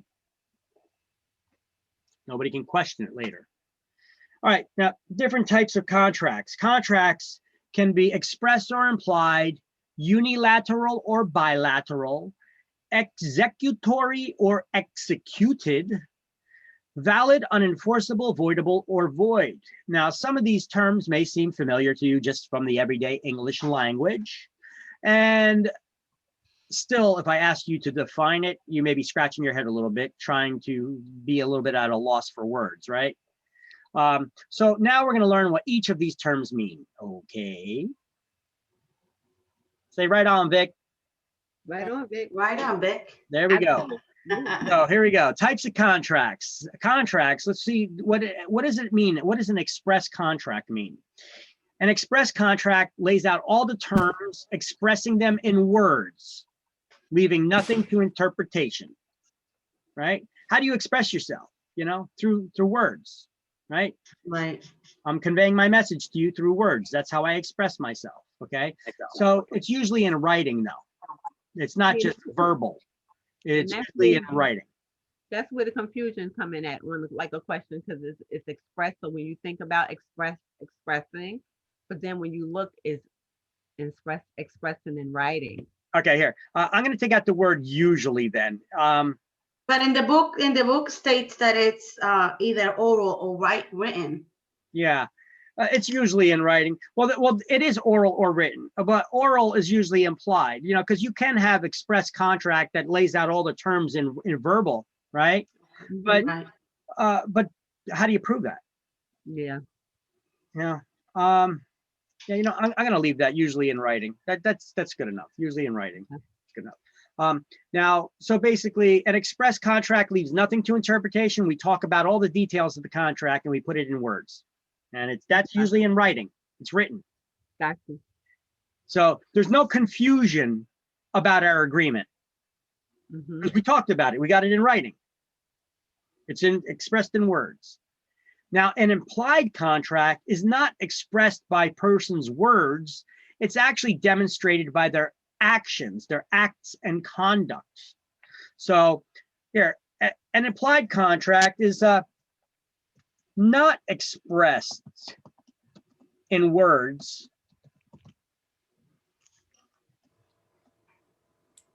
but by one's actions. It's demonstrated by their acts and conduct, their actions, rather than in words. Therefore, it may leave some things to interpretation. And then I give you an example here of an implied contract would be a lease expires, but the landlord accepts the rent from the tenant. They didn't sign any new contract in writing.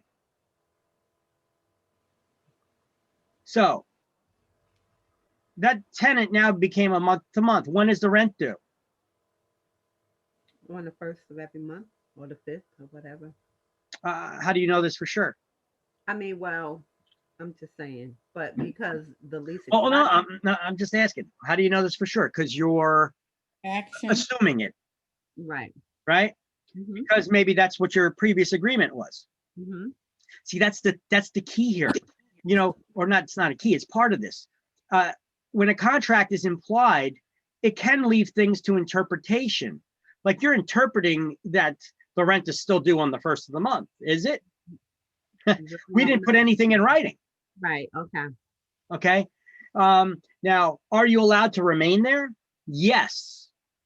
Because an implied contract in the eyes of the law is expressed by the landlord's actions to taking your rent check, that they're okay with you remaining there now as a month-to-month tenant. If they wanted you out, they cannot evict you now because their actions of taking the check from you implies that they're okay with you staying there for at least the next month, right? Right. If they didn't want you there, they shouldn't have taken your check. Their actions implies that they're okay with you remaining there. Right. So that landlord cannot try to evict you even though you didn't sign a new lease. So every month that he's taking your check, you're good for another month. You're there for another month, right? Okay. Okay. So if a bank accepts a payment from an owner after the foreclosure process begins, it could be interpreted that there's some sort of an agreement between the lender and the owner for an alternate term of repayment for the outstanding balance. They wouldn't be able to proceed with foreclosure. This is why banks will never accept a payment from you after the foreclosure process started. Look, if you're behind on your mortgage payments, they're going to be making calls to you. Hey, we didn't get your payment this month. Can you make the payment now? Yeah. No. Nice. Can you make any kind of payment this month? You know, any payment over the phone right now? You know, they're going to keep making these collection calls. Yeah. But at some point, those calls will stop. And when those calls stop, they started foreclosure. And then if they call you, they want it all. The whole. Well, they wouldn't call you anymore. Mm-hmm. But even if you called the bank now to try to make a payment, they wouldn't accept any payment from you less than the full amount that's outstanding plus penalties and interest. If you couldn't pay that, they would ask you, well, then can you pay the full balance on your loan, which is even larger? Now that may be sound like a stupid statement to make. If I can't get caught up, what makes you think I could pay everything off? Well, they got to ask. Now you know that they enacted a certain clause in the mortgage that started the foreclosure process, which we'll get into in a different chapter. So what's the difference between implied contract and express contract? Express contract states all the terms and words, leaves nothing to interpretation. Implied contract is demonstrated by your actions, your acts and conduct, and therefore it could leave some things to interpretation. Okay. Now, contracts can be unilateral or bilateral. A unilateral contract is one that a party has an option to do something or not. They have an option to act or not. So it's a contract where one party has an option to perform or do something. The other party is obligated to perform, however, only if the person who has the option acts. An example of this would be a lease with an option to buy. All right, a lease with an option to buy.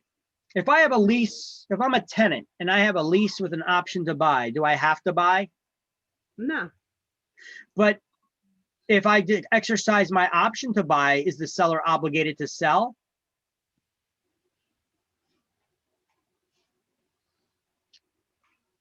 Hmm. Yes, they are. Yeah, because yeah. Because in that agreement, one party's obligated to act, but only if the other party exercises their option to do something. So a unilateral contract is a one-sided agreement where one party's required to do something, but only if the other party acts. Here, maybe you could put that in there as a definition, right? A unilateral contract is a contract where one party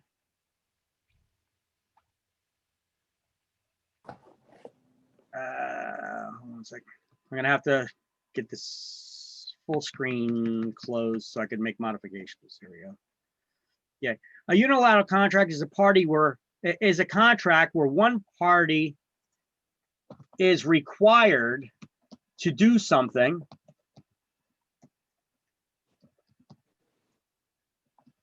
but only if the other party acts.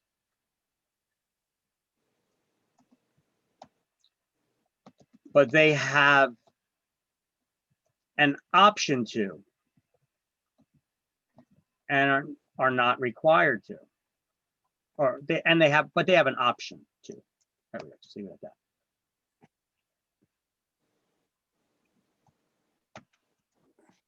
All right. So a unilateral contract is a contract where one party is required to do something, but only if the other party acts. But they're not required to.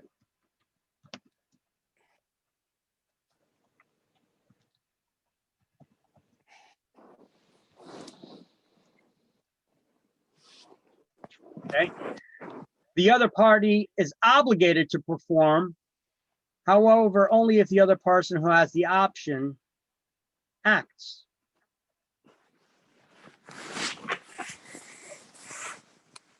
And an example of this would be a With an option to lease with an option to buy. All right. And then here's your litmus test to determine if something is a unilateral contract or a bilateral contract. If you could apply this statement to your situation, I will do this if you will do that, that's a unilateral contract. I will do this if you will do that, then it's a unilateral contract. Okay. You have a bilateral contract, both parties promise to do something. Both parties are obligated to do something, promise to, and are obligated to do something. They're required to do something. So I will do this and you will do that, okay? If you could apply that statement to your situation, it is a bilateral contract. I will do this and you will do that. If that statement applies, then you are in a bilateral contract. I will do this and you will do that. I will do this if you will do that. That's unilateral. So unilateral contracts must be prepared by attorneys.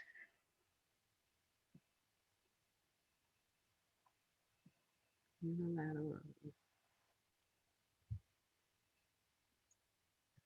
Okay. Any contract where one party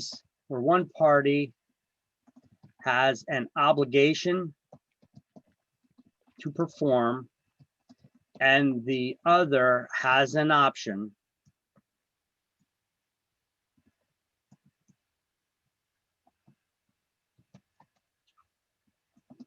must be prepared by an attorney.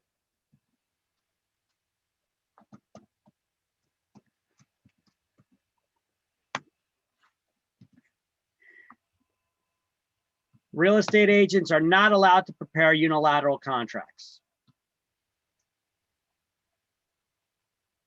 or option agreements. I think that's the way they'll word it on exam. We're not allowed to prepare option agreements.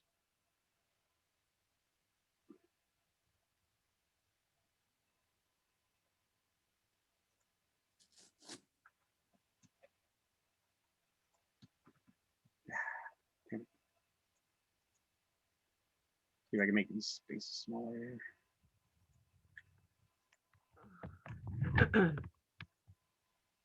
Hmm.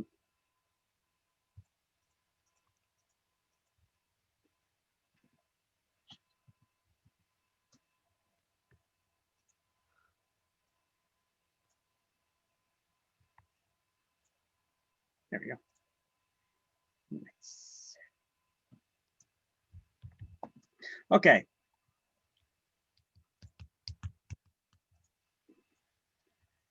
Got that? Yep. A contract where one party is required to do something, but only if the other party acts, but they're not required to. Unilateral. But they are not required to. Any contract where one party has an obligation to perform and the other has an option must be prepared by an attorney. That's a unilateral contract.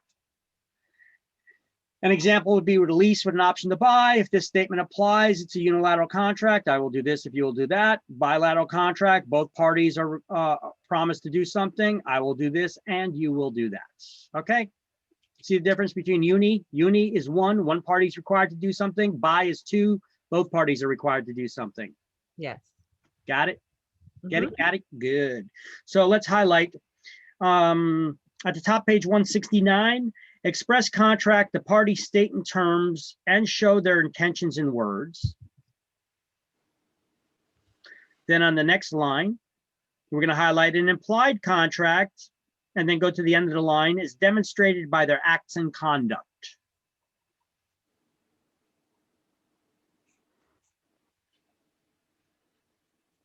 Then go to bilateral and unilateral contracts and highlight a bilateral contract. Both parties promise to do something.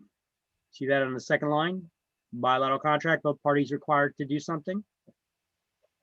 And then underline the litmus test, which is the last line of the paragraph. I will do this and you will do that. Okay.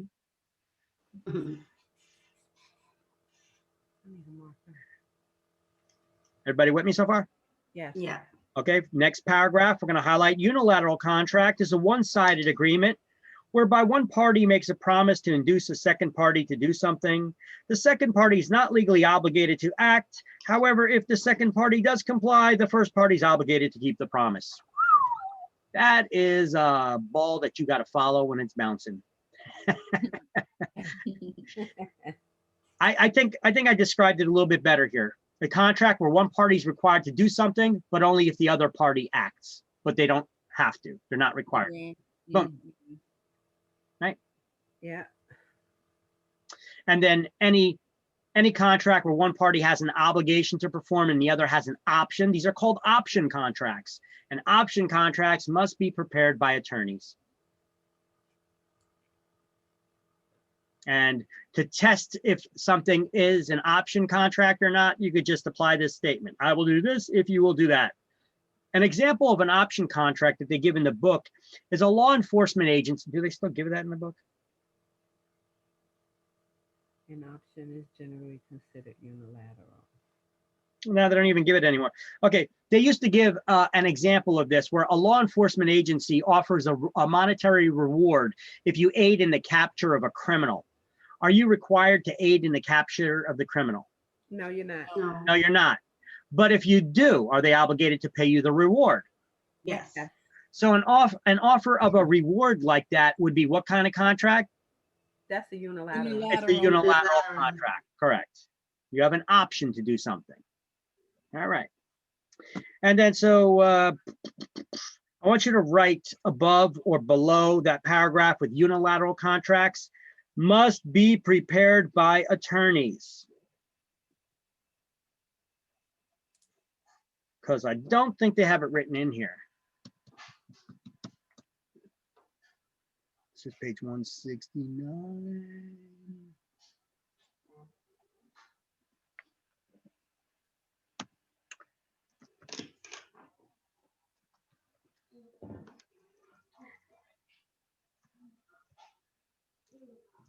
Can you fix the title? What is the type of contacts you have it on your slide? Yeah, give me 1 second. Unilateral contracts.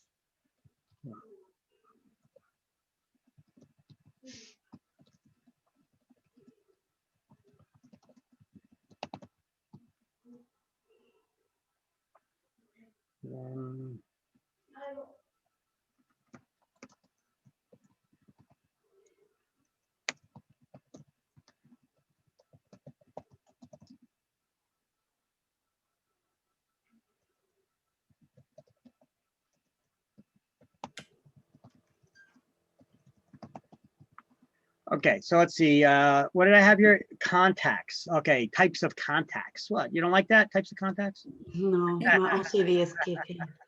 All right, thank you very much. Types of contracts. And it said that on the other slides as well. Types of contracts.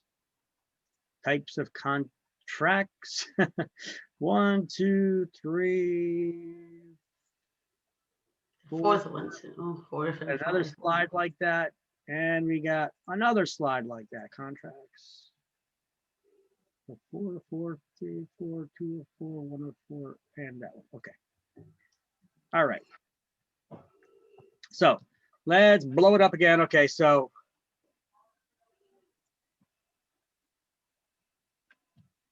now we're going to go to the next one. Better? Mhm. We're just tweaking things up a little bit here. Types of contracts, 3 of 4. Okay, so contracts can be executory or executed or executory. If something's executed, that means that it's been signed or it's been carried out, right? Executed is a contract that's been signed or all the terms have been carried out. Let's do that. So, and here we go. What the hell is it? There we go. So, an executed contract is a contract that has been signed.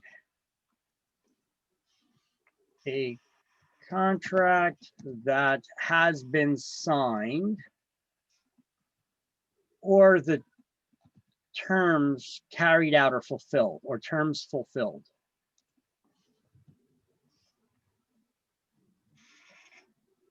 Fulfilled or carried out, which one's easier to understand? A contract that has been signed or all the terms have been carried out or all the terms have been fulfilled. Fulfilled. Are all the terms fulfilled? Boom. Everything's been met. Yeah, everything's been done. There's nothing else to do. That's it. Now, a fully executed contract, it could have 2 definitions, depends on how you use it in a sentence. Fully executed contract can mean it's been signed by all the parties, or it could mean that all the terms have been carried out, it's been fully performed, fulfilled, and all their contractual obligations Have been met. There we go. So the executory is one saying it's missing something, right? Yeah, so let's just keep this definition simple. This is why I put it there twice. Okay. Has just been signed. Okay. So an executed contract, if I say the contract's been executed, it's been signed. A contract that's been signed. That's it. That's all that means in that sentence. If I say it's been fully executed, that could mean 2 things. Hey, has your client executed the contract yet? What am I asking? Is it complete, fully? If he's done. Have they signed it? Right. Hey, has your client executed the contract? I'm asking if they signed it. Right. Okay. So we have a fully executed contract now? What am I asking? So has it been signed by everybody? Yeah. All right. Now, the fully executed contract could also mean that all the terms have been fulfilled. They've been fully carried out. All the terms have been fully carried out. It's been fully performed. There's nothing left to be done. And that wouldn't happen until the end of the transaction, right? All the terms have been fully carried out, performed. All the obligations, all the obligations met.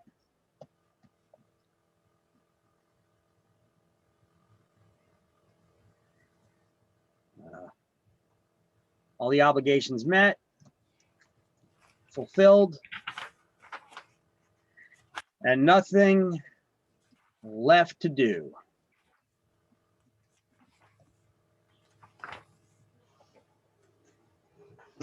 Keep it simple. Let's keep our definition simple, stupid. So all the terms have been fully carried out, performed. All the obligations met, fulfilled, completely fulfilled. Nothing left to be done. Nothing left to be done. There we go. Now, If a contract is in executory status, it means it's if you add the word tory at the end of something, it means that it's still in progress. So all the terms have not been fulfilled. All the contractual obligations have not yet been carried out or performed. There's still something that needs to be done.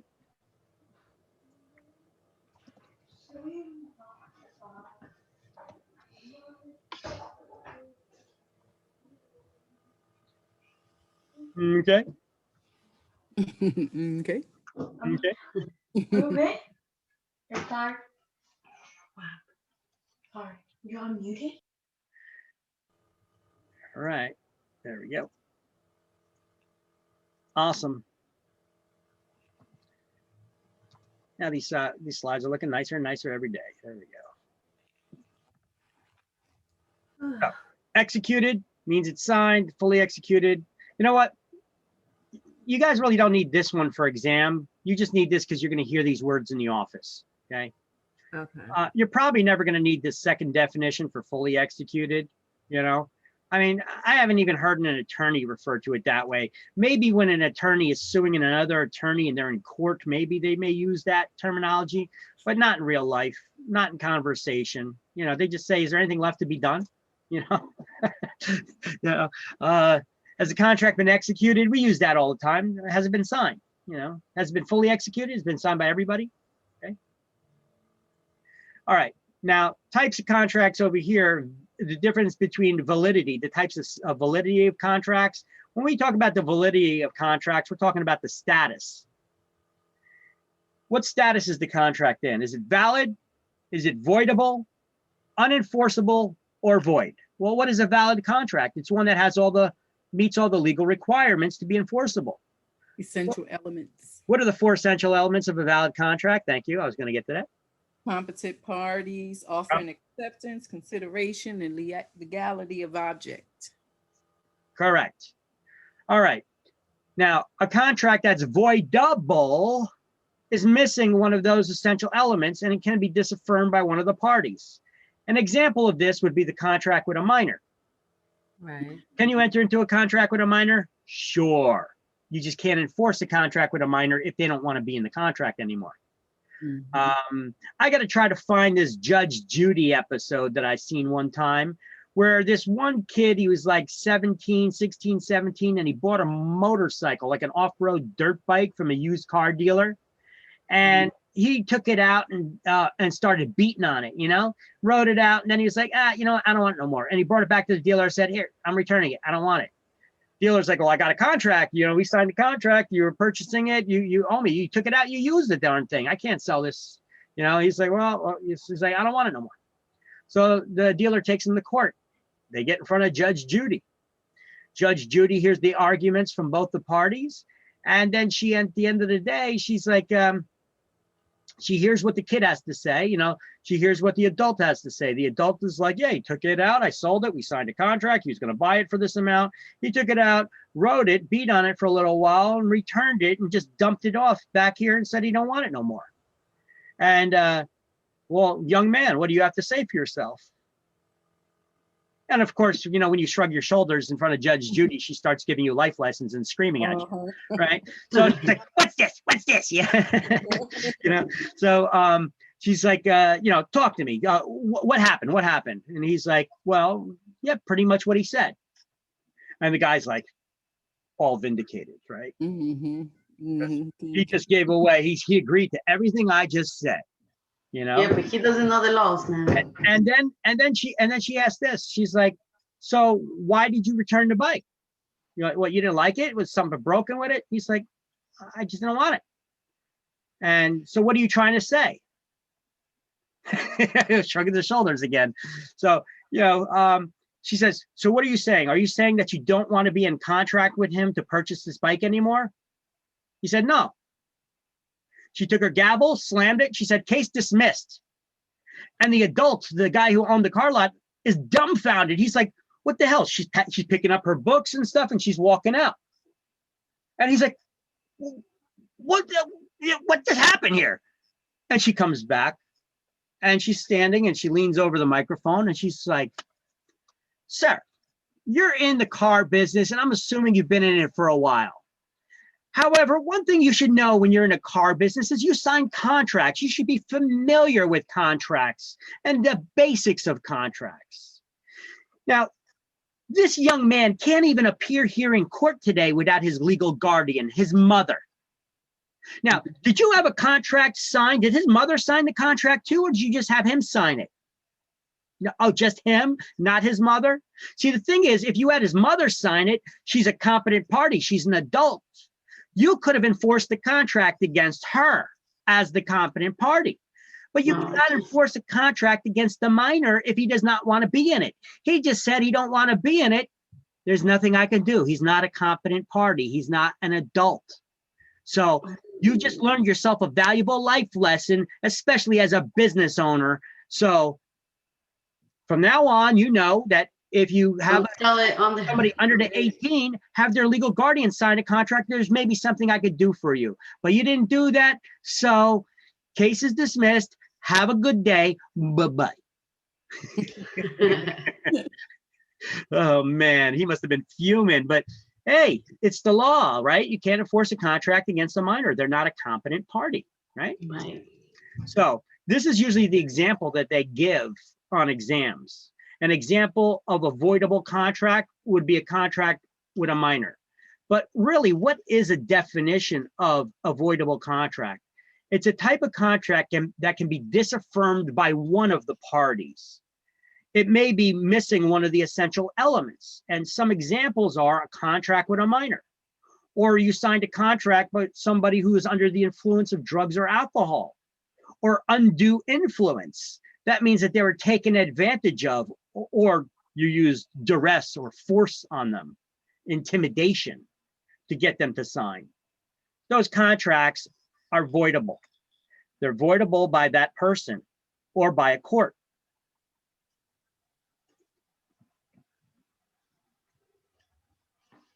Okay.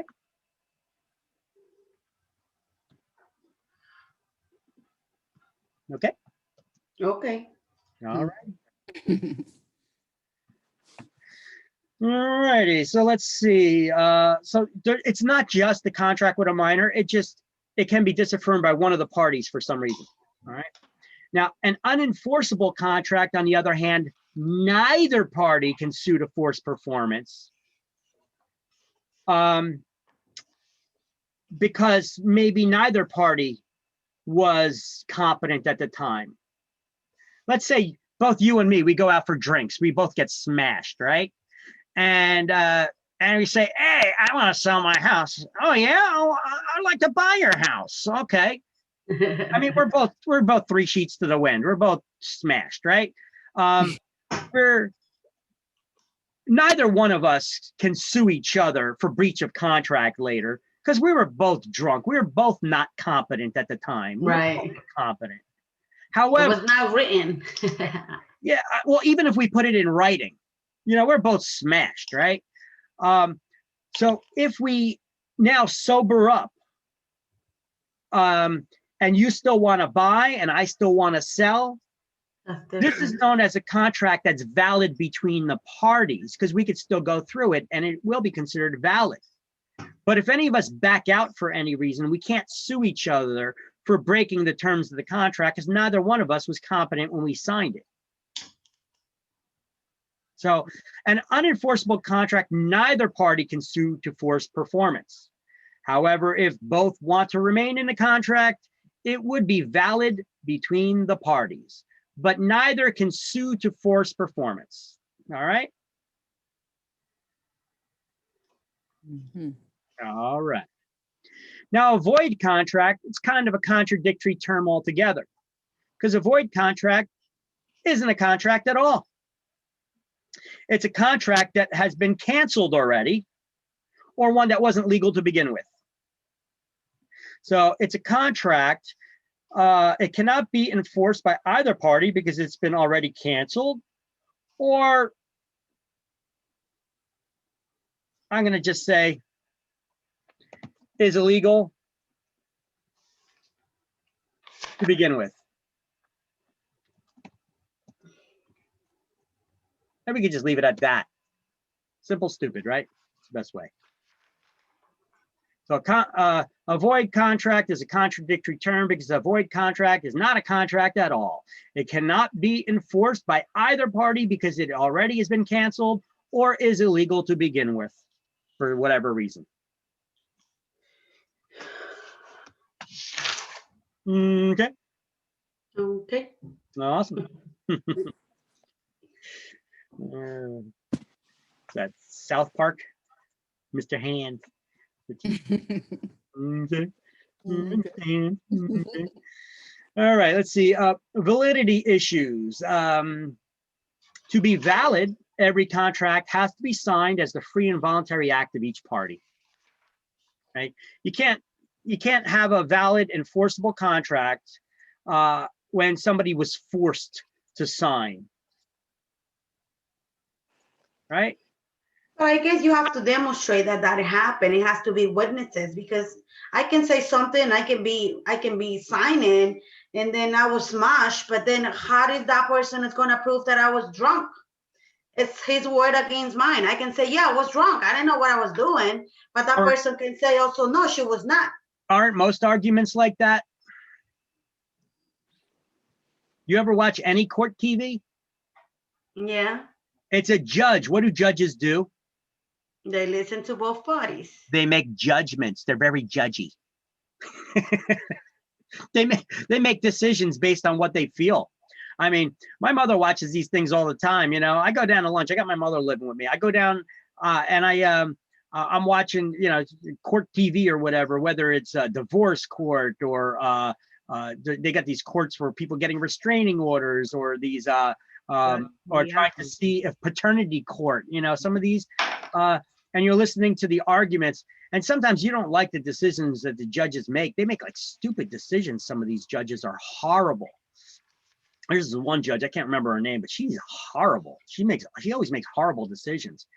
But you know what? She's the one wearing the robe. You know? Mm-hmm. Hey, look, New Jersey had a shortage of judges for the longest time. I'm not sure if we still do or not. It's been a while since I've been to a court in New Jersey. It's been a couple of years, but a couple of years ago, somebody sued me and I didn't know about it. Oh. You know why? Why? When you get sued, does somebody have to serve you with documents? Yes. To appear in court? Yeah. How do they got to serve you with documents? You have to go to the courts, right? No, hold on a second. I got to go to the court. I'm the one being sued. How do I find out that somebody's suing me? They'll send a constable or whoever they want to send out, knock on your door and say, "Hey, you've been." You get it in the mail. Well, you get it in the mail as a complaint. Yeah. All right. You get it in the mail as a complaint now. So there's a couple ways that this could be done. You get it in the mail from the court. The court sends out the court date to you, right? The attorney, yeah. Or, no, it's not. No, it's a notice. It's a notice now. They send a notice that says you are being sued. They give you time. They give you 35 days to file an answer whether or not you agree with that. And then depending on if you agree or not, then you get a court date. So before all of that, you get a complaint that it's a notice that says you are being sued.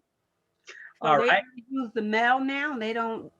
Well, there's a couple ways that this can be done. You can be served by a process server. Right. That's somebody either that's their job. They're a process server, or sometimes a sheriff's officer can serve you with papers, right? Yes. Or the court can just put it through the mail, the U.S. postal mail, right? Or the person who's suing you can just put up their right hand and say, I swear I notified them, I sent them the letter, or I gave them a document, I swear. Really? You have to have the proof. Provide proof. No, they have to provide proof. That does not work. They have to provide proof. Oh, really? You're going to tell me I was sued? I'm telling you now. I'm telling you now. Listen, I'm telling you, I was sued. I was sued by somebody, and I was like, I was never served documents because I had an attorney on retainer. I had an attorney on retainer that why wouldn't I answer a complaint when I got an attorney already that I'm paying for that would have answered it and took care of it? So you know why would I just ignore it? You know what? Do you know what could have happened? A lot of times they get the wrong address. Like a lot of things happen. Well, thing. Or they can provide the proof from the post office, because that's all they need is proof that I had my attorney check how was it Right. served, because I want to So just question this listen, because I just was never listen. served. Because I never showed up for court, I had a default judgment found against me. And then the person took that default judgment to a sheriff's officer who used that judgment to take money out of my bank account. Wow. The first time I found out that I was Yeah, sued that was a wage. is when I had missing That was money a from my wage. bank account. Wow. So What? then- That's crazy. But it was several things that They you were supposed to get prior to that. And I didn't. I can tell you that. And I There were didn't. They're several making a notices lot you of were supposed changes. to get. They should stick with the hand, delivering it by hand. Now the sheriff can say, I specifically gave this to Miss Harrison. Well, the thing is, so now we got to do the steps. How do we undo this is the problem. Because yes, I agree. There's certain steps that should have been taken before this. Absolutely. That's my argument, right? Right. But it wasn't done because I never got any kind of notice of anything until, but yet I did get a notice in the mail that there was a default judgment that was ruled against me because I never showed. How come I got that, but I didn't get anything else? You know, so now, and that was after I realized the money was taken out of my bank account too. So now I contact my attorney immediately. I'm like, what the hell is this? Apparently I've been sued. Somebody took money out of my bank account. And now days later, I get the notice in the mail that, hey, you lost in court. I never showed the court. I never got a notice about it. So I went to my attorney. I asked them, well, don't they have to serve me with papers or somehow? And he's like, well, there's 3 ways that this could be done. And then I was like, well, can you find out how they claim that they did it and then argue that? And he said, yes, I can. So he found out how they claimed that I've been served. And then he argued that. And then we managed to get another court date put in place because my attorney reached out to him and said, this was never done. We never got anything because I was his attorney. He was never served. So, but check this out. New Jersey had a shortage of judges. So New Jersey pulled a lot of judges out of retirement and put them back on the bench. Now, some of these judges are old as hell. Some of them, they got some dementia, Alzheimer's crap going on. And that's the one that I got. This guy was screwy. He couldn't remember who was who in the transaction. He ended up reversing the case against me because, you know, it was all unfounded to begin with. But then he gave them part of the money and gave me part of the money back.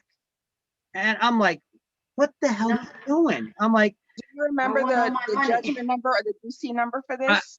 I got the paperwork right. I got the paperwork over here. I got a stack of paperwork right over here on my shelf, but I'm not gonna go through it right now. Can you give me the DC number for that, or the like any of the docket numbers or judgment numbers? I want to look at it. Sure, after class.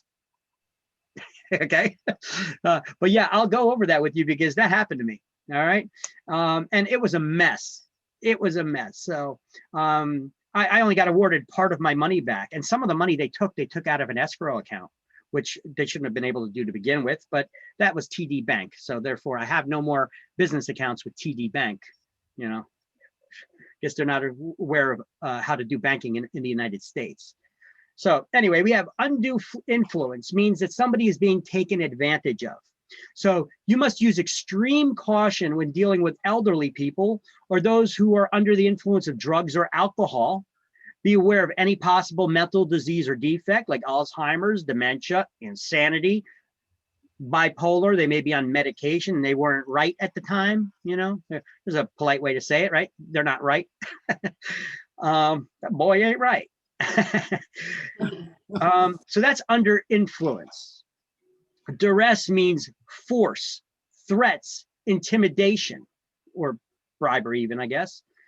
So those are the difference between undue influence and duress, basically force or being taken advantage of. You have to use extreme caution when dealing with elderly people or people that are in a hospital, right? Sick people, yeah. I would suggest that you don't go to a hospital to get somebody to sign contracts. You know, let that happen through their attorney. Right? Especially now, if people are older, be respectful to them, be respectful to your elders. But you gotta you got to pay sharp attention to them, to their actions, how they're reacting with you. See if they're losing words or slipping a little bit. I mean, I do it sometimes, but I mean, do I got dementia? I don't know. You know, I doubt it, but we got to be careful and look for cues when dealing with older people. They may have dementia, Alzheimer's or something. And then it could be difficult. I mean, we're not the medical professionals. It's hard for us to say, but you got to use extreme caution when these people are signing contracts. Because if you get a listing from somebody and they're not of sound mind, maybe they have a legal guardian. You know, their child is their legal guardian or something. Is that contract, that listing agreement, enforceable in a court of law? No, if the adult that was of not sound mind, no. Yeah, but how would we know?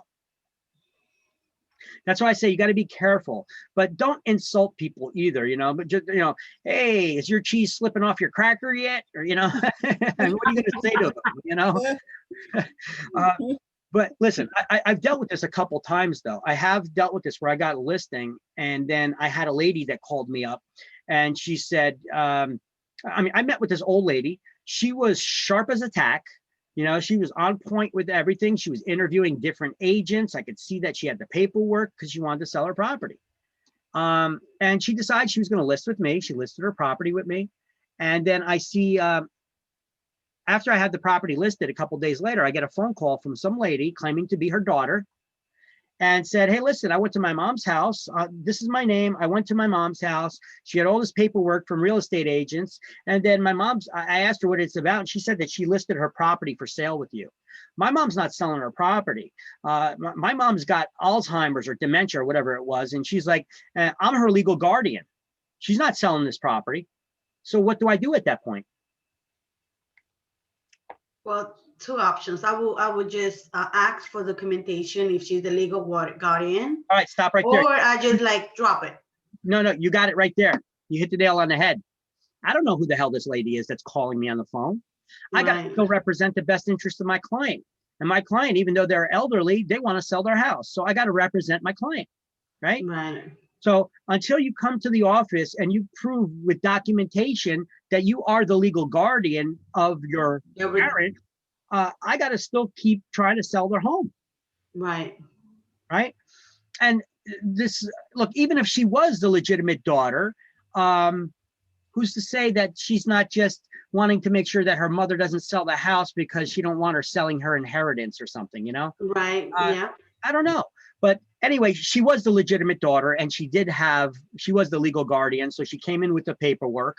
So I had her sign a release of the listing so that I can then provide paperwork to the MLS and not get fined for changing the status without contract signed, right? And then I just put it in my files, the paperwork, you know, that she was the legal guardian. I put it in the transaction folder. So I have that information. You know? Oh, wow. It happens sometimes. What are you going to do? I lost the listing, but there's nothing you could do about that. You know, it wasn't legal to begin with. Right. Right. And so after that, I kind of like kind of learned a lesson to kind of really look out when you're dealing with seniors. Well, yes. You could be seniors. Most seniors are, because you're old does not mean that you're cheese you're capable, your cracker, you know?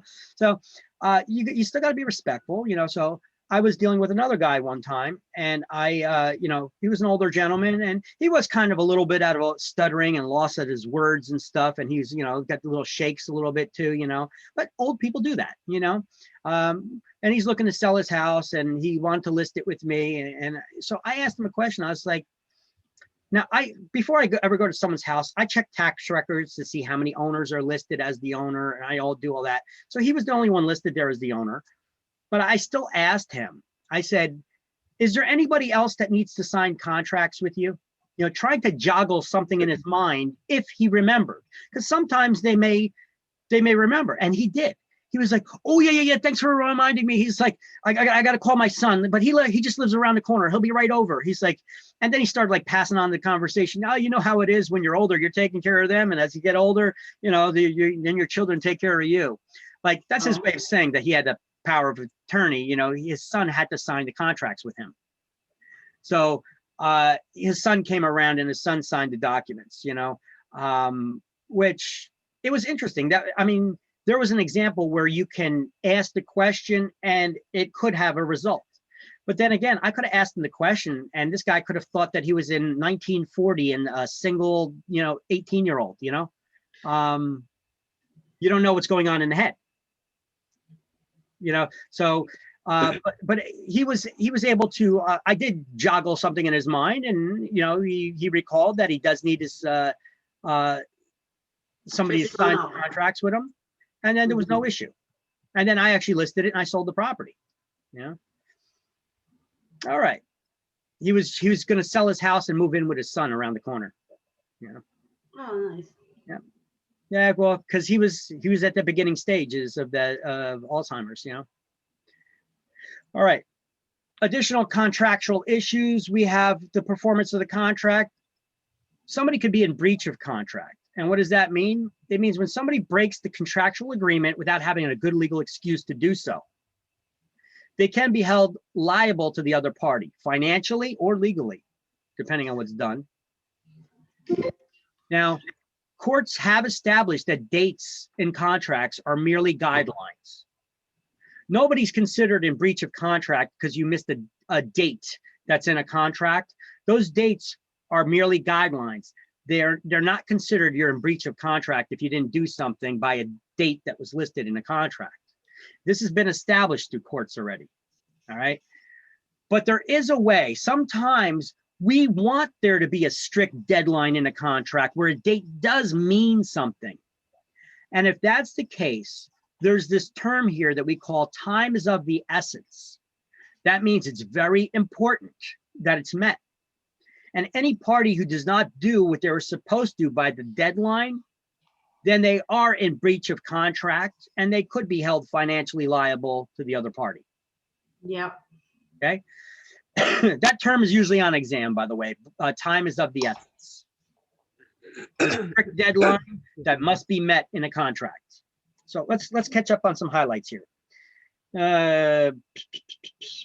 don't have to highlight anything really under executed or executory. Under validity of contracts, let's highlight avoidable contract is one that seems on the surface to be valid, but may be rescinded or disaffirmed by one of the parties. An example of this is a minor, a contract entered into a minor is usually voidable. I like that, and then turn the page.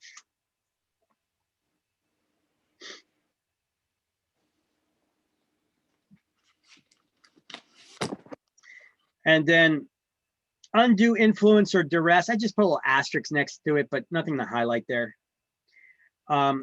Performance of the contract, that's where it says time of the essence in bold. You see that?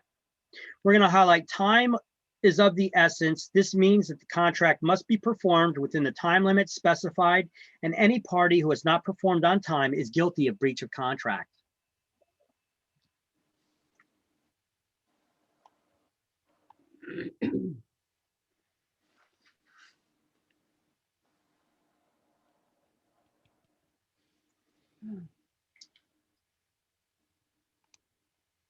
All righty.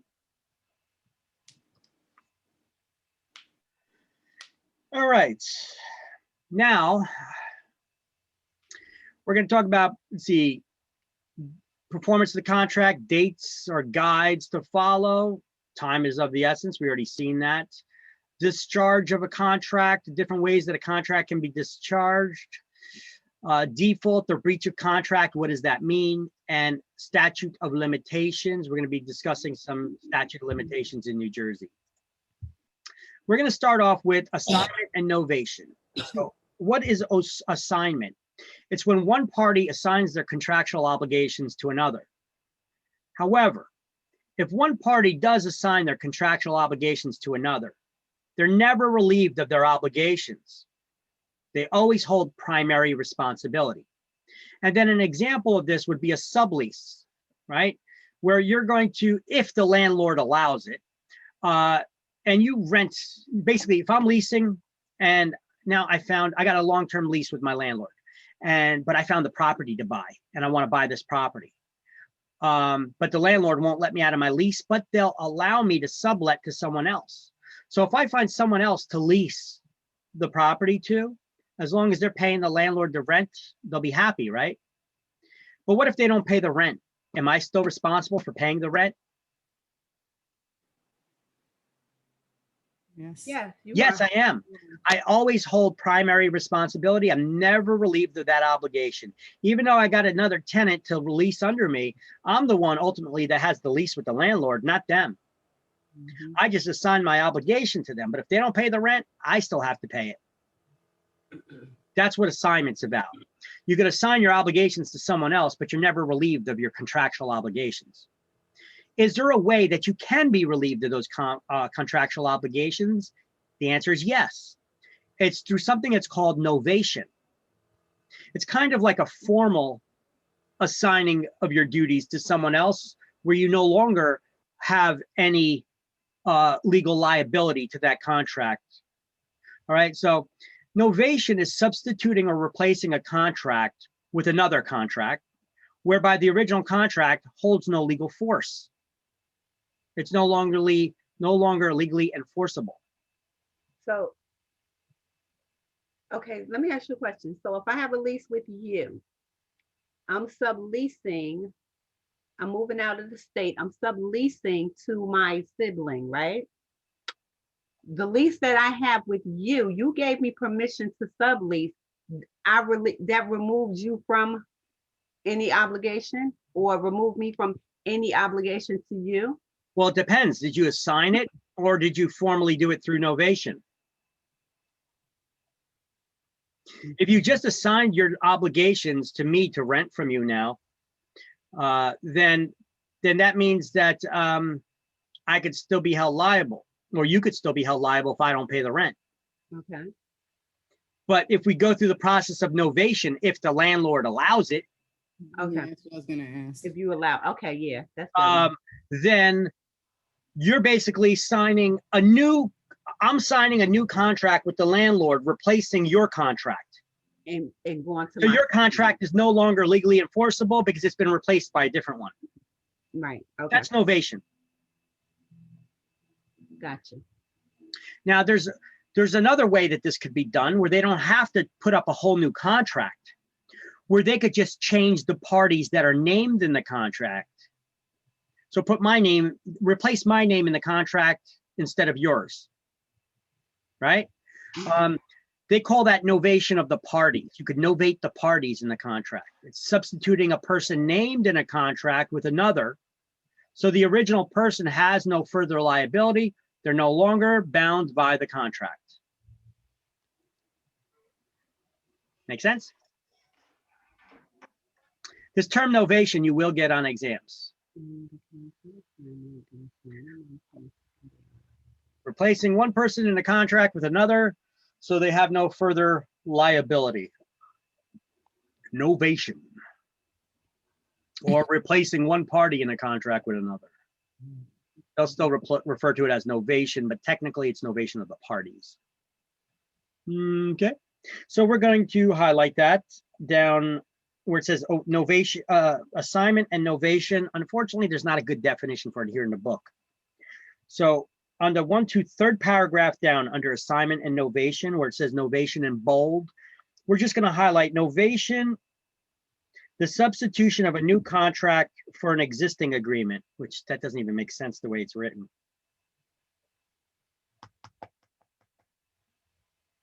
Let me see. If we were to continue highlighting, the new agreement may be between the same parties or a new party may be substituted for either.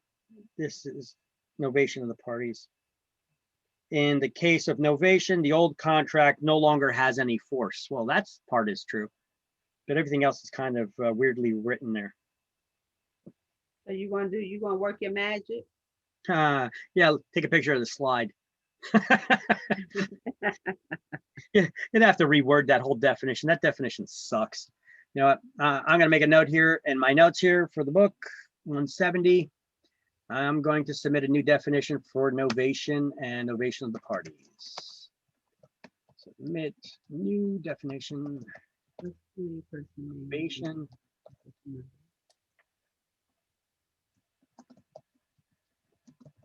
So when we think of novation, we should think of substituting the Yeah. person. I'm making so many different improvements that suggestions that I'm making to this book manufacturer. It's like you're writing a book over, right? Yeah, look, these aren't even all of the things, but just take a little look here. I'll give you guys a little peek scene here. Hold on, let me pause. All right. So assignment and novation. All right. Assignment, you're never relieved of your contractual obligations. Novation, you are. You're substituting one contract with a new one, an old contract with a new one, or replacing a person named in the contract with a different person, relieving the original person of any further liability. So it's substituting, replacing a contract with another, whereby the original contract holds no legal force, or novation of the party, substituting a person named in the contract with another. The original person has no further liability. They're no longer bound to the contracts. All right. So, now, these are the different ways that a contract can be discharged on page 171. Partial performance. Okay, there's nothing to highlight here. I'm just going to explain it so you guys can just pay attention to this here. So a contract can be completely performed with all of its terms carried out, or it may be broken, if one of the parties defaults. In addition, there's various other methods for which a contract can be discharged. And the first one is partial performance. The person only did part of what the contract required of them to do is basically it. All right, they've only partially performed.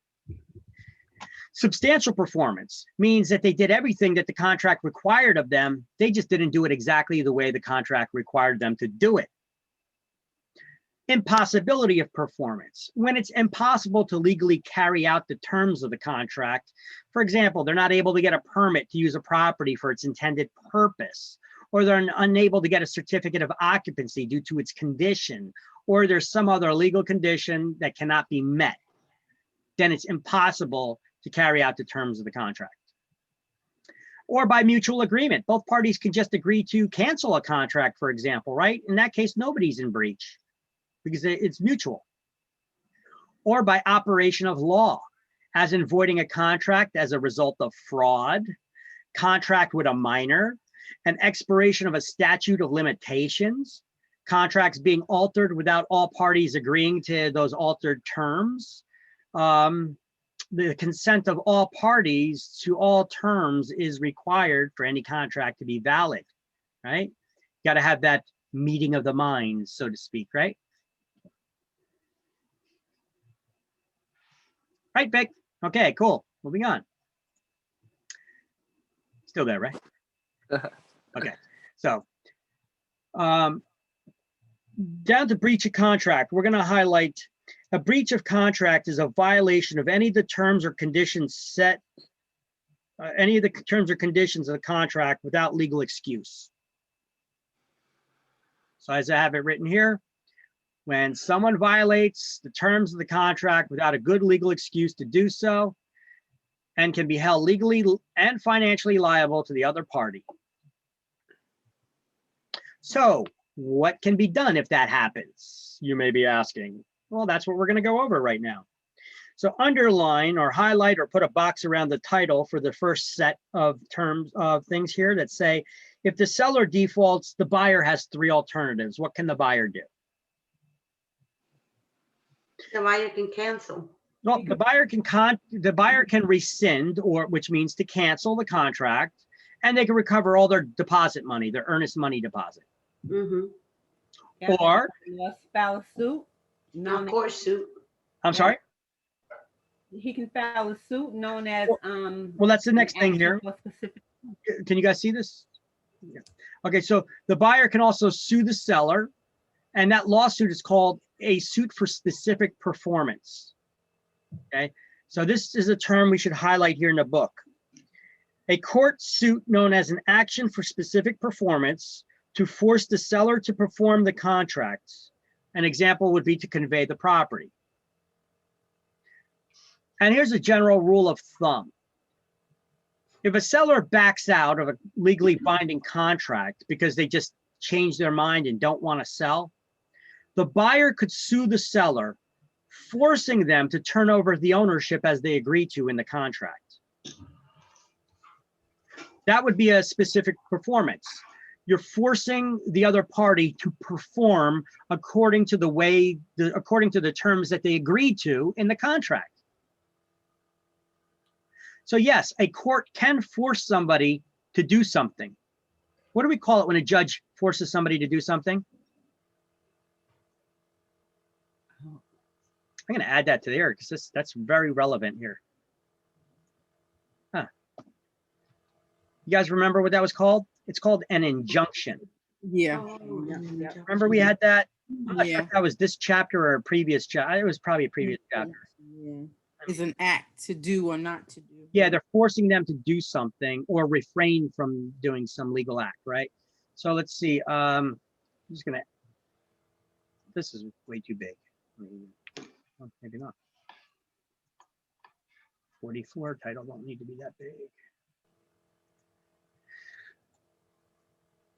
So I'm going to add the definition injunction in here.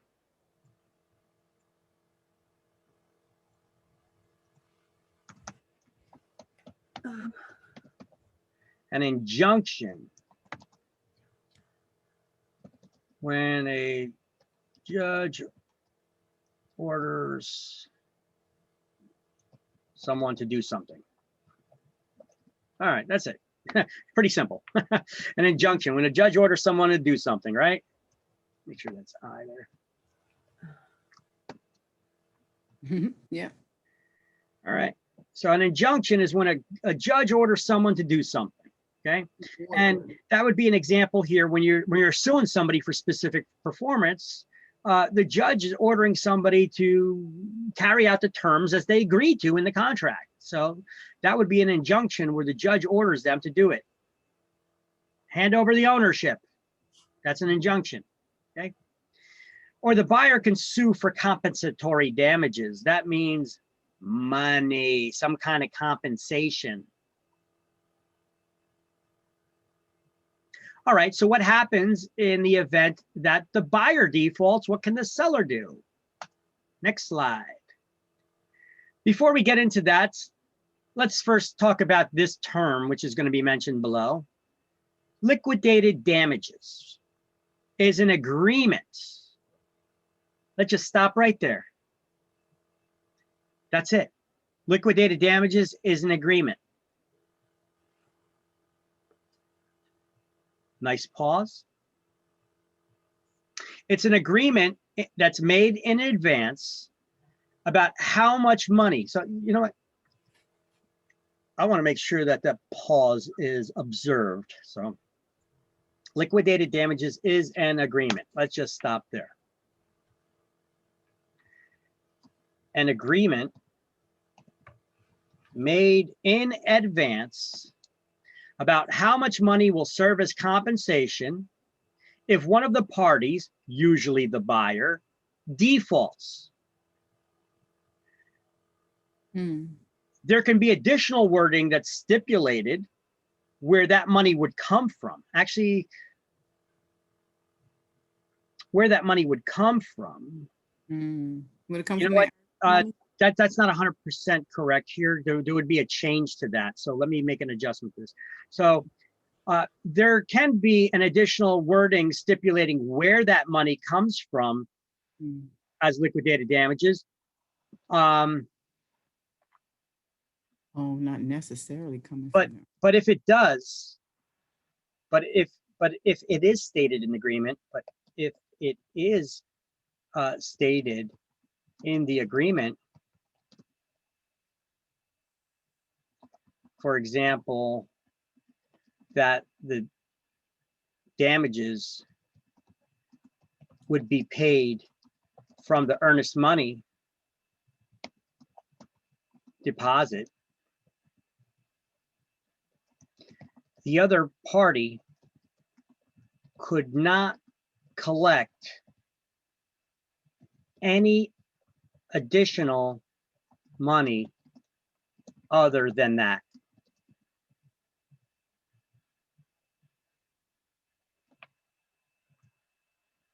Okay, so damages are not necessarily coming from the earnest money deposits.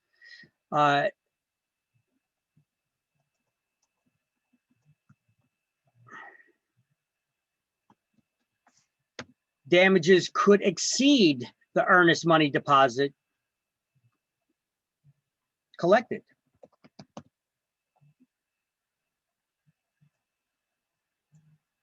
It's good. Yikes. That's not going to fit.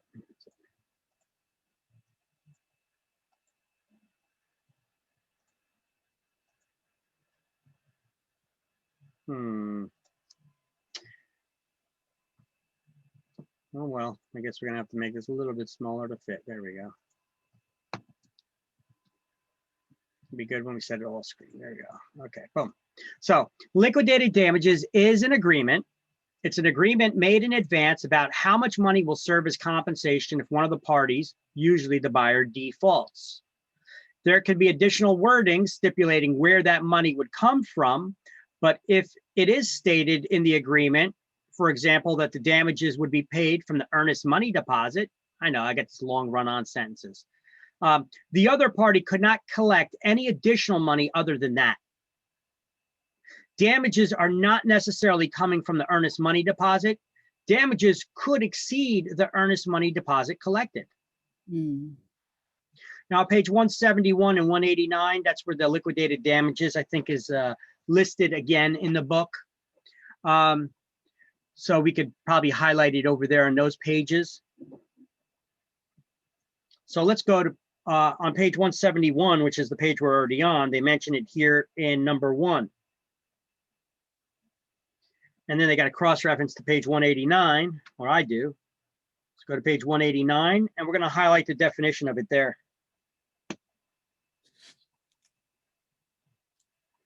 At the bottom of the page of 189, the last paragraph, we're going to highlight the first sentence there. Liquidated damages are an amount of money agreed in advance by the buyer and seller that serves as compensation if one of the parties does not live up to the contract. Boom. Basically, they breached the terms of the contract.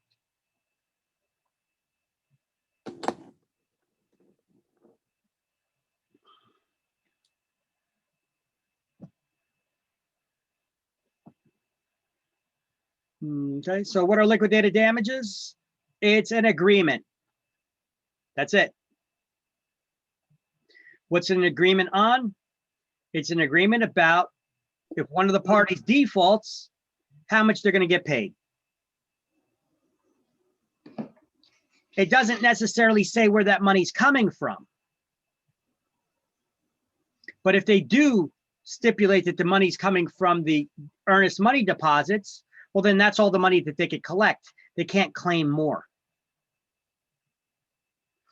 If you just had a liquidated damages agreement and you didn't state where it's coming from, you could have an agreement that that amount is way more than the amount that's being collected as the earnest money deposit. Right?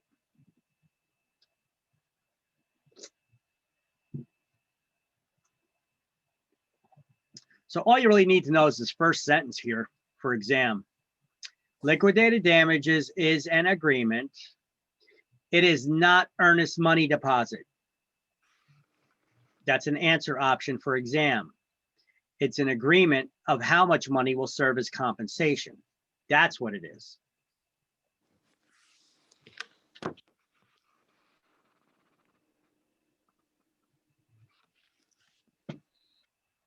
Yeah, so we could even just do that, make this a little bit easier. An agreement on that.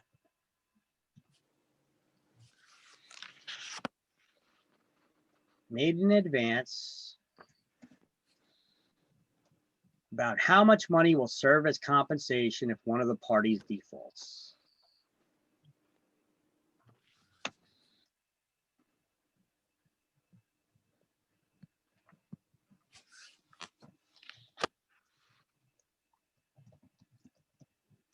Side note, I'll just put that as a side note.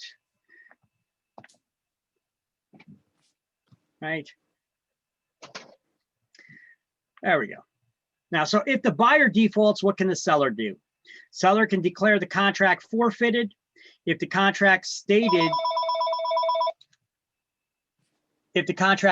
that they can, and if it was agreed that they would be awarded compensation from the buyer as liquidated damages. In other words, not all contracts have a liquidated damage agreement in them. But now you guys as real estate agents who are the ones that are writing these contracts up, could you write this into a contract? In the event that the buyer defaults, they have to pay the seller Yes. you can. $10,000. Yes. That's liquidated damages. You can put it in. Yes, very important. You could just write a sentence just like that. Now, under most situations, you wouldn't, because under most situations, the buyer's going to say, go screw. I ain't signing that. That's true. You Sometimes know? there is money and involved. It's just like, it's so scary. People don't want to sign. Listen, as a seller's agent, I required this to be in a contract a couple times. And if this buyer didn't agree to sign it, I said, well, then you can go screw. Because this was a property that was in demand. And we wanted one, we were looking for the best offer. And some buyers, they were like, well, our offer is contingent upon a home inspection. Other ones were like, I'm a builder. I'm going to tear down the house and put up a new home anyway. So I really don't give a crap about the quality of it. So their offer seemed better right off the bat, but it was a little bit lower. So somebody else said, yeah, we're going to get an inspection, but we're not going to try to back out of the contract if there's a problem. We just want to know what the problem is. And I'm like, well, then it shouldn't be contingent upon that inspection, So I was like, you know what? The only way that we'll accept your offer, which is higher than the other guys, is if you remove that contingency. And because the other guy was buying cash as well, we want you to add in there that in the event that you default for any reason, you got to pay them X amount of dollars. All right. So we did that. Okay. So you can see sometimes where it would make sense to put in a liquidated damage clause into a contract. But under most situations, most contracts don't have liquidated damage agreements in them. All right. Now let's see. Seller may rescind the contract as if it were never made and then just give the buyer all their money back. Or the seller can sue for specific performance if the buyer's a moron. Now, what do I mean by that? In order to sue a buyer for specific performance, forcing them to buy the property, that's not normal. A judge is normally not going to force somebody to sign a 30-year contract of a mortgage loan for a house that they don't want, that they change their mind on. Instead, they're more likely just to award some sort of damages money to that seller because the buyer backed out. They're not going to force a buyer to take ownership of a house that they don't want. Not unless that judge had dementia or something, or who knows, judges make wacky decisions sometimes. So I'm not going to say it never happens. But so how would this happen? It said, however, this would require them to sign over the deed to the buyer and then chase after them for payment. Yeah, you chuckle, right? That basically means the buyer would have to be a moron. Right? Look, if you don't want to buy the property, look, you're the seller, I'm the buyer, right? Mm-hmm. And I'm like, you know what? I changed my mind. I don't want to buy it. I know you're mad, right? So you could sue me, right? Try to get money out of me. You could try to keep my deposit money. Now, instead, you're going to try to do something else. You're like, oh yeah, okay, you don't want it. Here's the deed to my property. It names you as the buyer in it. I'm going to sign it. When does the transfer of ownership take place? As soon as the deed is signed and handed over. And delivered. So upon delivery and acceptance of the deed. Acceptance, right. So now you signed that deed and you handed it to me. Right. And I take it. That's acceptance. I'm the owner now. Mm-hmm. Delivery and acceptance occurred. Now they could be like, ooh, you're now the owner. Now you got to pay me. Mm-hmm. And I'm like, wait, I'm not paying you. I don't want it. Too late. You took ownership. You're now the owner. You got to pay me. Mm-hmm. And I'm like, I'm not paying. Now they could take me to court. And they were like, listen, delivery and acceptance occurred. They signed the deed over. They gave it to the buyer. The buyer accepted it. What'd you think? They were just giving it to you? Now you got to pay them for it. Right. So the buyer really got to be a moron, you know, if they take the ownership and then be like, oh, I'm not going to pay you. What do you think? They're just giving it to you? So this is not normal. Right. Could it happen? Sure. I'm not going to say that it doesn't, but it's definitely not normal. Right. And I would say that a judge normally would not make such a decision. So the seller, number 4, the seller could also sue the buyer for compensatory damages to pay them, which that would be probably the more of a norm than the suit for specific performance against the buyer. Normally, the buyer would sue the seller when the seller backs out, so that, because look, I already sold my house. I got nowhere to go. I got my stuff in a moving truck. I'm getting ready to move in. You can't just say that you don't want the house, that you're not going to sell it to me now. So now with that, I could take you to court and have a judge force you to hand over the ownership to me in that situation. That makes more sense than, I don't want to buy the money pit here. You know, I was really thinking about it, you know, hey, you know what? If you want to get damages from me, get some money out of me, that's one thing, but you can't force me to take on a 30-year mortgage for a house that I don't want. Mm-hmm. Well, a Yeah. judge can do whatever the hell they want. Hopefully they make a good decision though, right? Yeah. Yeah. So those are the options in the events that whether the seller breaches the contract or if the buyer breaches the contract, what can be done. Okay. Okay. So specific performance, add that to your definition list. Liquidated damages, add that to your definition list.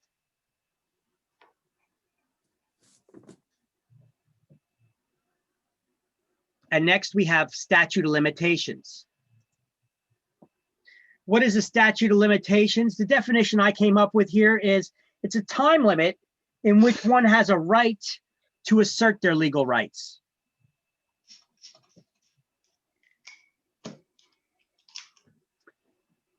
And there's a 6-year period for contracts, foreclosures, mortgages, and cases of fraud. Oh, wait a minute. How long do brokers have to keep all records for? 6 years. Ah, isn't that interesting? Isn't that the same as the statute of limitations for these lawsuits? Yep. It makes sense now. Why? All right. Now you know why. Now there's also a 10-year statute of limitations for lawsuits when somebody wants to recover the real estate, when they want to get the property back. Okay. How do you do now? Because you already discarded those. Oh, 6 years ago I did. So, well, you'd have to prove it. That's your problem now, not mine. Right. Well, look, I mean, look, I'm a broker and I got tons of paperwork. I don't keep it all in the office. You know, some of the stuff I bring to my house and I keep it at my home, you know, the older stuff, you know, I got so many piles of cases of folders and transactions and stuff that right now I'm shredding to get rid of all my old documents, you know, all my old transaction folders, because I got stuff that's over 10 years old. You know, it's just, I don't need to keep it. Why am I keeping all this crap laying around? You know, some brokers pay for storage units, you know, some put it in their basement or attic, you know, but so I'm cleaning up, I'm making room now. Right. So I'm dumping that, you know, I'm shredding it and I'm dumping it in my recycle thing and let them take it away. Okay, so what is the statute of limitations? It's 6 years for most things and 10 years for lawsuits to recover real property. That's going to be on an exam sooner than later, hint, hint. Wink, wink, nod, nod. All right. So we're going to highlight that. Statute of limitations. This 6-year period applies to contracts, foreclosures, mortgages, and cases of fraud. Lawsuits to recover real property have a 10-year statute of limitations in New Jersey. In other states, you would have to check what the law is on their books, but this is New Jersey.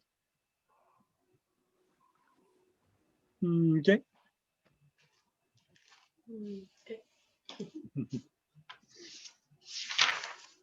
All right. So contracts used in the real estate business. We do not write these contracts from scratch. These contracts are already written up by an attorney. We just need to learn how to fill in the blanks. The contracts were already written by attorneys, prepared and approved by the Real Estate Commission, and now we can use them. We have a universal contract that's good for 1 to 4 family properties, right? Can we sell commercial real estate? Yeah. Yeah. Yeah. We just can't prepare the contracts for them though, right? Correct. Yep. Who can? Attorneys. Only an attorney. All right. What kind of properties can we prepare contracts for? 1 to 4. And single residential single lots, right? Mm-hmm. For sale or lease, right? Mm-hmm. So basically, we're going to do a recap of a lot of stuff now that we already went over in earlier chapters. All right. A lot of the documents, disclosures, the process that we go through. The next couple pages are just going to be a recap of all that crap. And then we're going to actually go through a contract. And I think there's maybe 1 or 2 new things towards the end of the chapter that we go through. All right. So preparation of the contracts, we just have to fill in the blanks. Don't leave any blank lines.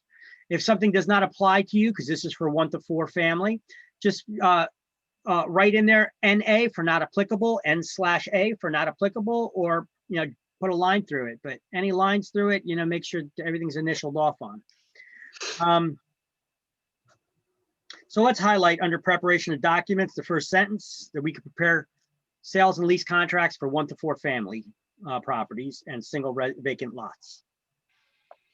We're not allowed to prepare contracts for sale or lease for commercial properties, lease options, leases, option agreements, sales contracts on tracts of land, meaning more than 1 lot, commercial property or industrial property. Now, New Jersey requirements, where it says New Jersey requirements here, all offers, contracts, or leases prepared by licensees must indicate the business relationship the parties have with respect to the parties named in the document. I like that.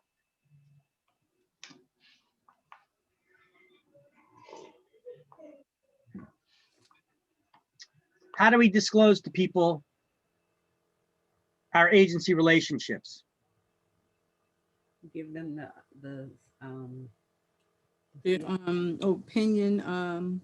The CIS. yes. CIS form, the consumer information statement. But every other contract and disclosure, the contracts for sale or lease and disclosures also have those check boxes on them. I represent the buyer, not the seller, not the buyer, both or neither. I'm working as a transaction broker, right? You guys remember how that looks? So in the margin next to that, I'm going to show you where it actually says that on the contract. You see, do I have a contract still open here? No. Let me open one because we're going to need it open anyway. Cover sheet. I'm going to show you guys the actual sales contract that we use.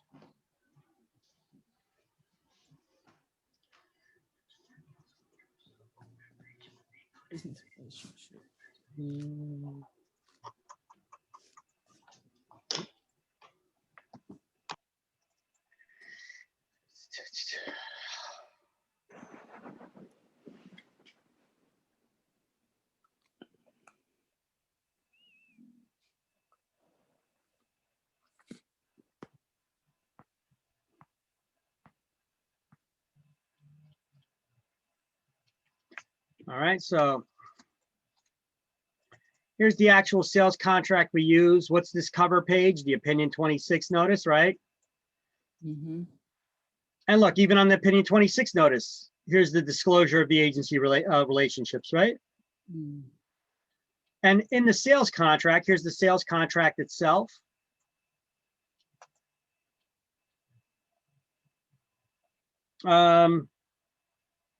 Let's see, disclosure of agency relationships. Well, you can look at the section in here. You'll see it says it's somewhere in here where we're disclosing the agency relationships. But here, if we just go down, I could probably spot it a lot quicker. It's in the area where the commissions are.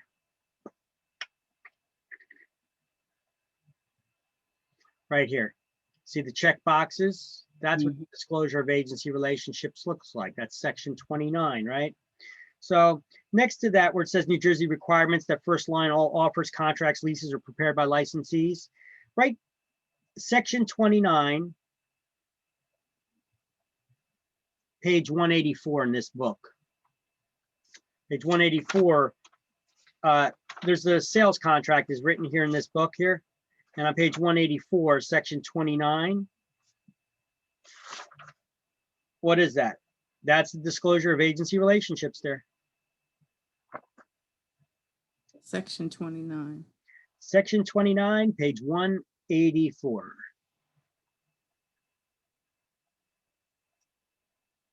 That's this area right here.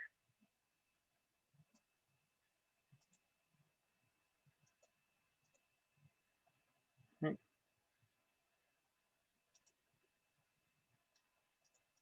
Okay. The opinion 26 notice must be the cover page of any contract prepared by licensees informing consumers of their right to hire a lawyer. We already learned about that. Let's highlight that. Attached as the proposed contract of sale as the cover page must be the notice. And right above that, opinion 26. It's the opinion 26 notice. And I'll give you the cross-reference, page 174. Because that'll be right before the contract, because just like here, this one that I'm showing you, what was the very beginning of this contract? Even before the contract, we had the opinion 26 notice here, right? Informing this is the cover page of any contract prepared by licensees. So yeah, you're writing opinion 26 notice, page 174, right above where you highlighted attached as a proposed contract of sale as a cover page must be the notice. That's the opinion 26 notice. Good.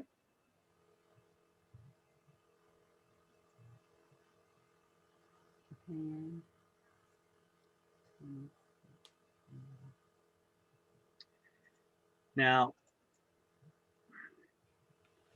the federal requirements about lead hazards, remember, what do we got to give people if the property was built prior to 1978? The memorandum. We got to give them the lead hazard disclosure statement. Disclosure. Yep. A 10-day opportunity to conduct an inspection or waive that right. And we got to give them the booklet, the pamphlet. Yeah, federal lead point disclosure, lead paint booklet, 10 a day, whatever. Yep, the 10-day opportunity to conduct an inspection or waive it if they want to close sooner. Yeah, they have 10 days, right? Yep. They have 10 days right to an inspection.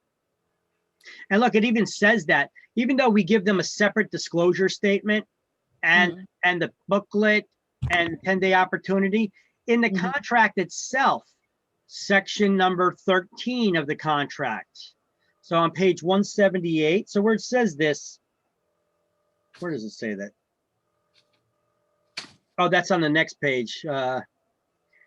I'm bouncing around here a little bit. Okay, on page 173, it says federal requirement. That's where it talks about the lead paint. I just wrote in the margin. There's nothing to highlight there. I just wrote in the margin. Page 178, line number 208, section 13. And what you see there on page 178, line number 208, section 13 is line number 208. Let's see. I'm just looking at these line numbers down the side here. And section 13, here we go. This is all the lead statement. Lead-based paint and or lead-based paint hazard. Yep, because you could have, and see, it goes all the way down to here. So it talks about that we gave you the required copy of the lead paint statement, we gave you the booklet, and gave you a 10-day opportunity to conduct an inspection. The property is built prior to 1978. They give the lead statement here again.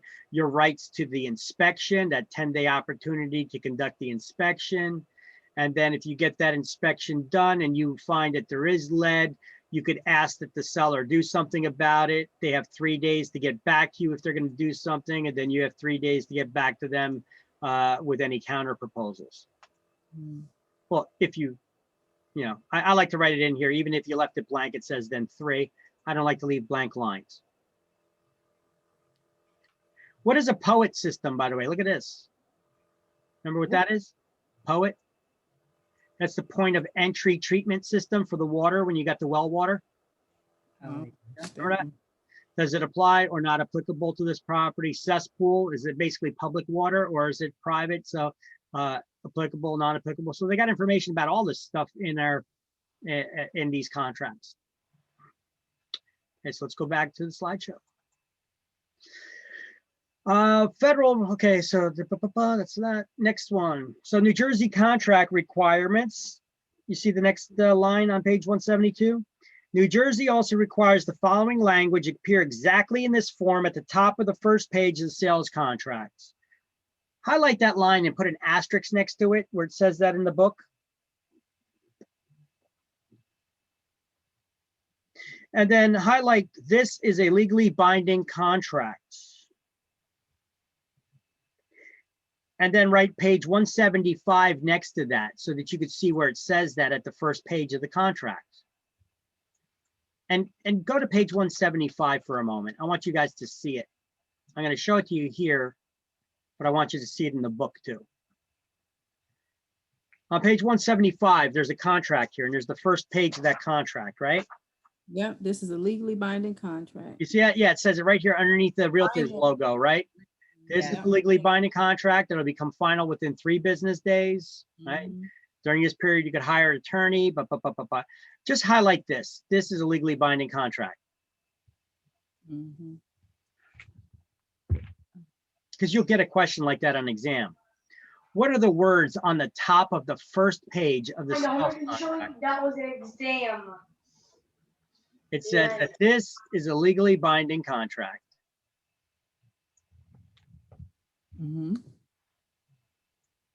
Okay. And now the next section explains to you how attorney review works in the book. Back to the book on page 172. 3-day period. So how does attorney review process work? I got a slide here that says this. And what I did is in the book, I'm going to have you highlight the title, attorney review, and then just put a box with your pen around all 3 of these steps, which continues on the next page, by the way. And so we'll just highlight that and put a box around it, but then let's just look at it. I got it copied all right here in this one slide. And I have a little notation at the top there for you that most states and the southern part of New Jersey, they do not usually have attorney review. They don't use attorneys in the real estate transactions usually. All right, unless there's a problem. Yep, you mentioned that. So, attorney review process, how does it work? Well, both the buyer and the seller sign a contract. And when it's signed by all of them, what kind of contract do I have? A duplicate original. No. I have a fully executed contract. Oh, executor, yes. That is valid. Yeah. Right. Yeah. But I have a fully executed contract once it's been signed by both parties. Right. Now, what do I do with that contract? A duplicate. I got to give them a duplicate original, right? Duplicate original, yes. To each party. And then I send it off to the attorneys. So both parties must receive a duplicate original, a fully executed contract, and then we start counting of time.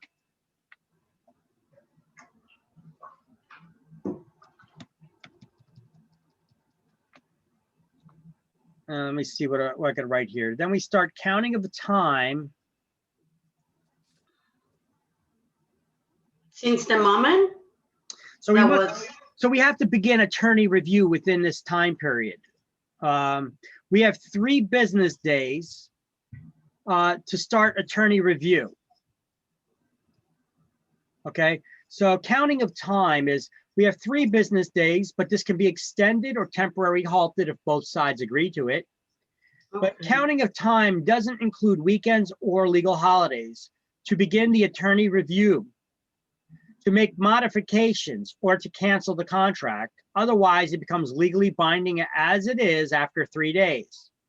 Nobody can make changes without the other side's approval. All right. So after the contract's been signed by both parties, how soon do we got to get attorney review started? 3 days. 3 days. So we got to get this contract immediately to the attorneys, because Yes. they only have 3 days to start the review process. That means that the attorney's got to read through the contract, make any changes to it, you know, and then they send it off to the other side. So a lot of times you don't want to wait till last minute to send it to the attorneys. You want to, after it's been signed by both parties and you give them their duplicate original, you want to immediately send it off to both sides' attorneys. So you should get both sides' attorneys' contact information right away. You're going to fax it over to them. Most attorneys want it faxed to them, or you could scan it and email it to them if some attorneys got that set up that way. Ask them, you know, call their office and ask them, say, hey, I got a new contract for you. I'm representing this person and your client is also the buyer or they're the seller. You know, I reach out to both sides' attorneys and I say, how do you like the contract sent to you, by email or by fax? And if they want to email, they'll scan it and I'll send it to them as a PDF document. If they want it faxed, I will fax it over to them. Okay. What happens if it takes longer? Well, what happens after 3 days, 3 business days, if you don't start? It's legally binding as it is. So. And then neither party has to agree to any changes. Ooh. Okay. That's why we want to get it started right away. And that will be our job, to call the attorney, because when I closed on this house, I had to call my attorney and say, hey, listen, we need an attorney review going. And he was on vacation. I don't know. I remember my agent calling me and said, you have to call your attorney. And I was like, wait, I don't understand this. What do I have to do? So it was a lot of things. Well, hold on a second. You have to hire an attorney first. Yes. Okay. If you never hired an attorney, they're not obligated to work for you. No. We had an attorney, of course. Okay. We did. I know that. Okay. But I'm saying, if your real estate agent just sends your paperwork to an attorney who you want to use, but you never called that attorney to speak to them, to find out how much they're charging to work with them, and then sign an employment agreement with them that they're going to do the closing for you and what their fees are and all that stuff. And you got to sign an employment agreement with that attorney to represent you. Yeah, we did. Okay, so you did that. Yeah. So then it's your real estate agent's job then to send over the contract to them and then get on the phone to follow up immediately right afterwards to confirm that they've received the contract by fax or email, however that was sent. See, it was her job. That's why she's not Now, hiring. if your agent didn't do that and the other side is like, hey, we haven't heard back from your attorney yet, you know, what's going on? Your agent probably just called you up and said, hey, you got to call your attorney. They're not responding, or they're not Well, that's because the agent never called the office themselves. The agent sucks. That's the thing. I'm not saying that. I'll let you say it, okay? But that's, you know, they didn't do their job. They should have called right away. When you guys have a new contract, I call before I fax it over to find out that to confirm that I have the correct fax number. Right? You want to make sure you got the right numbers, the right info, right? Look, I got a book that's, you could buy this book. Your office should have it. You don't need to buy it. The book is like $87, okay?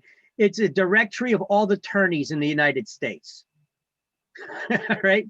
And it has all what law firms they're working for, what their phone numbers are, what their contact information is, what their email is, what their address is, I got all the attorney's information for every attorney in the United States. Okay, it's a law book, it's a red book. Okay, it has all their information. And the book's like this, it's like that thick. Okay. And so I will look up the attorney's information in there if that agent didn't supply it for me, I'll say, who's their attorney? I'll before I start looking in the book, I'll just ask them, see if they got that information handy that they could send to me. If not, I'll look it up in that book, and then I'll try to reach out to them, and then I'll confirm that that's their information, that that's where their address still is, what their phone number is, what their fax number is, and if they have an email address that they prefer I send new contracts to. Okay, I'm not going to assume that information in this book is correct, or that's where they want it sent. It could be a generic number there that they don't normally check, the email or phone number or whatever. So I'm going to reach out to them and ask, and then I'm going to let them know that I'm representing the buyer in this transaction. We prepared a contract. We're going to be sending over a fully executed contract to both attorneys. You are the attorney for the buyer side. I'll contact the other one. I'll say you're the attorney for the seller side. So prepare, these contracts are coming, right? And then I'm going to fax over or email the contract to both attorneys. That's fully executed. And I'm going to ask them, I include a cover letter that has everybody's contact information. Here's the mortgage company involved. Here's the buyer's agent. Here's the seller's agent. Here's who the buyers are. Here's who the sellers are. So I'll have all the sellers' information on one side and their representatives on one side. I'll have all the buyers' information and their representatives on the other side, the attorney, the real estate agent, and the buyer. And then in the middle, I have an area, the way mine is set up, where it's the mortgage company's information and who the mortgage rep is. And so this way, the attorney knows who they're representing. Your stuff's on this side, these people are on this side. We got two sides of a transaction, right? And so I will send that out, and I'll put a cover letter on top of that. And I'll say, here is a new attached, please find a new contract for purchase of property at whatever the address is. Please start attorney review and CC both real estate agents on all correspondence between attorneys, please. Basically, I'm asking them to carbon copy us on all the communications between the attorneys, so the real estate agents are aware of what's going on, any changes they make to the contract, and so that we know when it's out of attorney review. Okay. Sometimes attorneys are not that organized. Sometimes attorneys don't communicate with us unless their client tells them specifically to. So you got to try to make sure that if you don't hear anything, that you call them right away. So I will fax it over or email it over to them, and then I will immediately get on the phone and call them. And I'll say, I just faxed over this, or I just emailed the contract. Did you guys get it? If you do not make that phone call, I guarantee you, a couple days later will go by, and you didn't hear nothing yet, and now you're going to call up, and they're going to be like, "Oh no, we didn't have anything. Maybe the copier, maybe the fax machine ran out of paper, or maybe the memory was full, or there's going to be an excuse. It ran out of ink." You need to call. You need to call. Our job is to be the manager of the transaction from this point. After the contract's been signed by everybody, we need to make sure that all the parties are communicating with each other, because when it's at attorney review, it's out of our hands. But we could just make sure that the attorneys are communicating and that they received the contract, right? That's our job. Once it's out of attorney review, it goes back into our hands again. Now what do? Buyer, order the home inspection. Buyer, get your lender to order an appraisal. So now the buyer has two things to do right away. Order the home inspection, see what comes back. Everything comes back honky-dory, order the appraisal. You don't want to pay for two things that you don't need, right? Order the home inspection, because if there's major issues and something, you're like, oh no, I don't want to buy that house. You didn't want to have to have paid for the appraisal on it already either. So let's first order the home inspection, make sure that everything's okay with that. Then we're going to order the appraisal. Everything okay with that? Then it goes back to the attorney's hands. The attorneys will order then title search and survey. The buyer is going to keep communicating with their lender, providing all the documentation that they need. We as real estate agents are going to make sure that that lender produces the mortgage commitment letter to for the buyer so that we could give to the seller side by a certain date as we wrote in the contract. And then we just pretty much wait for the closing. Oh no, we also find out who the utilities are, who the utility companies are. We give that information to the buyer and tell the buyer to get homeowners insurance because they're not going to be able to close without it. If it's a flood zone, get flood insurance. Let them know who the utility companies are so that they can arrange on the anticipated closing date to have the utilities transferred into their name. Because if we don't arrange in advance for this, have them arrange for it in advance, the seller is going to arrange for the utilities to be cut off. And then the buyer could be moving into a house with no utilities. And then they got to call up to get them hooked up. They may have to wait for a date for the utility company to come out and hook it up. They may have to pay for connection fees, but and those connection fees can be a couple $100. Where if they just manage to transfer it, it's seamless. They just transfer the billing. It never gets disconnected. The utilities are always connected. It's seamless. It's a nice smooth transfer from one party to the next. That's our job, to make it as painless as possible for the buyer, right? Yep. Okay. Yep. But this is what we do. Right. All right. And then we do that final walkthrough when? The day. You said the day before, right? The day of the closing, on your way to the closing. Yeah, on your way. Oh to yeah, the you said you closing. don't. You say you don't like to do it the day before, right? I like to do it the day before. I just don't trust it, so I don't do it anymore because that one time the person's basically stripped the You kitchen. want a full kitchen. Yeah, I want the kitchen still to be there when they come back from closing. Oh gosh. Yeah, that's crazy. Mhm. Right. Okay, so that's what the attorney review, how it works is one side's attorney will send out a letter to the other that says, we are in receipt of the contract for the purchase of 123 Main Street. However, we disapprove of the contract in its current format. That's the notice of disapproval. However, if you agree to the following laundry list of changes that we've made to the contract, we can conclude attorney review. And the attorney signs, and then they send that letter off to the other side. The other attorney then examines it. If they're in agreement with everything, then they sign it, and then we're out of attorney review, and we're now in a legally binding contract. If they don't, then they make any other changes, and then they send out another letter of disapproval. Now, how long does each side have to respond to the other? 3 days, right? 3 days. So attorney review is not 3 days. It's just that each side has 3 days to respond to the last communication of the other. Right.